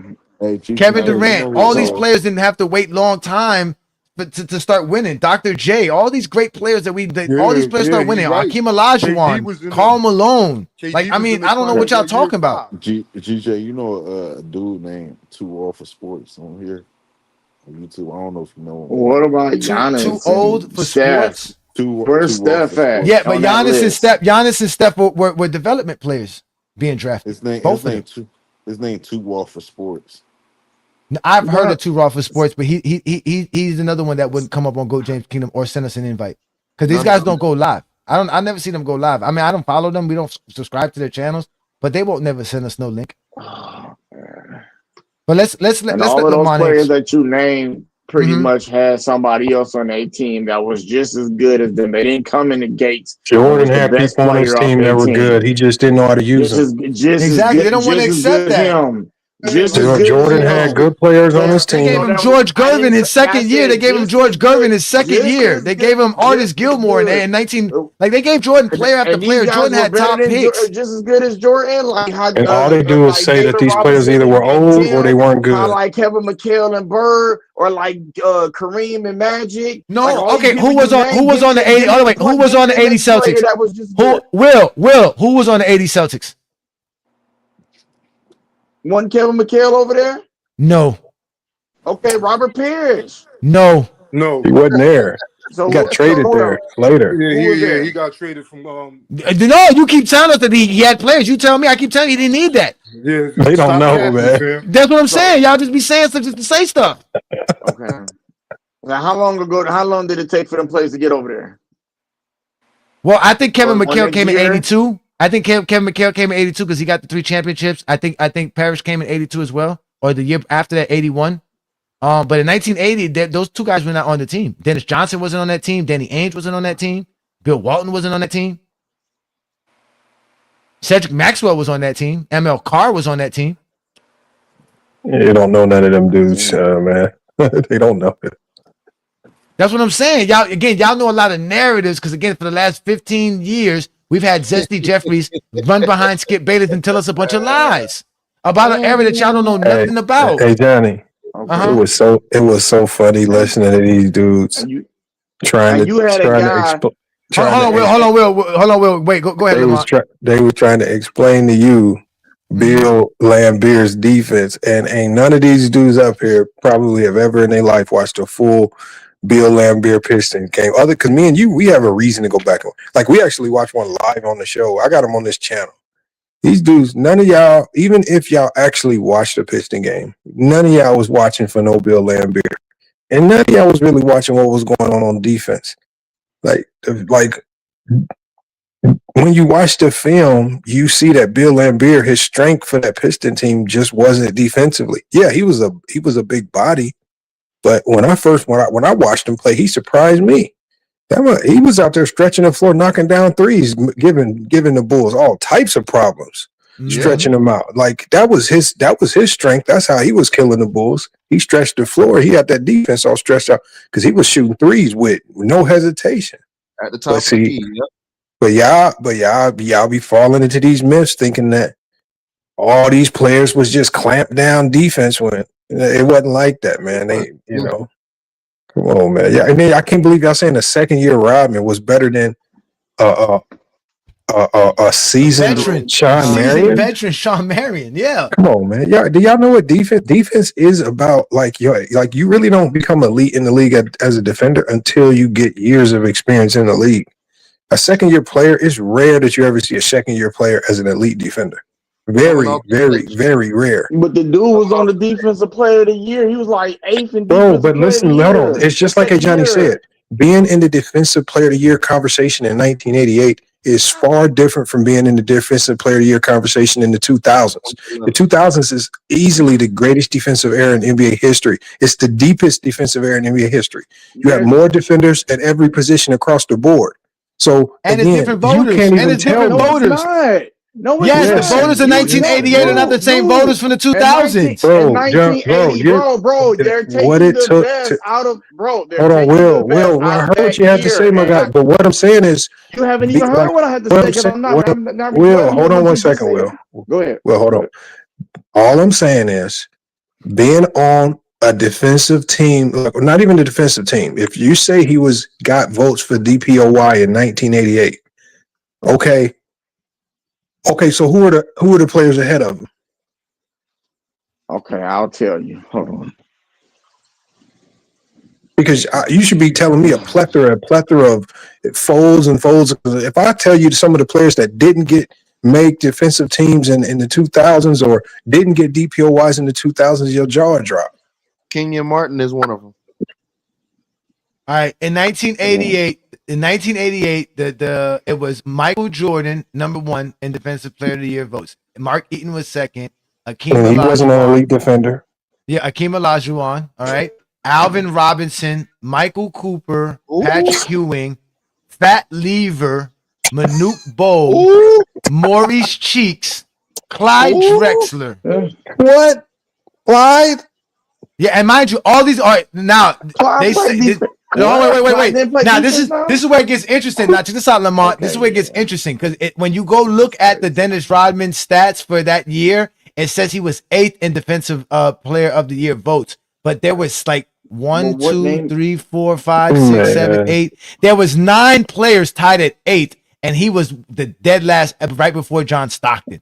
So players that were voted better defenders than Dennis Rodman as far as being tied at 8th for votes was Manute Bol, Maurice Cheeks, Clyde Drexler, Bob Henson, Nate McMillan, Sam Perkins, Paul Pressey, Dennis Rodman, and John Stockton end off the guys who were tied for and Sean Marion is dang near better than all of those defenders. Okay. He's better than Akeem Olajuwon. He's better than I said Jordan. no. I give you Akeem was the only legit defender.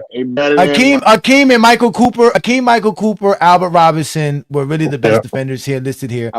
Patrick Ewing, you can add Patrick Ewing because Patrick was very athletic at that time. Manute Bol was only great because they were tall. That's another thing too. Because again, all they had to do is protect the defender. Rim. But I got what you're saying. But if we put Sean Merriman on this list, Sean Merriman is definitely. Hold on. You think if you put Manute Bol, Do you think if you put Manu Bol in 2011, he's an all defensive Yeah, we're saying it because of athleticism and ability. Because we're going off of What did you do? ability. You put Akeem Olajuwon in this in 2000 or Jordan. Oh, he's gonna get cooked. He's gonna get cooked. He's gonna get cooked. Hey, show him the Drazen Petrovic clip. Show him the Drazen Petrovic clip. You don't want to do that. You don't want to do that. You don't want to do that. Oh, y'all is on drugs. What? All the players in the 80s that just get cooked for all the players in the 2000s. Yes, that's just how basketball works. All right. Okay. All right. Yeah. So all right. I see where I mean, that's y'all angle. Will, we just understand that the game advances and the players that come after you typically are just better. They can do everything that you did plus some. So again, I understand that the players that came after the 80s players, they just know far more. They know the game better. They are far more athletic. They're bigger, stronger, faster. So if you retroactively bring them back, they're just going to be better. Again, and if you bring some of those old players forward, they're not going to have the tools, the resources, the know-how, the knowledge to play the game the way that these players play today.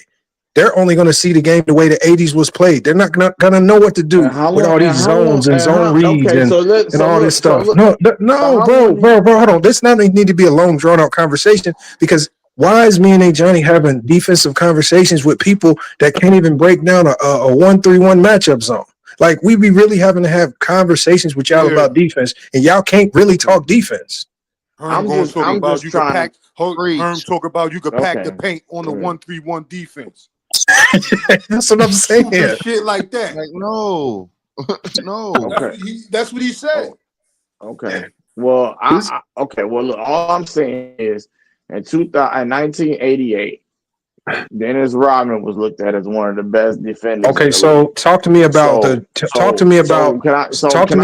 of the schemes. Okay, how about talk to me about some of the schemes the Pistons were running that helped Rodman look like a great defender. Lamont, you got it, bro. You got it. No. What I want you to do is I want you to, because if you watch those games, I want you to tell me, because y'all said Rodman was guarding players like Kevin McHale. Like, so what games were y'all watching in '88? Where are these games at?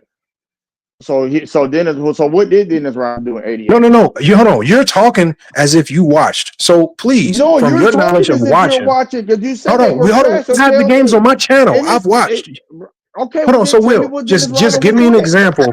Hold on, Will. Just give me an example of one game that stood out to you from '88 that we can go pull up and we can all recollect on together. Okay. Hold on 1 minute. You said what?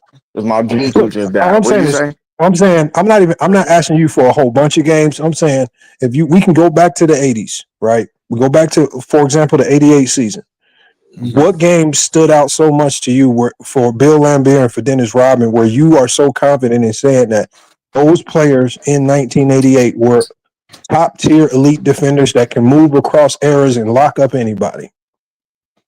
I'm not saying. Listen. So just give me one game. Hold on. Let me just give me one game that you might have watched. My Bluetooth. Hold on, because this is not. Hold on. Oh wait, Lamont, you want to see the play, Lamont? Well, they don't want to see the Drazen Petrovic. They don't want to see the Drazen Petrovic. But that's what they failed to realize. Like you said, Lamont, when we talk about, like he said, when we talk about defensive strategies and we talk about how you play defense, they don't want to talk about. They just want to go off of names and accolades. Hold on. If not just the stats, and that's what this makes it so funny. Because again, I keep telling them, I gotta leave. I'll come back in. Give me 1 second. All right, I got you. Go ahead. There's 3 aspects of defense that you have to have. For one, you have to have the size. Like Lamont says, if you're 7 feet tall off the top, you already got an advantage because you're 7 feet tall. It's harder. So off the top, size matters. Pause. The second thing is your athleticism, which includes your strength, your agility. All of this stuff matters. So you got size and you have athleticism. Then the last thing is your intelligence, your smarts. Yep. So when we're talking about guys like Jason Kidd, okay, yeah, Jason Kidd probably isn't as athletic as he was younger in his days, right?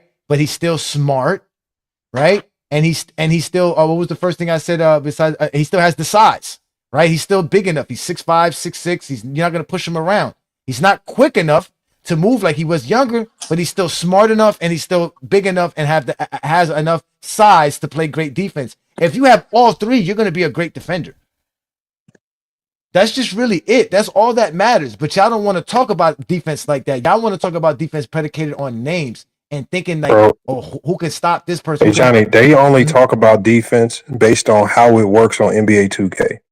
If in their minds, if you have a higher player rating, if they, they're thinking of player ratings. Like that's how Viz was explaining it earlier when he was trying to explain what like some of the things that make a defender. He was basically saying almost every intangible category on NBA 2K. And I'm like, damn, these right dudes here, really bro. don't What you know the mean? I'm game. basically saying, brother. What you mean? I'm right here, bro. I'm Look, here go telling the you play that. right here, Lamont. Look, here go the play right here. This is the look. old version to a young guy. Oh, you didn't even know what was going on. Oh my God! Look at this. Oh, pump fake. Oh, tap the back of your leg. Oh, I got this. This is wet in your mouth. This is what. Come on, man. Y'all talking about Jason Terry? What you think Jason Terry gonna do? What you think Darius Garland Look him like he cooked LeBron. They got the team spinning circles out there. Yeah, what y'all think is gonna happen then? But I don't know no defense. I don't know no highlights. A player that don't have highlights. Bro, we watched that. We were watching full game. No, we were just watching the game. That popped up in the middle of the game. We wasn't watching highlights. That was a game. He told us to pull up a game. He said it was the team's best defensive game, and the first two plays of the game was Avery Johnson and Dennis Rodman running right to the rim, getting layups right on the king. Man, like, come on, y'all gotta stop. While he's in drop coverage. Bro, y'all gotta stop telling us to watch these games because the more we watch, the more we lower these players on our list because it's just like, bro, you got stop telling us to watch. It's a listen. We're doing a hypothetical conversation anyway. Exactly. So it's pretty much your opinion. And if that's how you feel, I can't argue. I can't argue with your opinion. If you feel like all of the 80s players and the 90s players would just get cooked. But we're asking you for we're just asking you where does your opinion where are you creating your opinion from? Because your opinion cannot be from watching the games. Because you're not giving us any example of in games. You're not giving us any in-game strategy. You're not telling us anything that actually happened. You're just telling us what you think of the players or the narratives around those players, but you're not giving us games, scenarios, schemes, coaching. You know what? You're just giving us a whole bunch of fake hold on. stuff. You know what, Lamont? You know what's the funny thing about this? Because I gotta hold on, wait, Will Life, hold on, Will. I'm gonna let you speak, Will. Listen, just check this out. Listen, this is what y'all say to us. First, it's us just tearing players down. But this is what I find funny. It's funny how you guys are mad that we're tearing down players that you guys adore and love, which we understand why you're upset. But the opposite of that coin is you guys don't let us build up any players that we like. That's the problem. That's what you guys fail to realize. Every time we go to build up today's NBA, to talk about how great today's players are and how great they are, the first thing y'all do is bring up the old players and how they don't compare to the old players. Oh, I don't do it's that. okay. But that's how the conversation started. Because the conversation easily goes because we talk about how great LeBron is all day. That's it. Once we say LeBron is great, we have to address Jordan. We have to address Jordan, fans. Once we say LeBron's great, LeBron is great. LeBron's shoe company dropped an advertisement about his shoes and his career, and the Zesty Jeffries were livid, upset.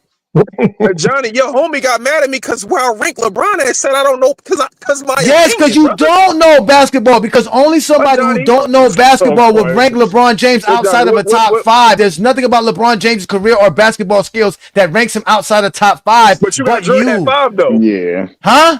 You got Jordan at 5 though. Yes, predicated on stats, accolades, and achievements. No, it's not. If you go off of stats, accolades, and achievements. If you go off of stats, accolades, and achievement, or if you go off your criteria, I guarantee you Jordan's not your GOAT and LeBron will be your GOAT. I got my criteria for ChatGPT. You won't put it in Lamar's ChatGPT? You won't put it in Lamar's ChatGPT? I got my ChatGPT, my ChatGPT criteria ready right now. I got it ready right now. I do it. Do it, Lamont. Go ahead, Lamont. Do it. Let's see it. Do it. Do it. Do it. Do it. Let's see it. Because let me tell you, no, because Viz, you laughing. When I gave Lamont my criteria, Jordan ended up being 5th. That is true. I do got my criteria, and hold on. Again, I will repeat myself because I know you don't listen. I'm gonna repeat myself because I know you don't listen. Again, when I gave Lamar's ChatGPT my criteria, Jordan was 5th. Let's see if your criteria will make LeBron outside your top 5. You want to do that? Lamont. Okay. Before I go, so I like what y'all guys do because y'all guys are the guys I go at on these social platforms. So when Lamont did that the first time, right? Hold on, let me explain, Lamont, so you're not wasting your time. So when y'all did that the first time, I knew something was weird because y'all used ChatGPT for something. So what I did is I went and ChatGPT myself and I put things that will fit my criteria. So and I screenshotted it all. So if y'all really want it, it will come up the same. First of all, the only way that works is what model of ChatGPT were you using? The one that you had on the screen that they were using trying to get me to use. Hold on. Well, I said what model are you using? What you mean model? Okay, so there's some people just use the free version, which the free version does not search the internet. It does not have intelligent thinking. It doesn't apply context. So there's 4 different versions. The highest version is ChatGPT 5. That's what I'm using. So if I get a different result, it's because I have a stronger version. So what's your criteria? Lamont, if that's kind of irrelevant though, because if I put something specific so down, what's your criteria? I would have to leave out and go look at the screenshot that I screenshotted from the time that you got me. But anyway, my ChatGPT for my criteria has LeBron at 9th. Okay, so what's your criteria? If you give me a second, let me because I'm on this the browser StreamYard. So when I leave out of it, it's going to kick me out. So I'll have to go. You know what I'm saying? So you just said you were ready. Now you're not ready. I have it ready, but listen, you don't know what your criteria is. Is it that in depth that you can't tell us what it is off the top of your head? He's tried to make a criteria to keep LeBron out, so he has to write it down. I don't got it written down. I got it on my phone. I'm telling you, I'm on the browser. Listen, I'm on the browser of the damn StreamYard. So if I leave the StreamYard to go to my gallery to get it, it's going to kick me out. Then I had to get back on here. So if I was on my computer, I could just look off my phone. Why you don't download? Just leave and then just ask him to bring you back like he did me. Yeah, all right, we can do that. Give me a second. I'll be back. I mean, y'all can just keep chatting. I can get on my computer. I can tell you my ChatGPT got LeBron at 9th. Okay, what y'all going to say then? Yeah, we don't. Your ChatGPT is not as good as Lamont's. It don't matter. It still got him 9th though. It does matter. It does matter. No, it don't matter. Y'all didn't make ChatGPT. Y'all didn't make it. Y'all didn't make it. Yes. Again, Lamont's ChatGPT has been. Again, listen, Viz. Yes, we did make it. That's why it's called AI. Lamont's ChatGPT has been conversating with plenty of basketball fans. We've been feeding it a lot of basketball information. So in his ChatGPT, no, it's not a lot of lies. Some of the stuff you've been saying is in there. Again, it is. His ChatGPT has more information than yours. It doesn't matter. It's still if he got some. It does matter, sir. It does. This what's the why would you be scared? If it don't matter, then why would you be scared to give it to him? If it's going to be the same, if you're going to get the same results, so go get it. Matter of fact, Lamar, you want me to so I can still stay on there. You want me to send you it on the face or the IG thing? I mean, can send it if you want. It's just put it in the private chat. Yeah, just put it in the private chat. Can you put pictures? You can't put pictures in here. Yeah. Can you? And what's wrong with Jordan being 5th? That's not worse than you having LeBron 9th. I don't have no problem with Jordan being 5th. Like I said, it's all my opinion. My only opinion that y'all get mad at. No, and a lot stop. Of Stop. I don't want your opinion. I don't want your opinion. I don't care about your opinion. You just asked me about my criteria, which is my opinion, though. Somebody asked me for my criteria. Your criteria is your opinion? It's not based on anything factual? Wouldn't be my opinion, even if it is, I think it's facts. Okay, you can't think something is facts. Something is facts or not facts. Your criteria. Johnny, anyway, Jesus Christ. Lamar, I'm glad you're here because I got to deal with a Johnny and Juan Boy dumbass. Like, it'd be bad out here, man. Hold on, Viz. Did you create this criteria or did you ask ChatGPT to create a criteria that puts LeBron in 9? From what you asked the other time, the first time I got on your stream, you asked me what do I believe and stuff like that, right? You asked me what makes my criteria. I was thinking the same shit. Like, that's not what I asked you. Is put LeBron 9. Lamont, when that stream you had when you had everybody coming in there to take that test and all that, and what their criteria was. No, that was the NBA IQ test. That wasn't criteria. That was a different stream. That day, though, you still was asking certain people their criteria with that. Okay. Though. So Viz, all I asked you, I said, is your criteria the criteria that you're about to send me? Is it your criteria or did you tell ChatGPT to create a criteria that puts LeBron at 9? No. It's my criteria on what I believe. Okay, so do you remember any elements to the criteria? Anything? No.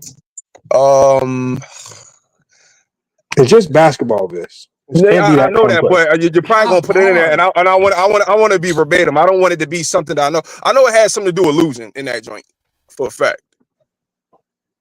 I know it did. Yeah, it had something to do You with heard that? He said, I know losing's a part of it because Jordan never lost. That's a part of it. Hold on. Winning and Jordan losing. never Winning, lost. My bad. Winning and losing. I mean, if we compare it from we got to nitpick something, right? That's what it's all about. You talking about first goal left. Can you send me you can send it to me on IG. Can you just hop off and shoot it to me on IG real quick? And I got you right. Yeah, I got you right now. I got you. Winning and losing. Jordan's not the best winner, nor has the least amount of losses. So I don't know how that's your goal. I mean, you got a guy that choked in the finals that had 8 points as a 2-time MVP. See, look, how does that help you rank your players? How does that help rank your players? Viz, how does that help you rank your players, Viz? How you did you just a smarter version of a dumb wine boy? I swear, dog. Y'all two dudes are the worst. Hold on, so Viz, are you telling us that you lucky one playoff series can? Are you saying that one playoff series and an entire player's career can impact where they land in your top 10 ranking? No, not at all. So why'd you just? I'm just nitpicking one thing though. One thing of many. I didn't nitpick. Okay.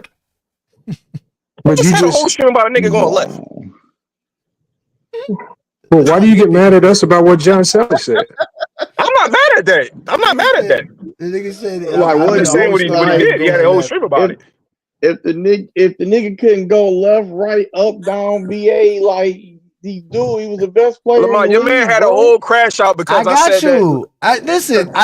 At one point in time, Bill Russell was the best player in the league, and he could barely shoot a jumper. There you go. I mean, LeBron is the GOAT. Because we don't have it don't diminish from nobody, bro. It don't diminish from nobody because you. Hey, Johnny. I mean, that doesn't make sense. Because your job is the ball out in the area in which you are, and that's all that Jordan did. You could look at. Well, I don't think Bill was better than Wilt, but that's another story. But the point is the point is that you were trying to compare him, but telling us that we can't compare him to the day's time, but yet you're comparing Jordan to the players in today's time. And trying to make a point. The point is that that's just that's a reality. That's a fantasy point. The reality is Jordan played, and the years that he played, and the years that he played, he maximized the years. Nobody has never won and that much as a lead dog, as a team. And that's a lie. That's a lie, sir. That's a lie. That's what I'm saying. That's a lie.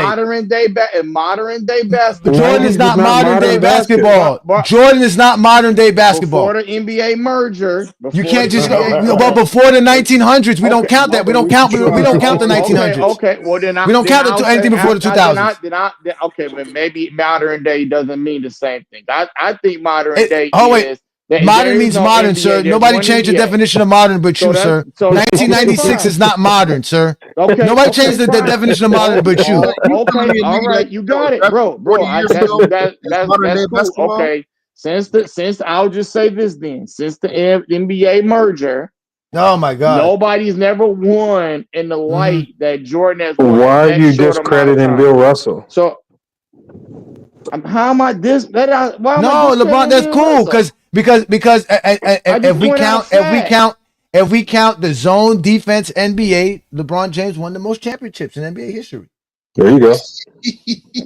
Okay, that's the best player in the world. Steph Curry too. How did he? Wait a minute. How did he win the most? When Steph got as many rings as he got. They're tied. 4 is not more than 4. So that's not the most. They're tied. 4 is the most, sir. 4 is the most, sir. 4 is the most, sir. 4 is not more than 4. 4 is the most. Wait a minute. When they running zones in Kobe in 2000?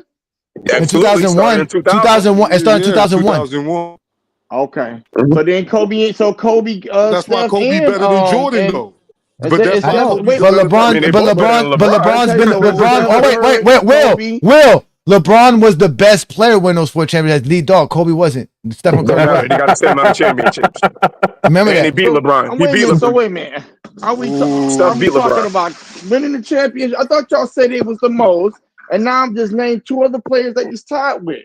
No, but you said about lead dog. Remember, you said Jordan was the lead dog with the most championships after the merger. Okay. And I'm telling you, after the zone defense was in play, LeBron James has the most championships as the lead dog. That's cool. That's what I was saying. That's So what you you see. go But you see how. But you see how. Wait. that's But not- you see how silly that sounds, right? Will Life. You see how silly that sounds when I do that.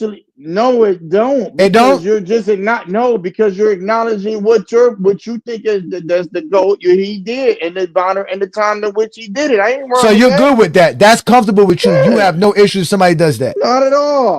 The point is that it's just you would just have to wait what you think is greater. Me, I feel like 2-3 something I've never seen a player do, and Lamont, let me know when you're ready. MVPs Lamont, and I all got of it this ready stuff. for you. I don't have a problem with. I'm people ready doing now. it. You just To be honest with you, Will. That's why That's why I don't put my feelings involved in this, and I go by what's real. I go by all NBA history, and I go by what's actual fact. just You had a can go whole by your crash out feelings, earlier, and I Walt. don't care about that. Wasn't fact. No, Okay, again, so you have your what's the feelings on how criteria? you want to address it. We but don't do I that. We don't do a asked you feelings. so the question was, what did I say that wasn't factual? That you're discrediting the pre-merger NBA.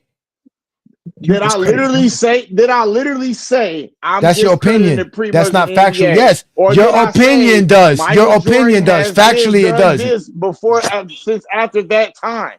That's what I Again, said. I didn't discredit your anything. opinion is that doesn't matter. That's an opinion. By factual, it matters. Did I say it didn't matter, or do you? Yes, you did, because you don't rank it. You said you don't rank it. To you, it don't matter. In real life, it Did I does. That's say why I it keep didn't telling you, matter or nobody not? cares about what you think, Will. I just told you that. No one cares what you think. You keep thinking what you think is important for all of us to hear. No one cares. Nobody cares if you don't want to count Bill Russell or not, but you. No one You cares. just lied on me though, and you don't want me. No, to I call didn't you lie out? on you. So did you not say you don't count Bill Russell and it is our opinion to do this? No, I didn't yes or say no? that at all. Oh my God! Let me stop. I'm gonna Bill mute you because Russell. I already know you're gonna cut me Vince, off. what's your criteria?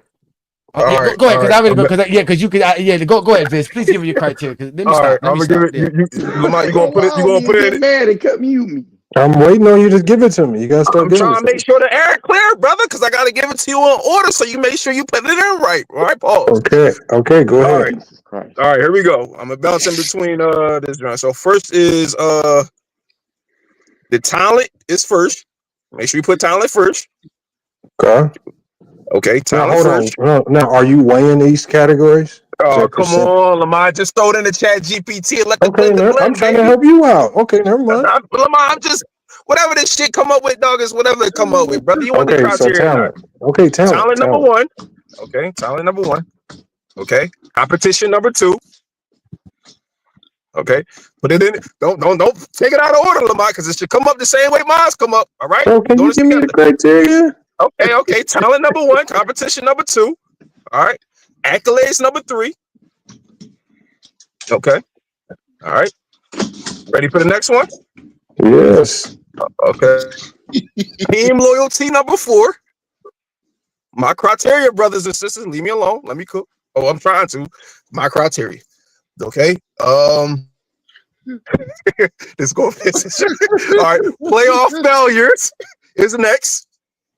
Okay, hold on. Let me type it. Hold on. Playoff failures. Yep, that's right after team loyalty. Everybody remember when these Jordan fans come tell you how their criteria work. I'm a fan of the sport, brother. I'm a fan of the sport, brother. Everything is predicated for LeBron James. It's hilarious how everything everything he's saying he thinks Jordan doesn't have none of these issues. But okay, hold on. What's the next one? Don't assume that. You didn't ask for my opinion. Yes, what's the next one? Oh, I know.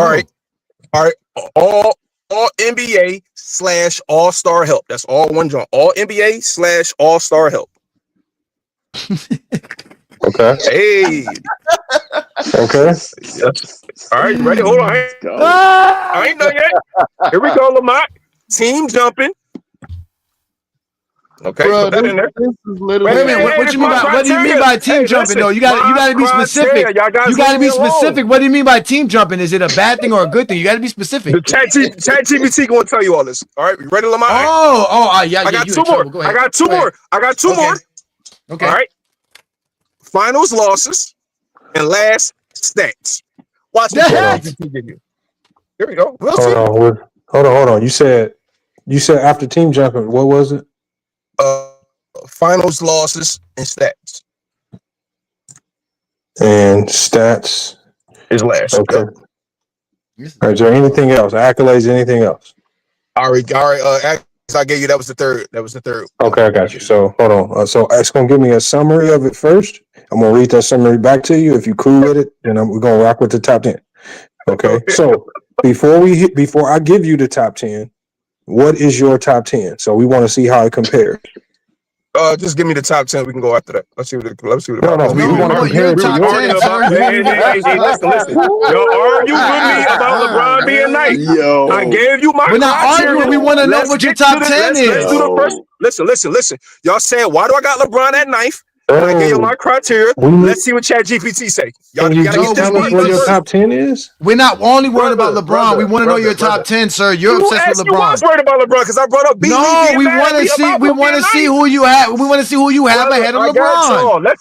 Y'all want my criteria first. Let's get these answers. Then we worry about that. We need your top 10, sir. We need your top 10. All right, I had no problem giving you that. Give me this first though. Let's go, Lamar. No, we got to compare it. You got to give us your top 10. You can't wait till after the 10 and switch it, sir. Just give us your top 10 because we need to know your top 10 before we give it to you. Y'all didn't even get the answer of this question first. Y'all let's do one question at a time. Y'all said, what's my criteria? We need your top 10, sir. We need your top 10, sir. Brothers and sisters of the chat. Press the button, Lamont. Okay, so what's your top 10? No, Lamont, don't do it, Lamont. I'm not gonna let you do it. He has to give us his top 10. He has to give us his top 10. Do me, Will. Hey, Will. They pressing me for my criteria, right? Now they don't want to see what. We want your top 10, sir. We want to see how closely this matches up with your top 10. We need your top 10, sir. They need a safety net. Hold on. It's not a safety net. He's looking for a safety net. We all grown men here, right? We need your top 10, Vince. Johnny, we all grown men here, right? That's all Vince, we need your top 10. We are grown men here. Yes, that's why we need your top 10. Nobody's a kid here, though. Okay, we need your top 10, sir. Y'all asked me first. Answer the question that y'all asked me first. Then we did answer your question. You gave us your criteria. Now we need your top 10. What's the ChatGPT response at the time where I got LeBron nice then? We need your top 10, Vince. We need your top 10, Vince. Vince, I'm going to give you 50 seconds to give us your top 10 or we're going to end the stream. What are you going to end the stream for, Lamont? Again, you got 45 seconds. Yes, just give us your top 10. Who cares? It's not a big deal. Oh, my God, brother. I got Jordan at 1, LeBron at 9th. ChatGPT going to tell you the rest. Okay. So you don't have a 2 through 8. Yeah, I do. ChatGPT going to tell you. My top 10 is ChatGPT on that. Okay, so whatever. So what did ChatGPT give you? What did ChatGPT give you when you put yours? So you're saying whatever this top 10 is, that's going to be your official top 10, right? But it didn't ChatGPT. I gave you the criteria. Okay, answer the question. Is this going to be your top 10? I just told you the ChatGPT. Yes or no? Is this going to be your top 10? Yes or no? Nigga, ChatGPT. Yes or no? ChatGPT is my top 10. Y'all go press no, Viz, you got it. See, that's what I'm saying, bro. You said we was be grown men. Why can't you just again answer the simple question? When Lamont hits this button and Lamont gives you this top 10, will this be your top 10? Yes or no? Yes, my top 10 is ChatGPT top 10 for criteria. All right, the one that Lamont's about to give you from Lamont. From Lamont. Go ahead. You're right. From Lamont. Go ahead, Lamont. Press enter. Okay, so he doesn't have a top 10. Go ahead. So this now he has a summary. It gave me a summary of your criteria first. I'm gonna read it to you to make sure we got it right. All right. You had number 1, talent. Number 2, competition. Correct. 3, accolades. Team loyalty is 4th. And then under team loyalties, it says weighted positively for staying loyal, negatively for switching teams unnecessarily. playoff failures. All-star and NBA help, and it says context of how much star power they had alongside them. Team jumping, penalized for unnecessary team switches. Finals losses and stats, winning percentage plus production at the highest stage. And so we'll start with number 10. Number 10 for you is going to be Wilt Chamberlain. And if you want me to read why for any player, just let me know and I'll read it. But just for the sake of time, I'm going to tell you the names, all right? Mm-hmm. And I'll tell you the whys for the most important players. At number 9, you have Larry Bird. You did something wrong, brother. No, bro, he didn't. Bro, what do you want me to do? I'm just reading the list. Go ahead, continue. This is your list. This is your top 10 players. Remember, you don't have a top 10. Let's go. I do have a top 10. You named number 8. In my top 10. Number 8. He has Kobe Bryant at number 8. Okay, Kobe's number 8. Somebody else in my top 10. Okay. Number 7, and I'm going to read this one to you because this is one of the craziest. You got Michael Jordan at number 7. I'm gonna read why. I know you did some bullshit. Hey, everybody in the chat, y'all start your chat GPT up. Hold on. We got to mute him so I can read why. Exactly. Look, now he's upset. Okay. Thank you. It says 6 titles. It says 6 titles, 5 MVPs, elite scoring talent. It says penalized. Okay, hold on. We got to mute him because he's trying to disrupt right now. Yeah, exactly. Okay, yeah. So it says penalized according to his criteria. It says penalized for retiring twice and leaving Chicago. Thank you. Played with all NBA help, Pittman, Rodman, and Horace Grant. It also says right here, it says faced weaker competition in the 90s expansion era compared to others like LeBron and Kobe. It says finals record perfect, but fewer appearances than others here. And it says Wizards years hurt his team loyalty and tarnished legacy finish.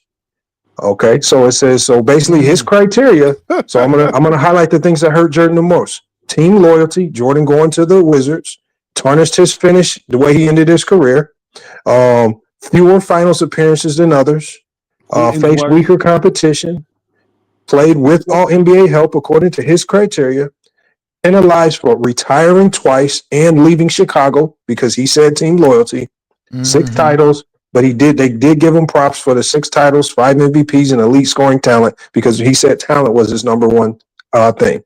Number 6, we have Shaquille O'Neal. Number 5, we have Tim Duncan. Number 4, we have Bill Russell. Number 3, Magic Johnson. Number 2, Kareem Abdul-Jabbar. And the number 1, and I'll read why.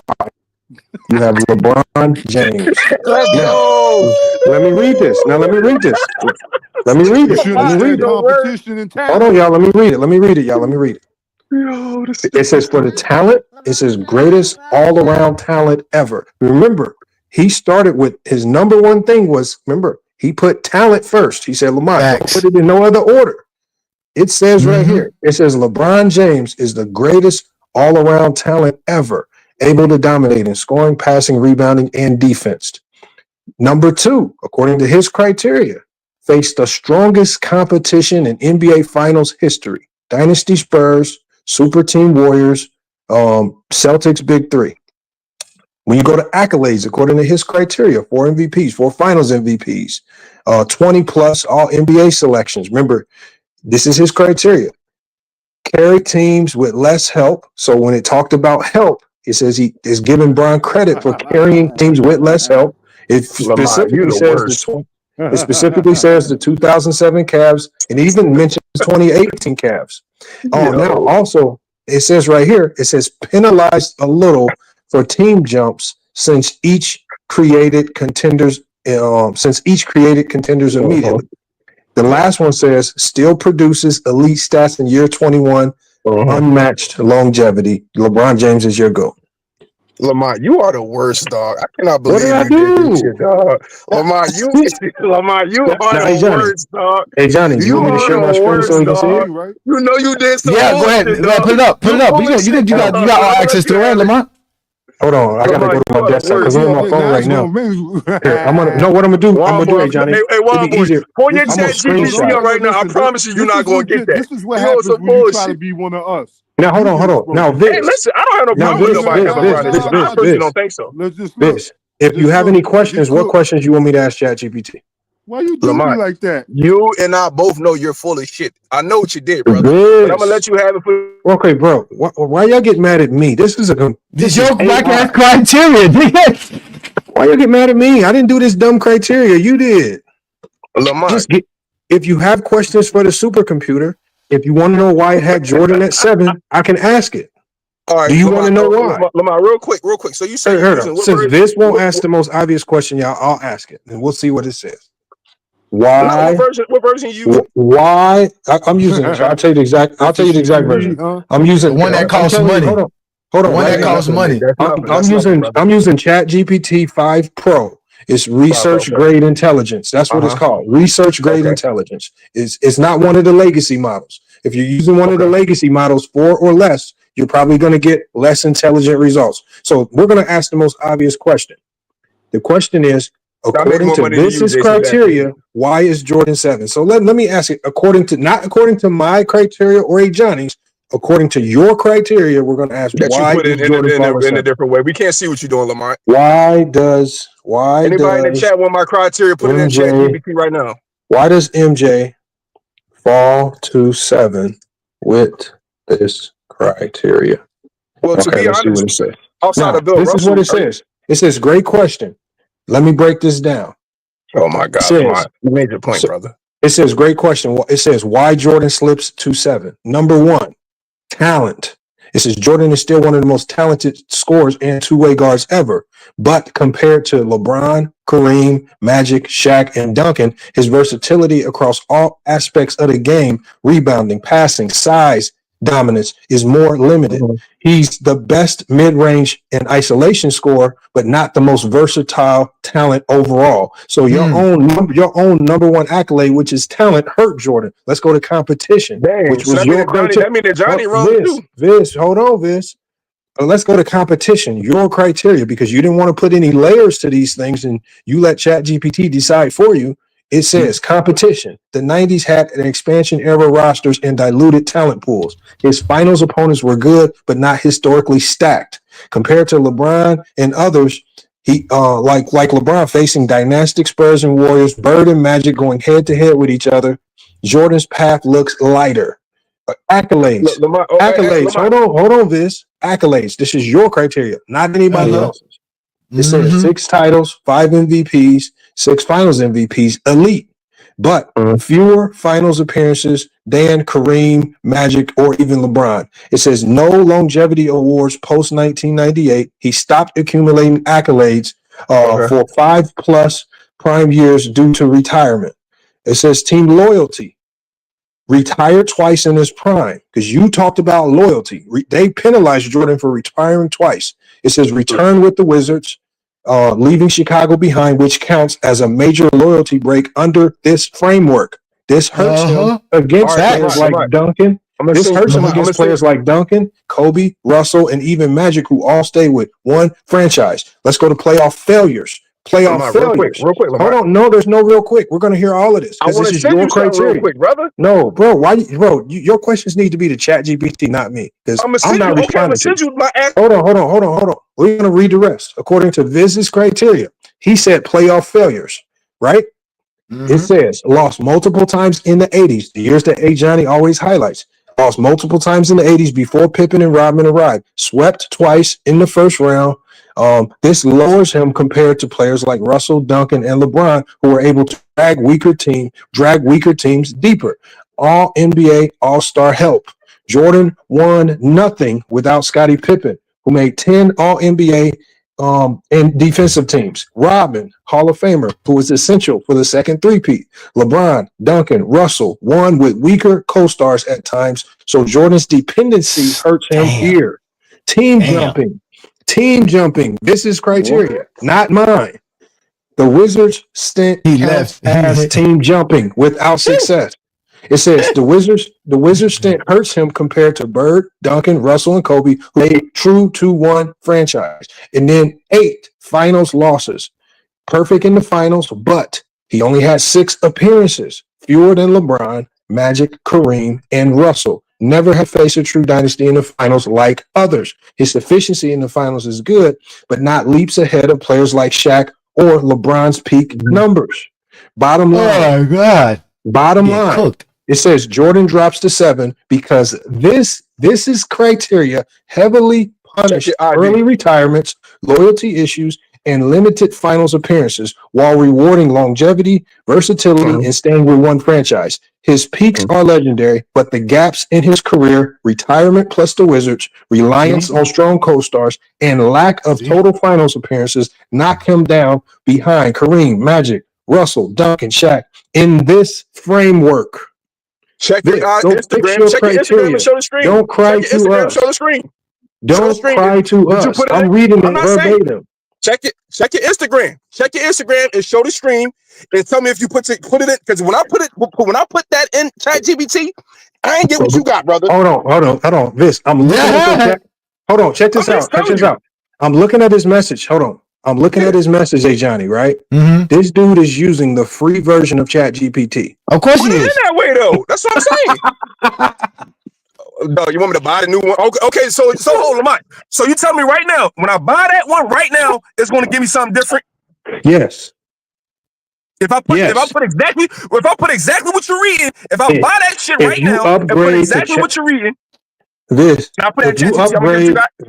you upgrade to ChatGPT Pro, the research grade intelligence, you will get far different answers because the model that you're using this cannot even surf the internet.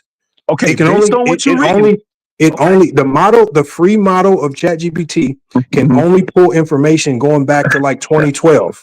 It can't do any research deeper than that. So when I buy that ChatGPT and based on what you're reading right now on your Instagram, I'm going to get exactly what you got. Just go get an upgrade, my guy. You making the money. You said you was at work the other day. Quit using that free shit.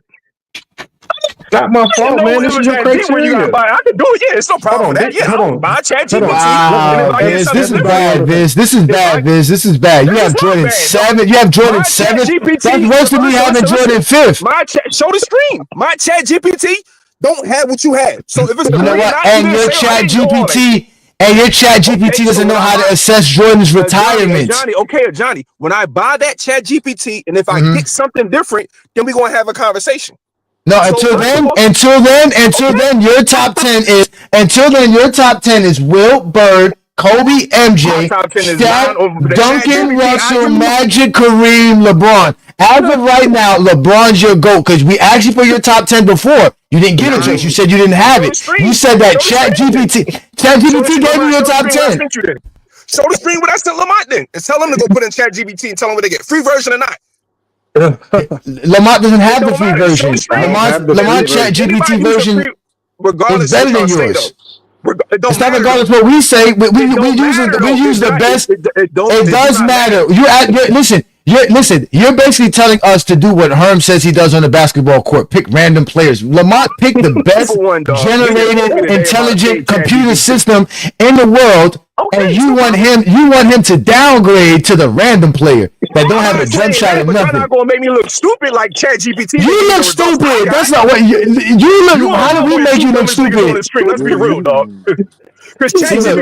See, look, this is how you get mad. Now we have to be stupid because your criteria. Wait. How come when I gave Lamont my criteria on his ChatGPT, it spit out the same players I had? Why was mine not different? Lamont, show the screen what I sent you there and have them. Viz, can you answer the question, Viz?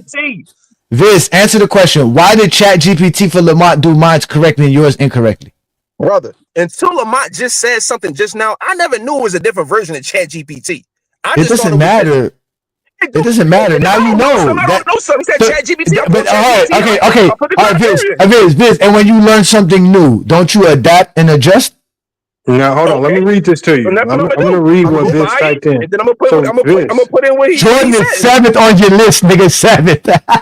No problem. Everybody besides Bill Russell was in my top 10 anyway, so it don't matter. But this screenshot doesn't give me a top 10. This just tells me what you typed in. This is the same thing I typed in. Okay. Where's the top 10? Where's the top 10 ChatGPT gave you? The stronger version. Okay. Send me the screenshot of what No. Send us the top 10 that ChatGPT gave to you. Where's that list? I didn't hear you. What'd you say? Where's the list of the top 10 that they gave it to you? Where's the top 10 list? Where's the top 10 that it gave you? Where did they give it to you? Oh, I mean, you What want is to it? get the top 10 I got?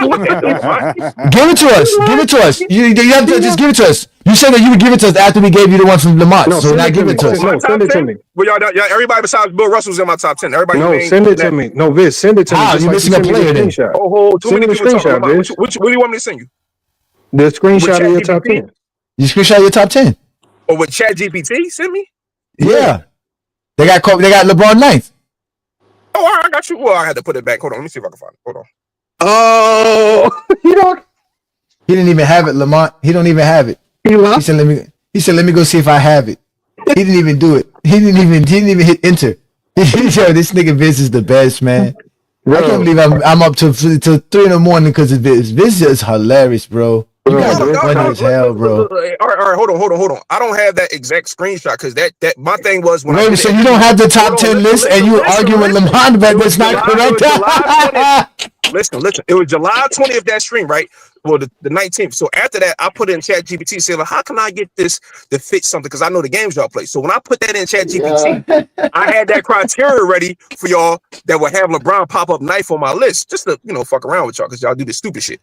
Okay, And but you on only gave me partial screenshot. This doesn't show me what it kicked that out to. criteria that with Lamont on the free version that I got, LeBron is knife on it. So if you want me to Can you send that to me so we can double check it? Making up stuff. I bet you Brandon's ChatGPT won't have that. Brandon Lee, so if I put that, all right, Lamont. So if I Okay, hold on. I'm gonna switch models. real quick to the base model, and I'm gonna type it in exactly. I'm gonna type it in word for word the way he has it in the screenshot. Yes, please, Lamont, tell me. Let's see. Okay, so hold on. I'm switching models, so I'm getting off ChatGPT. I'm getting off ChatGPT 5, so I gotta go to the legacy model. So I'm going to the legacy model. All right. Let me go to my new. Hold on, Lamont, because I'm gonna type in. Hold on, y'all. I'm gonna type this in word for word. Okay. This is what he typed in, y'all. He typed, who is the top 10 greatest players base? He put base on this criteria. He didn't put base with a D? He didn't put a D. Pause. No, I'm just typing exactly how he has it with the spelling errors. Oh man, see, I keep telling about these special ed students. In his list, he it's the same thing he gave me before. He has talent, competition. Okay. High school competition. Accolades. Team loyalty. And hey Johnny, I'm gonna screenshot this so you can see that I changed my model to I got on 5 and went down to the legacy model. Hold on, accolades. Team loyalty. My computer real quick. Okay. Playoff failure. All-star, all NBA, all-star help. All-star help. Yep. I remember that. He didn't realize Scottie Pippen was a 7-time All-Star and 7-time All-NBA player. Team jumping, finals losses. It also said Jordan got a mid-range shooter. Special ed students, they can't spell base. Johnny, you told me LeBron was a better mid-range shooter. ChatGPT don't agree with you. I didn't say when I said LeBron was a better mid-range shooter than who? Where? Than Jordan. I didn't. You did, so stop lying. Okay, I said that we don't have Jordan's numbers. Okay, so you can't tell me Jordan's better. Hold on. I got it right here. So we're gonna give. So it literally gives me the same summary, right? Not the same because this summary is not as broken down. Talent, level of competition, accolades, team loyalty, playoff failures, all NBA, all-star help, team jumping, finals losses, and stats. You're number 10. So it has a different number 10 for you now. So when I go to a different legacy model, do you remember what it had for your number 10 on your model? No, he don't remember. You don't remember 9, LeBron. He's only remember LeBron. How you don't remember one number? Do you remember what it had for 8? Bird. It was Bird. Bird was number 10. Okay, so no, Wilt was number 10 in the other one. Okay, who was your 8 and 7? Do you remember? I think Bill Russell. You said Bill Russell didn't make your top 10. For the criteria he does. I said everybody, every name you named in that original one is in my top. Bill Russell. Okay, let me just give you the names. Okay, so number 10, it gave me on the legacy model it has Akeem Olajuwon. Number 9, Shaquille O'Neal. Number 8, Steph Curry. 7, Larry Bird. 6, Magic Johnson. 5, Bill Russell. Looking a little cleaner. 4, Tim Duncan. Number 3, you still got Michael Jordan. You still slighting him. Jordan falls. Hold on, He moves Kobe, up I to remember 3. Kobe being in there, dog. Okay, hold on. I think Kobe was like fifth on mine. Hold on. And you still got Kareem Abdul-Jabbar number 2, and even under a lower model, LeBron James is still number 1. This is why you didn't send me a screenshot of the list, because even on the lower model, it still has LeBron James number 1. Kobe was like 6 on mine, though. I remember that for sure. LeBron is definitely not number 9. He was definitely not number 9. No, he definitely wasn't number 9. We're about to see right now. Yeah, we about to see. I'm about to get on my drink. Hold on. Viz, send me a screenshot of the list. He don't have it, Lamont. He's lying. Brother. Let me get on. Hold on. All right, once I get on my Johnny, PC, he's lying because look, Johnny, because everything you type in and everything you type in ChatGPT is stored. It don't delete itself. If he gave me the first part, he should have the second part. He has it. He can screenshot it right now. That's why I screenshotted it. Okay, so screenshot it.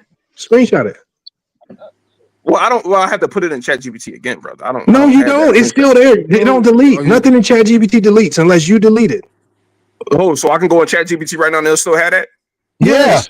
ChatGPT. That's what we try. Viz, that's why we were telling you that Lamont. Viz, this is what we tell you. Lamont's ChatGPT is smarter because all the conversations we've had with it keeps all that. It records all of that. You saying? Hold on, Lamont. So you saying that when I use ChatGPT Viz, that one time, if you it'll still have screenshotted the first part, you can screenshot the second part. All right. Well, hold on now. All right, let me. Especially if you create an account Why and would you have your own. Why would you screenshot the question but not screenshot the results? Well, because he was gonna lie about the results. What I did is I ran that a few times, right? So the first time I put like something else, and it gave me like because I was doing it to fuck with y'all, and they gave me like Ron at like 6 or some shit like that. So I said, let me add a little bit. So more. you didn't like the result, so you switched. Exactly. It still had Brian Low. My whole point was just to fuck with y'all to have Brian Low because I don't. That's agree not with the fucking with us. ChatGPT That shows thing. you how dumb you are. No. That doesn't like. How did you think that was gonna mess with us? Hold on. For one, I don't agree with ChatGPT dictating anybody. Whatever you have is whatever you have. But I know Lamont that day was dictating you just people's- said Lamont said ChatGPT is gonna give you your top 10. Now your top 10 has Jordan 7th. And accept it. That's because y'all use ChatGPT. I don't use ChatGPT to determine anything that I want. You did. You said your top 10. You said your top 10 was predicated on what ChatGPT. Hold on, I'm gonna screenshot this for you, Johnny. I'm about to text it to you so you can put it on the screen. Please send it. I'm gonna screenshot both models so you can see. I use the lower model and I use the higher model. I'm about to text them to you right now. Hold on. Yeah, please do. Hey yo, Lamont, Y'all are just liars, man. Who lying? What I got lying for you for? If Lamont said it's gonna keep everything in there, Viz. Okay, I'm trying to get my Viz. PC. I'm Okay, trying to Viz. get my- I call y'all a liar a lot because I always see y'all lie. But did you not say when we were asking you for your top 10 that whatever ChatGPT says your top 10 is, that's what your top 10 is? Outside of Bill Russell, all those names is in my top 10. It's just ordered differently. This nigga But yo, it's so hard to answer yes or no. How is it so hard to answer a question that is very direct, brother? Y'all get mad when somebody else don't It's answer. no, yes or no it's not a video Why yes or no sit down, question. Boy, you a goddamn go James Kingdom lack. Viz, You a lack, boy, sit down. did you or You a not, lack. Viz, did you or did you not? Viz, it's not yes or no. It's I did or I didn't. If ChatGPT got Brian as my goat, Listen, you have two answers. I did or I didn't. Did you or did you not say that whatever ChatGPT gave you as a top 10, that's your top 10? Goat. Absolutely. Brian, my goat. Yes. That's what I wanted to hear, son. That's all I wanted got to you, hear. brother. I got you. He ain't my goat, but for ChatGPT, he my goat. He's your goat. Go ahead, Juan Boy, get it on him. Go ahead, Juan Boy, get on him before we get up out of here. Nigga don't know shit, dog. Going live for 6 hours. Going live for 6 hours. I knew this show was gonna be a crazy ass show. Nigga away from me, man. Juan Boy, we still ain't finished that Paul Gasol shit. Yo, you fried yourself, my man. Like No, you I don't have didn't. to come up here looking like a fucking idiot. I'm not looking like an anyway, idiot. let me just move on because I want to see Lamont. What would my this would be if I had a top 10, right? This is what my criteria would be, right? My criteria would be the level of competition where the players are more athletic, more skilled, and more talented. I'm sending them to your email, Go Jane. All right, let me go check it Hold out. on. I'll send them right now. Y'all just be fabricating up stories. This is sad, man. Only CJ had a criteria that made Jordan the GOAT. He was the only one. And I'm free. That's why I said like. Okay, all right, bet. I'm about. Now you about to switch your criteria. Now you about to switch your criteria. If I could get my top 10, I just sent it to you, Jay. I can pull my camera right now. I don't got to do that. Nah. What I got to lie for it? If ChatGPT got them, I go on there. I know when I put it in. You know why you gotta lie? Because you know how we do. You gotta lie because you know how we do. None of this shit matters to me to be lying in no fucking man. Y'all niggas are not know some bitches I'm fucking. I need to lie to, dog. Just get. What you mean? You did it. You did it before. I did it, dog. What I gotta lie for? I'm telling you that day I did it. He did not come. Jordan was number one. What I gotta lie You for? can't even keep it real with the chicks that you lay down with. Bro, right now I'm only talking to one, so what I got a lot of her for? Yeah, she listening to you right now. But anyway, no, I can't listen to me right now. Nah. Hey, Lamont. Hold on. I'm about to pull up in the stream. Can you Lamont? Can I put in the criteria for my top 10? Why you ain't gotta ask that nigga? Go pull ChatGPT up, put it in yourself. I'm not talking. You go James Kingdom like look at this lackey nigga. Hey Dad, can I get permission to do this? Do it yourself, nigga. Here we go. So here we go. This is what Viz's thing. This is why LeBron's now look number in the one. top corner. You see where it says ChatGPT 4? Because I had to go down to That's the the legacy 4 model. Right? Yeah, that's the 4. That's the 4. This is what it gave me. Right? Okay. Yeah. All right. So let's go to the other one. I got you. Let me pull up the other one. If you look in the top corner, it's ChatGPT 5. But remember, the list is so long, I couldn't get everything. No, that's the first one. I got the wrong one. Hold on. I got the wrong one. Hold on. Let me get the other one. I keep grabbing the wrong one. Lamont, on that screenshot, do it show you which version I was using? Yeah, I can see your version. They go to 5 right there. Which version? Look, so hold on. So this is how I can tell what model you're using. Because see where it says ChatGPT, it should have a number next to it. Yours just says ChatGPT. That's how I know you're using the free version. Listen, brother, I'm not denying none of that. I don't know. First time I heard about this shit was when I got into your stream. I didn't know nothing about it. If you look at mine, I switched to version 4 and I switched to the pro or research version, ChatGPT 5. And so that's what ChatGPT 4 gave me. That right there is ChatGPT 5. But the list is so long I couldn't get it all in one screenshot. But you can clearly see now on both lists, you got LeBron as your GOAT. Can y'all drop the link of the so I can get in the stream from my PC so I can use my phone in the stream? I was using T-Mobile. Probably was. No, I'm gonna do it right now. I'm gonna send it to him right now. Hold on, I'm gonna send it to him right now. Yeah, hurry up, man, because I want to end tonight's show. We're 6 hours in. I got y'all. All right, bet I'm about to join it right now. I know y'all ain't got nothing better to do, but like why you like? I mean, this is sad, bro. That y'all be doing this. This is really sad, bro.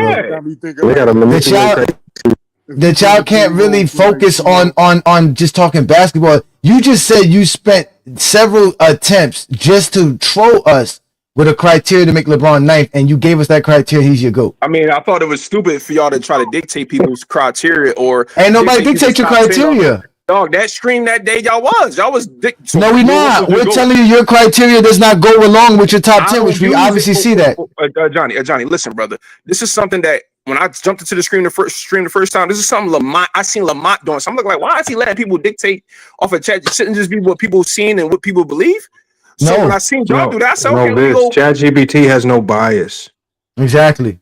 No, it's not going to look at 2011 like you look at 2011. Lamont. It's not going to look at 2007 the way you look at 2007.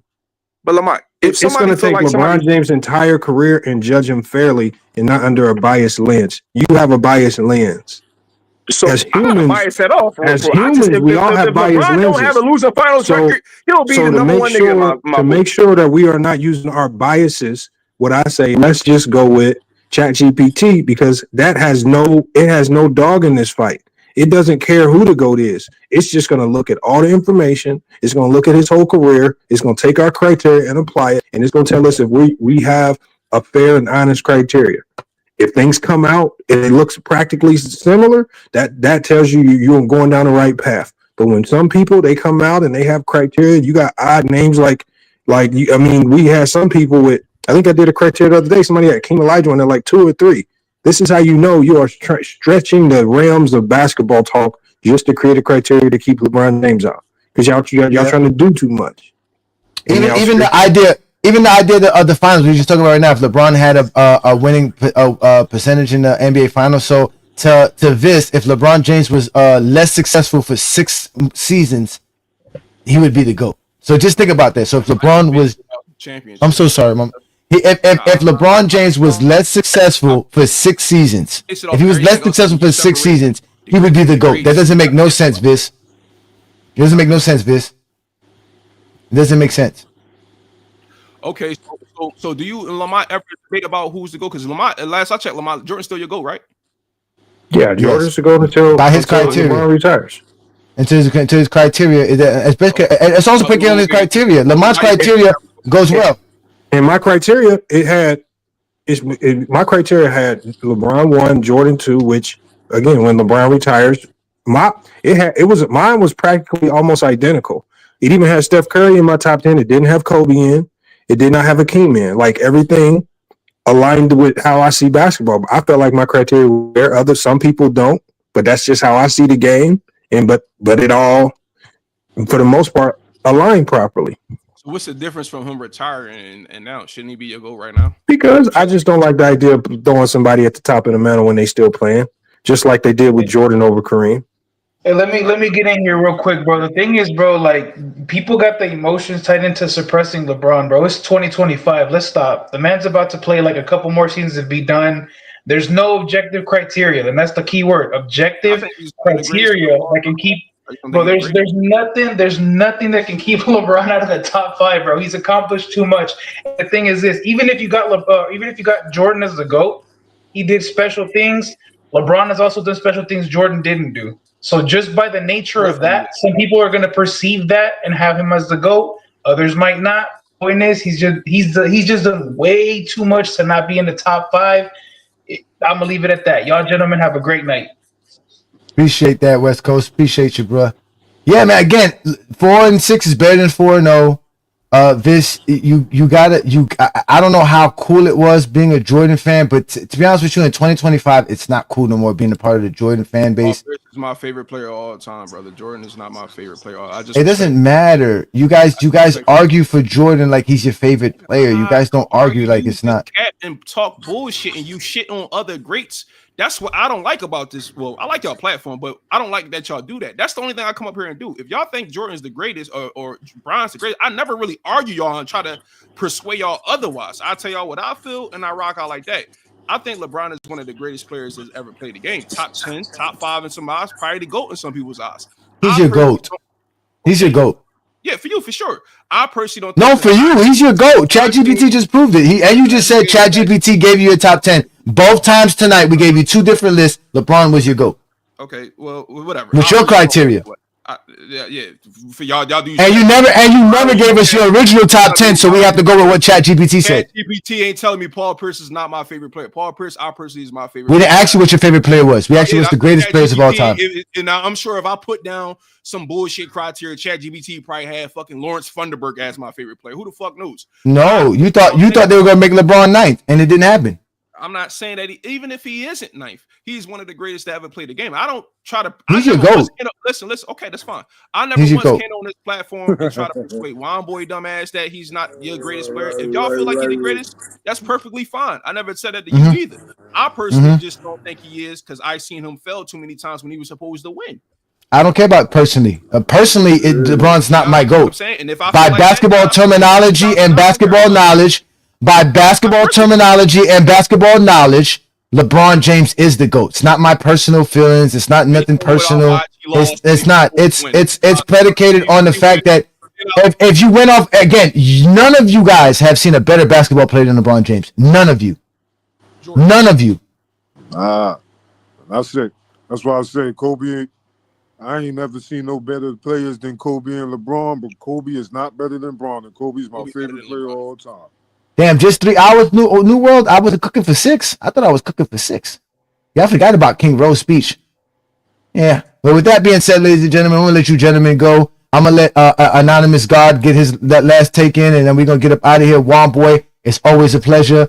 Thank you so much, Olo, for being a good sport. Shout out to you, Vis, Lamont, all you guys for showing up. Definitely shout out to King Speech Road for showing up and being the man, and the rest of you guys. But Anonymous God, you got a quick 30 seconds to say what you got to say, and we can get up out of here. What you got to say, sir? All right, cool. Can you hear me? Yes, we can hear you. All right, sure enough. I appreciate you letting me on the panel.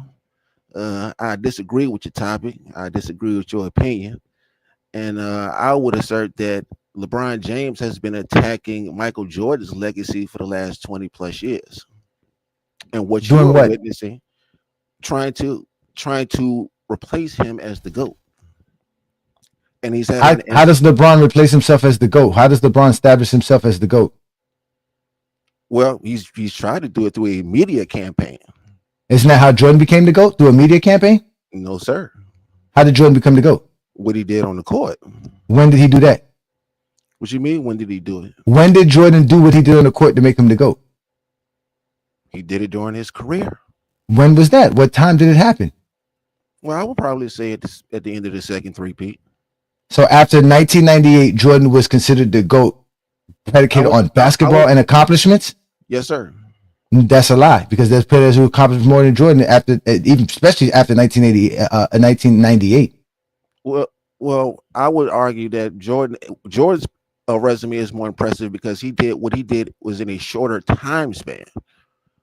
It's still not more impressive than somebody did more in less time than Jordan as well. Well, answer me this: how is LeBron the GOAT over Jordan? Because when you include stats, accolades, and achievements, no one accomplished more than LeBron James. I disagree. What you can disagree. The stats, accolades, and achievements says otherwise. I'm not asking for your opinion. I'm asking for what you know. He doesn't have more stats or accolades than yes, Michael he does. Jordan. He does. He definitely has more accolades and stats than Michael Jordan, without a doubt. He probably has more All-Star appearances. He has more accolades in total. If you go to the NBA and go see how many accolades players have, LeBron James has the most accolades in NBA history. Well, what accolades? Okay, categorize what these accolades would fall under. LeBron James has won every NBA award that exists in NBA history besides Defensive Player of the Year. Where does he surpass Jordan? He surpassed Jordan in so many categories, sir. He has more All NBAs. He has more All Stars. He has more conference titles. He has more winning seasons. He has more Player of the Months, Player of the Weeks. He has an in-season tournament MVP. He has more. He has more gold medals. So you value the in-season tournament? The in-season tournament is an NBA competition. Yes, sir. It counts. It's a gimmick competition. No, it's not a gimmick. How can a regular season game be a gimmick, sir? All the games are regular season games. They all count. They had to implement this in-season tournament just to put a fire under these players' asses because nobody wants to compete. No, they created more competition. Creating more competition is never bad. That's not creating more competition. It is creating more competition. It gives the players something to play for during the season. What do you mean? Aren't they playing for a championship? And yeah, that's what the in-season tournament is. In-season tournament banner. The in-season tournament's a championship, sir. It is an NBA championship. It has a trophy. It is, sir. It's called the your opinion and your feelings don't matter. What's factual is it's an NBA championship. It is given to a team who earns it by winning games. Yeah, so you can't denounce it. They're winning games, sir. Nobody tell me something else. Nobody cares about that in-season banner term. Zesty Jeffries don't care about that, but NBA fans do. No, it's not my fault. You're not an NBA fan. Yes, of course the NBA fans do. The NBA's popularity is at an all-time low. No, it's not. So there's more. No, it's not. So the All-Star game is going to shit. No, sir. That the All-Star game is not the NBA's popularity. That shows you how horrible the game was back then. That y'all only care about an exhibition game played in the middle of the season. They actually played harder in the All-Star. Again, that's how horrible basketball was back in the days that you guys cared about it. Again, you guys care about an exhibition game played in the middle of the season. That's how horrible basketball was 40 years ago. That was all that was needed. Back exactly, because there was nothing else. Everything else sucked. The regular season sucked. The playoffs sucked. So the All-Star was the most impactful, most important, and most entertaining aspect of the season. No, sir. They didn't need an in-season tournament. They didn't need a play-in game. They didn't need any of that stuff. The NBA's popularity was at an all-time high. The NBA again, during sir. the 2010s or 2020. Lies. And Anonymous God. Say this with me, Anonymous God. More people watch the NBA today than ever. More ever than ever. The NBA has never been more popular than it is today, sir. Why are the ratings in the tank? There is no ratings in the tank, sir. The NBA ratings are up in the roof, sir. Because nobody no, they're not, sir. Nobody wants to. Listen, stop lying. Stop over talking me by making up falseness. The NBA Finals was double the ratings of anything that was on television this past year, and they've been doing that for a long time. More people watch the NBA Finals than ever in history. The NBA does not have a popularity problem. Yes. Yes, the NBA, more people watch the NBA today than ever in NBA history, sir. Yes, they do, sir. Yes, they do, sir. Yes, they do, sir. Disagree on that. It's not, no. Anonymous. No. The stats say this, not me. The numbers show this. NBA has the NBA has league subscriptions, sir. In the hundreds and millions. In the hundreds of millions. That means hundreds of millions of people are watching the NBA. YouTube television. YouTube television. They're all watching LeBron James. Stop lying. LeBron James is the #1 rated games. He's had the top rated games for the last 3-4 years. He's #1 rated selling jerseys. All of this. LeBron James. Stop lying. Anybody wearing LeBron James jerseys? Not his shoes, not his jersey. Sir, I don't see he has this man's paraphernalia. Sir, your eye test has always failed you, like we tell you all, use SD Jeffries. Again, LeBron James sells the most sneakers of all active players. I haven't seen anybody wearing LeBron's, man. Again, everywhere I go. Again, everywhere I go. Jordan sneakers are a fashion trend that has nothing to do with anything. LeBron James has the #1 selling shoe. LeBron James has the #1. Again, you guys don't listen. LeBron James has the #1 selling shoe of all active players. He has the #1 selling jersey outside of him and Stephen Curry. Those are the only two players that sell more. The only player that sells more than him is Stephen Curry. LeBron James's games are the #1 rated games every season. And it's not, I say that I can prove it, sir, with the numbers. You don't have numbers. You have Zesty Jeffrey lies. Because you go on Ticket TV or you go on all these other channels and they lie. Again, all right, Anonymous, answer this question. Did the NBA Finals have double the ratings of anything else shown on television this past Finals? Say again? Did the NBA Finals have double the ratings than anything else on television at the same time? Maybe because LeBron James wasn't in it.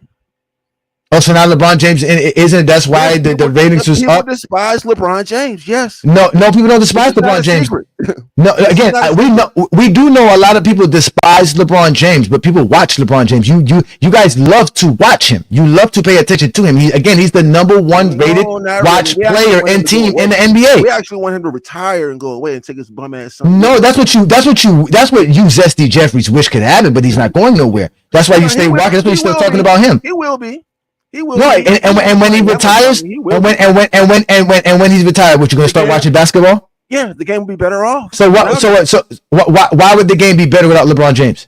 Because with him as the face of the league, the reputation of the league has. Wait a minute, I thought you just said. Wait. I thought you said nobody wants to see LeBron James. Why is he the face? Because the league wants him to be the face. They've been trying. No, why would the league want somebody to be the face that no one wants to see? They've been trying to force Anonymous God. Why is the NBA trying to force somebody that no one wants to watch? Why?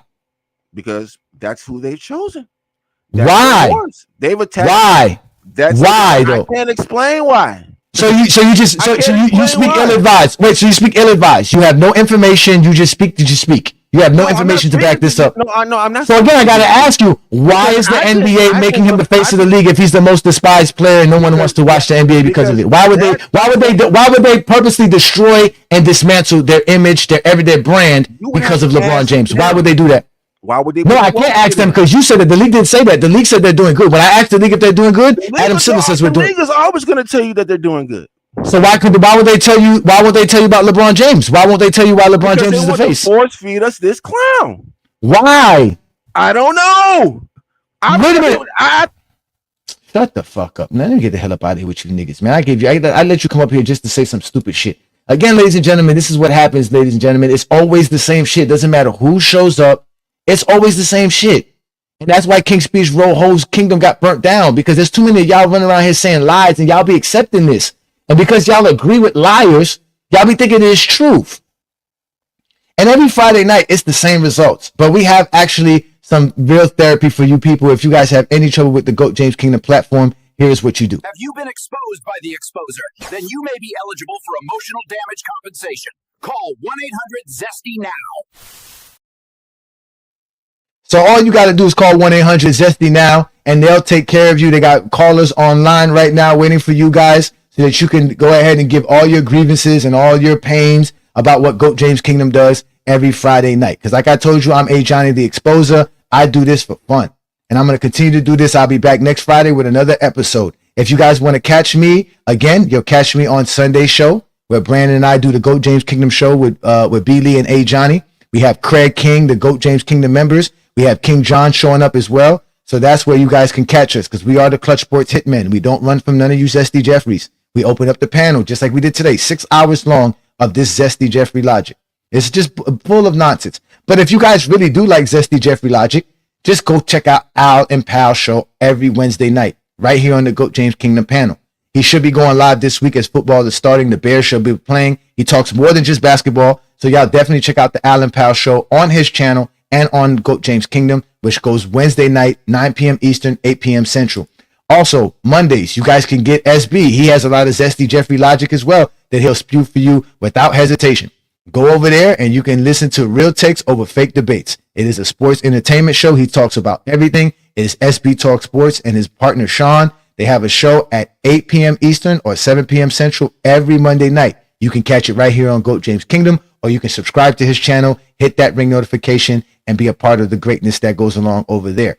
As we always tell you guys, here in GOAT James Kingdom, we're always looking for guys who are great basketball guys. And if you are one of those, become a member of GOAT James Kingdom, where we get together, talk the game of basketball. There's different perks, different amenities for all of you guys, exclusiveness for all the different tiers for GOAT James Kingdom members. So please check out the GOAT James Kingdom membership. Subscribe to the channel if you're not already a subscriber. And again, like I told y'all, this is the Friday Night Exposure with the Exposer. I'm going to get up out of here. Y'all have a great Friday night. If you're a basketball fan and you're tired of basketball shows that talk about fake narratives and using non-basketball terms like killer instinct, playoff translation, gravity, come to GOAT James Kingdom.